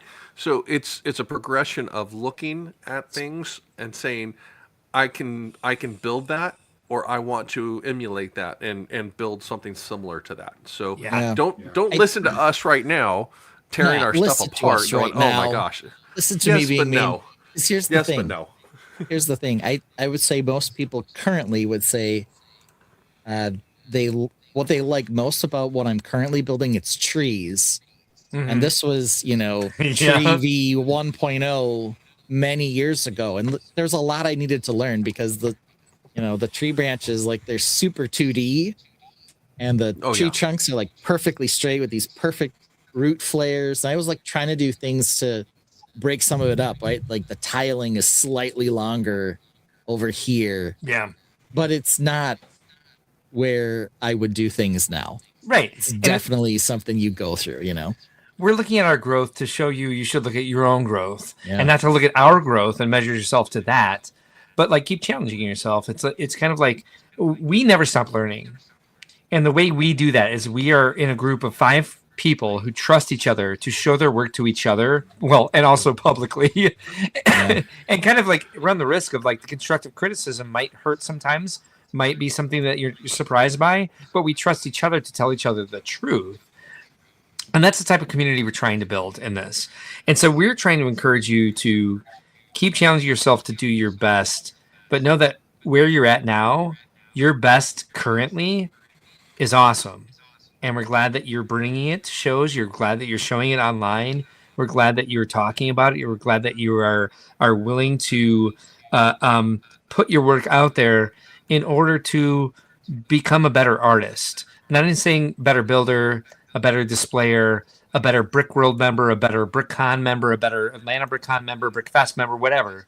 Just better at what you do so that you can get the most out of your hobby that you want to get out of your hobby. We've got several comments here. Of course, this we will honor in a second with a great song.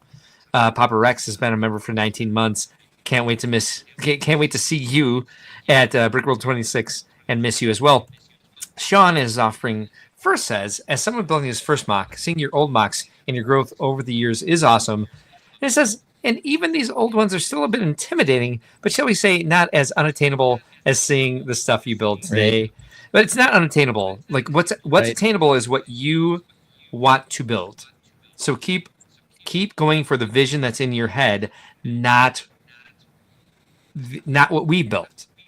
Keep going for what you want to build, and you will get there. I guarantee you. Liam Brick the Bed says hello. Oh, hey, welcome tonight. Glad to see you're here. Inane Frog Productions is here. Thanks for joining us. Reed says, I learned landscaping this last year. Plain Mills was nice to have freedom for any configuration, but didn't look as good. Steve Polda says, so Ben, always a terrible build? Yes, always. Yes.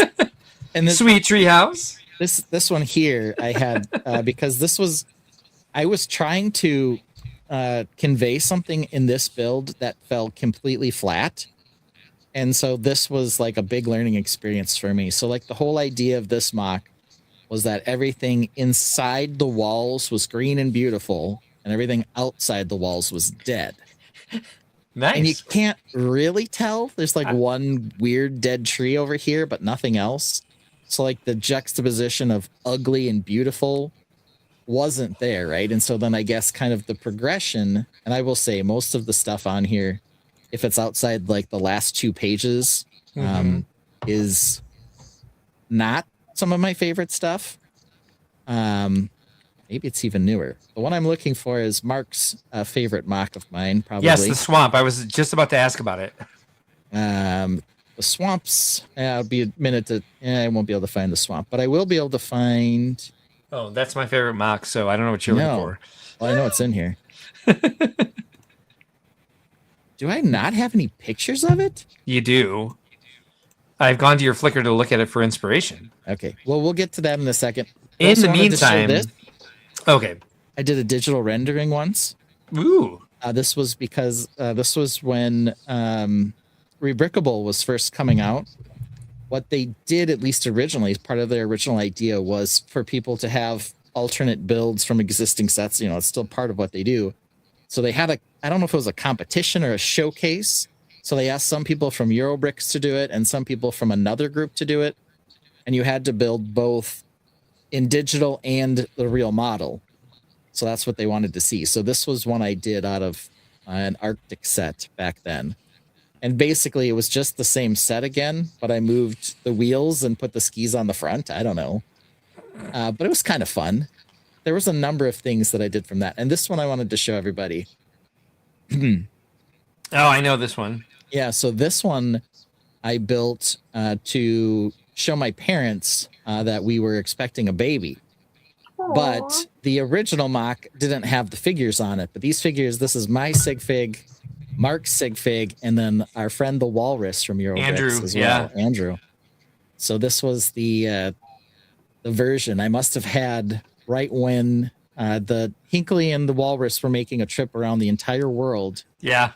And so I must still have have had that them right when I was building that mock. So these are the two that ended up in there. Let me see if I can find that picture quick. While you look for it, I'm going to play this for Papa Rex. Thank you for being a member for 19 months. Is that right? 19 months. A new Lego set, can't wait to see. Oh, it's peely bomb, okay? What could it be? Half banana, half bone. It's a bonkers sight. Be it stupid or cute, it just doesn't seem right. Guts, oh, what it's like to behold. Little brown splatters, stories untold. Is it a bruised banana or something else? How did Peely Bone end up on the shelves? A banana with a skeleton, what's the deal? A mashup too wild to find the appeal. He's not a doorbell, don't say ding dong. Every part of Peely Bone is just plain wrong. Don't say ding dong, don't say ding dong. Just plain wrong, just plain wrong. Don't say ding dong, don't say ding dong. Every part of Peely Bone is just plain wrong.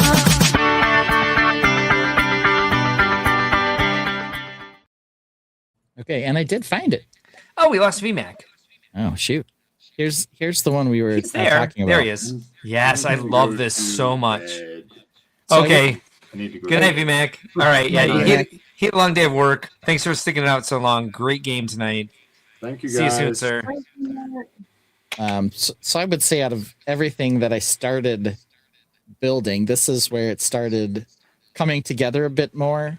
And like the dead tree over here looks far more intricate than the one in that last build. The photo taking was a lot better. That's part of what you learn too as you progress. Camera technology is a little better too. But this was kind of my first attempt at building something kind of rickety. Cattywampus, if you will. Yeah, turned out pretty well, all things considered. Yeah.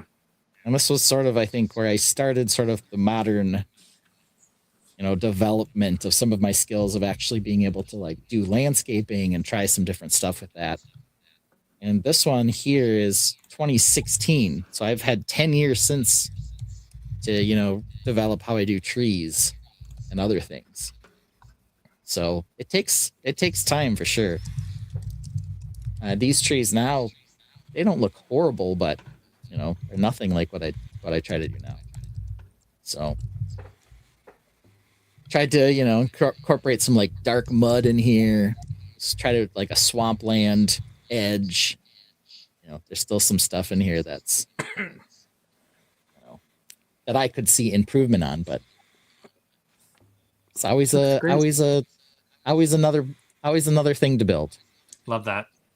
So that was one of the first mocks that like really spoke to me. I didn't know it was you, and I saw all the green water, and I was like, I love this. That's where I apply this word all the time, like the transcendence. Like it was a transcendent place. I wanted to go there. I had never imagined such a place and wanted to like explore it more. So yeah, it was one of the first mocks that like really spoke to me in that way. And it was I didn't even like you at the time. No, you didn't. No, we were not buddies. All right, it will be done. Says you guys are great builders. Seeing you on Lego Masters would be awesome. Probably won't happen. It's got a lot of kiddie humor, but I think you guys would do great. Yeah, if it had different producers, I think so. Yeah. All right, are we ready for close calls? So ready. All right, first up. So Bethany Wright, who you saw on the video earlier, who also did our Make Minifigures Move presentation last year on our YouTube channel. She does the workshop every year at Brickworld Chicago. She's doing 2 this year again. She would like to join the Mad Lib collaborative display, which yes. we should do a live stream just based on catching up with everybody to make sure that they're all still coming, that they know that I've requested display space. I should check in with the Discord. We're all talking about it, and at least go over everybody's assignment at some point on the live stream. We want to know for Bethany's Mad Lib entry, she needs something random. I came up with these 3. They're not random. I chose them specifically. But you guys tell us, what is Bethany's build going to be? Out of these 3, you guys, what do you think? And Linnea, let's start with you. These 3 topics for Bethany's build. What would you want to build out of these 3? Number 2. The other crowbar. I'm so Linnea votes 2. Chris votes 3. No. Actually, my vote would be number 1. I was saying for Linnea because the whole crowbar thing. Yeah, it will be done. Also wants the giant vine. Hey Ben, what about you? Out of these 3, what would you want? I think I know what you want. My goodness, I want axolotl blindness. Of course you would. Yeah, I thought so. I think it's the easiest one to explain, and it doesn't really need explanation. It also can use movement. Her interpretation of that. Yeah, same. Yeah. Well, see, that's what I was looking at with the stupid giant vine, was the amazing creation she could do with a active moving vine. Something winding. Gosh. Yeah. Oh yeah. I think all of these would do well for her skill set. So for sure. Out of all of us, she has like the best advantage for creating something awesome, because ours were completely randomly drawn off of all jokes. So but let's see where we're going with right now. Axolotl blindness is winning, and we've got just a minute and 37 seconds left. So that's a minute and a half for us to talk about stuff. This has been kind of I guess I would say, looking at this for Bethany, the only. Never mind. I feel great about axolotl blindness. Okay, I'll leave it at that. Yes. I would say like the one that wouldn't probably work would be the other crowbar. Like we can actually, if we told her what it was about, she'd probably create something amazing if that was what she got. Sure. Sean and his offspring says, "Oh, I didn't know there was a collab in over my head already and shouldn't join. But can we join the Discord channel to spectate?" Yes, of course. The link to join our Discord is in the description of this video. If you tag David Turner at David Turner, Brickworld staff, he will get you in the channel that you want to get into. Ask him if you can get into the Tainted Mad Libs collab channel. Copper Valor is back. We certainly are. We're getting to an Animal Crossing question. We always try to add one. This week's is kind of weak. This WEEK is kind of WEAK. But I was trying to get one in there, and we have 5 close calls altogether from me. So I don't know where Ben was going with this. I love this question, though. Hi again. Are you still on? Yeah, you're commenting, and you see us live, right? 10 seconds left on this, and Stupid Giant Vine is now winning. What? All right. Oh, we convinced her. We convinced them to give her the stupid giant vine. I will have to send her the video, which we can play here tonight. But I think it's a 7-minute video, and I don't think we should do that. So it's over, and Stupid Giant Vine wins. So she gets Stupid Giant Vine. Look at that. Right. Buy membership. No, I live here. Fine. No. Cherry picked one for her to be awesome at. Yes. All right. So next close call. Which is better? This is not really a question, you guys. I will only give this 1 minute. Start a poll. Which is better? Wow. A, minifigure. Duh. This can't be a serious question. It's not. Weird blocky piece of crap. That was the first smart brick. Yeah. Chris talked to us about that, actually. Didn't they do some research off of the Mario sets? They did. To figure out how to do smart brick, yeah. Yeah, some of the technology that's actually in the Mario figures, they went a little overboard with the screens, the animatronics with it, with the eyes and the mouth and all of the stuff that they put into it.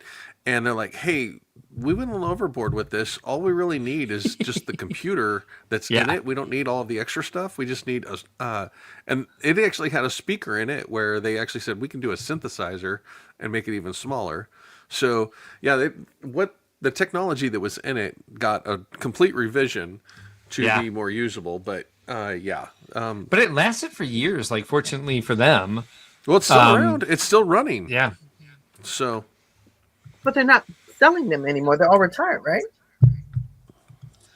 They're still on shelves. Yeah, they're still out there.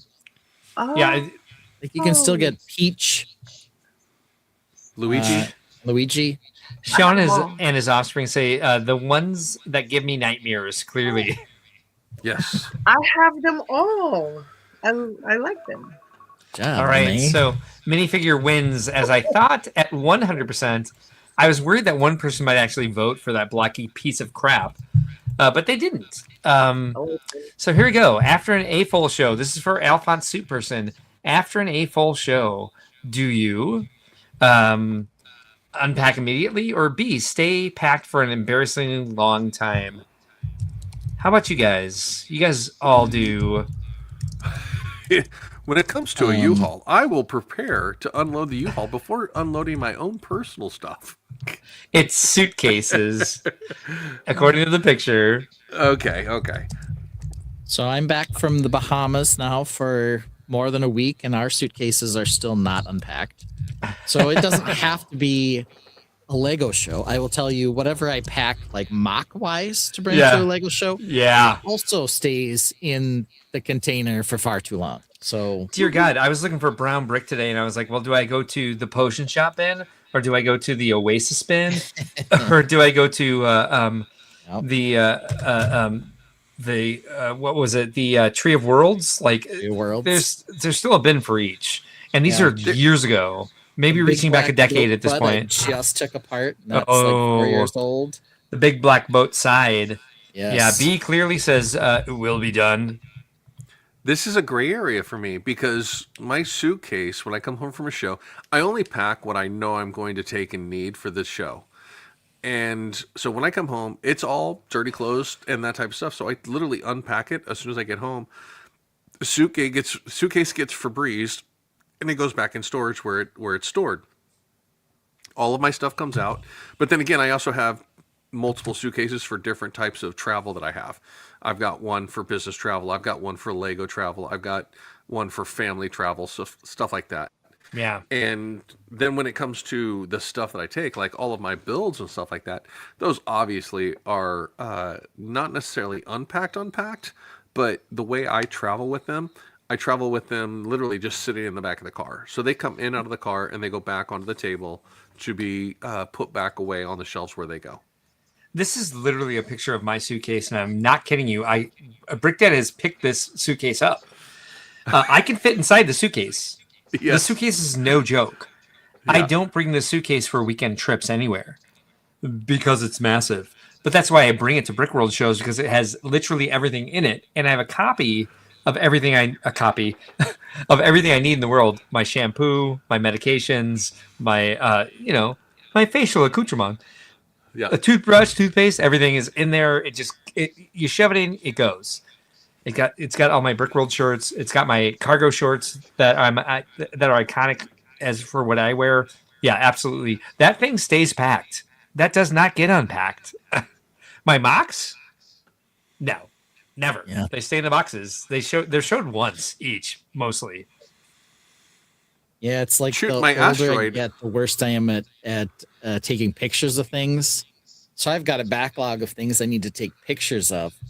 And I won't have any pictures until like 4 months after Brickworld. Yeah. And then I'll post pictures of things from last year and maybe 2 years ago, actually. Yeah. And I'll just like have like a week where all of a sudden I have, a new post on Flickr, on Instagram and Flickr every 4 days or whatever. And then nothing for the next year again. Lene, Part of that is because all my stuff's packed and I don't unpack it until I need to put new stuff in the bins to bring to Brickworld the next year. Papa Rex says it's like Tom Hanks's luggage and Joe versus the volcano. Lene, how about you? What's your habit with this? B, yes. I did a show in September, still in a box. All right, so 60% of the Tainted are not on the same page we are. They say they unpack immediately. Wow. They're fibbing. Right? All right, let's see what's up next. It's our Animal Crossing question. Which Animal Crossing figure would you rather see? And I asked ChatGPT to come up with 2 random villagers. So I'm not sure you want to see either one of these. But that's not the game. It's between these two. You have to pick one. Can I say this isn't close for me? Yeah, which one is it then? Oh, Ketchup, 100%. Really? Why is that? How adorable is Ketchup? That is Actually, the cutest she- I have ever seen. I love her. Ketchup is super cute. Yes. Lucky looks badass. Says it will be done. I mean, Lucky looks like a mummy, which is kind of confusing. I would say, talk to me about Lucky. Yeah, because people love Lucky as well, but Lucky is wrapped in bandages. Moon Knight. And if you give him, he's a superhero. If you give him a hat to wear or glasses, he wears them over that. You never see his actual face. Lene, you actually play Animal Crossing like more than Brick Dad or Ben does. What do you think about these 2 figures? Ketchup all day. You're also Ketchup, all right. Yeah, I've had my run-ins with Lucky, but Ketchup is a cutie. Ketchup is a cutie. She's a peppy too. She seems to be one of the more popular Animal Crossing characters. I don't know about that powder blue dress with that tomato soup skin, but Algoff says Scary Joe, cool, love it. Yeah. Yeah, cool. I do hope, I know we'll be seeing at least one more Animal Crossing SKU in the series. Besides a polybag. Hopefully more. Yeah, we do have a big set coming in August. They're not poly bags anymore. Sorry. Paper bags. Paper bags. Paper bags. Just bags. Bags. They're I'm still gonna call them polybags. Lucky equals the return of John Wick's dog. Yes.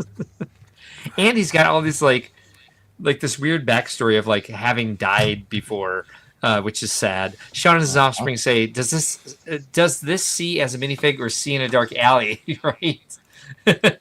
Which would you rather see in a dark alley? No, that's not the game. Yeah, I do hope to see more Animal Crossing figures. It would be neither one of these, to be honest. But if I had to pick one, it would be Lucky. Because I do like the lazy personalities more than I like the peppy or normal, whatever she is. Maybe she's snooty. I don't know. Not big into the ducks for some reason. Oh, that duck is so cute, though, man. But Lucky is iconic. Yeah, okay. If you play the game, I think that's the one you run into more often. That's the one people like more often. But if someone's gonna like a duck, they're gonna like Ketchup. Yeah, I couldn't see why. This is the one image I can convince ChatGPT not to put a tomato stem on her head, which doesn't appear in the actual character. But ChatGPT insisted her head was a tomato. I was like, finally, I got rid of it by telling it, please don't do that. Do you think that never worked for me? Do you think Lucky got hurt and he's actually Snoopy in disguise? Ooh, I don't know. He might be a beagle. Oh, that's really sad.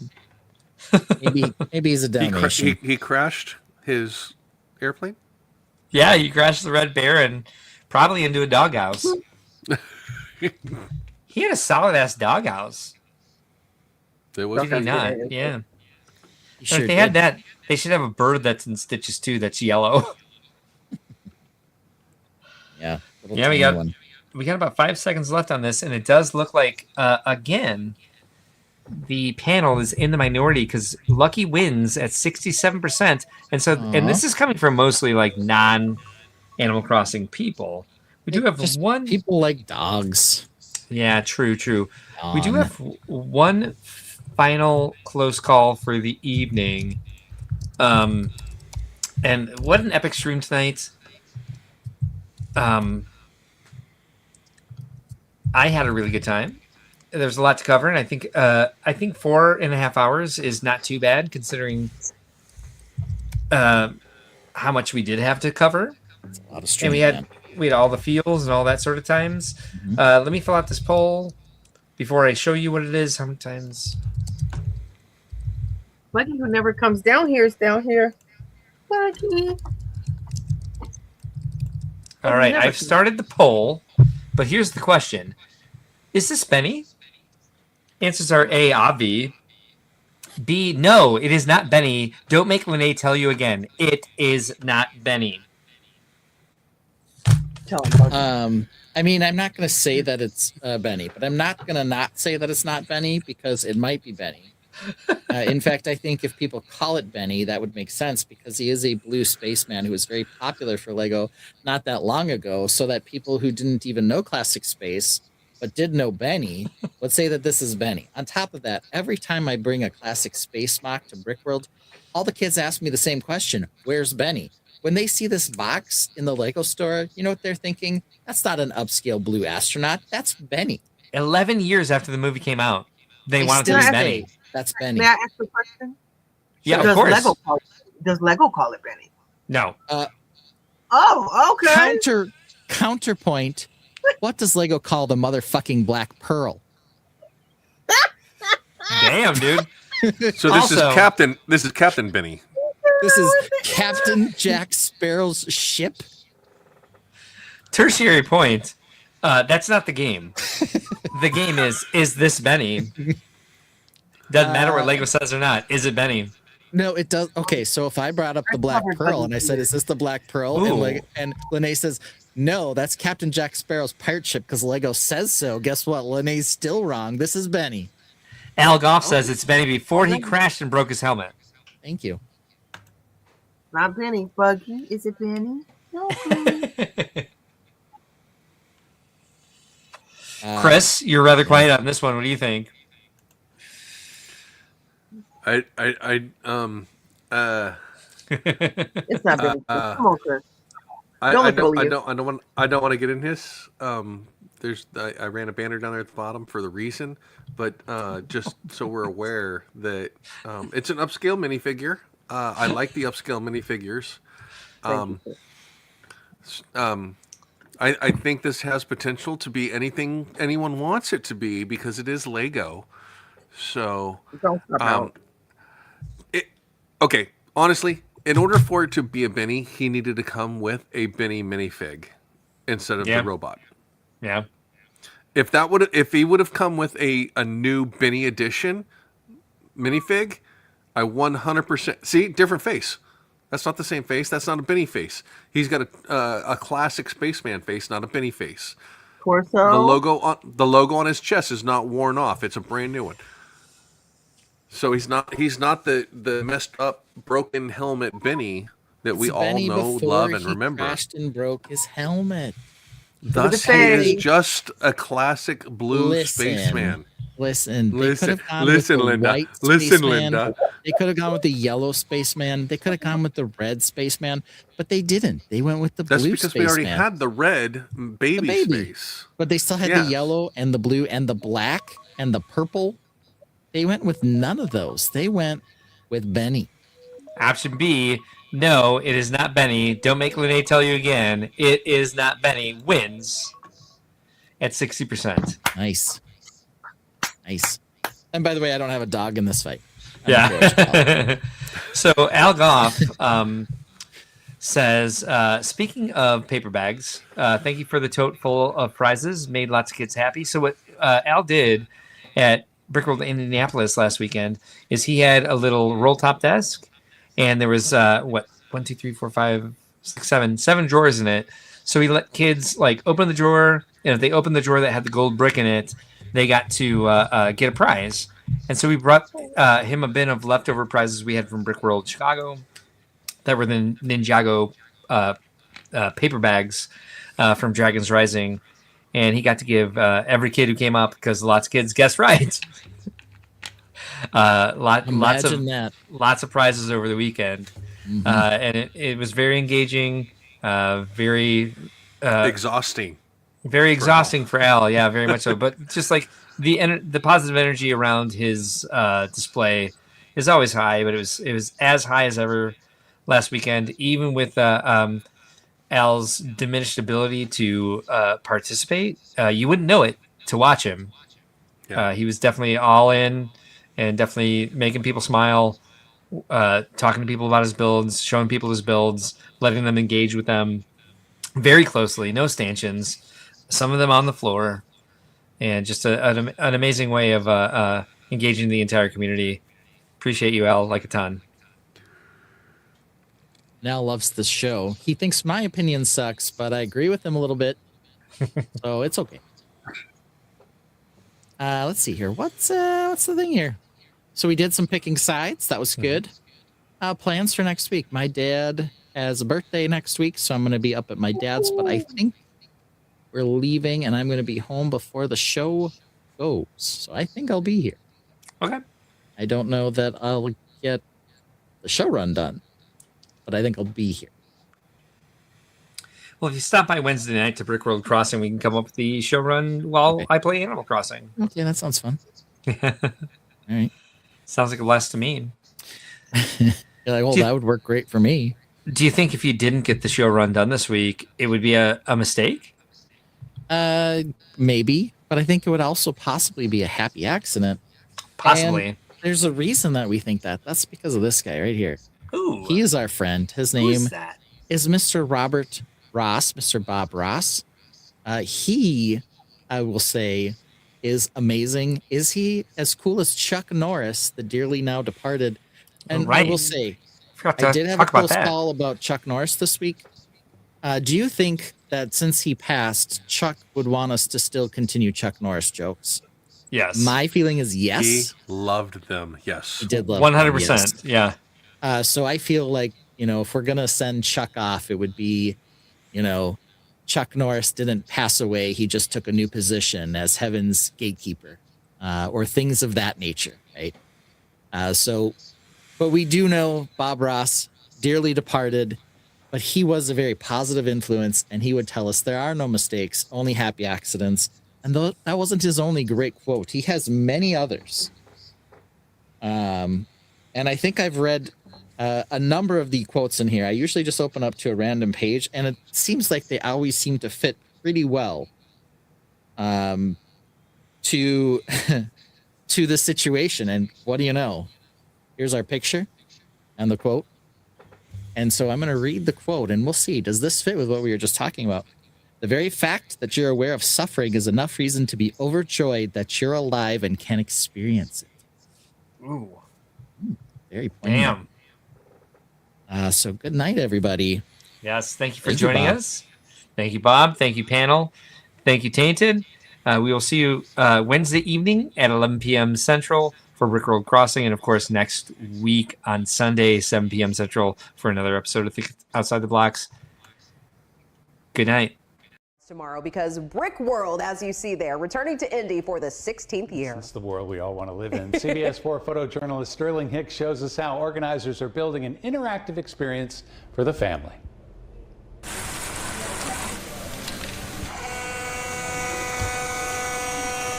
Right now, today, we are setting up 65,000 square feet of original Lego creations and displays. You're gonna see what goes into creating artwork with Lego brick as a medium.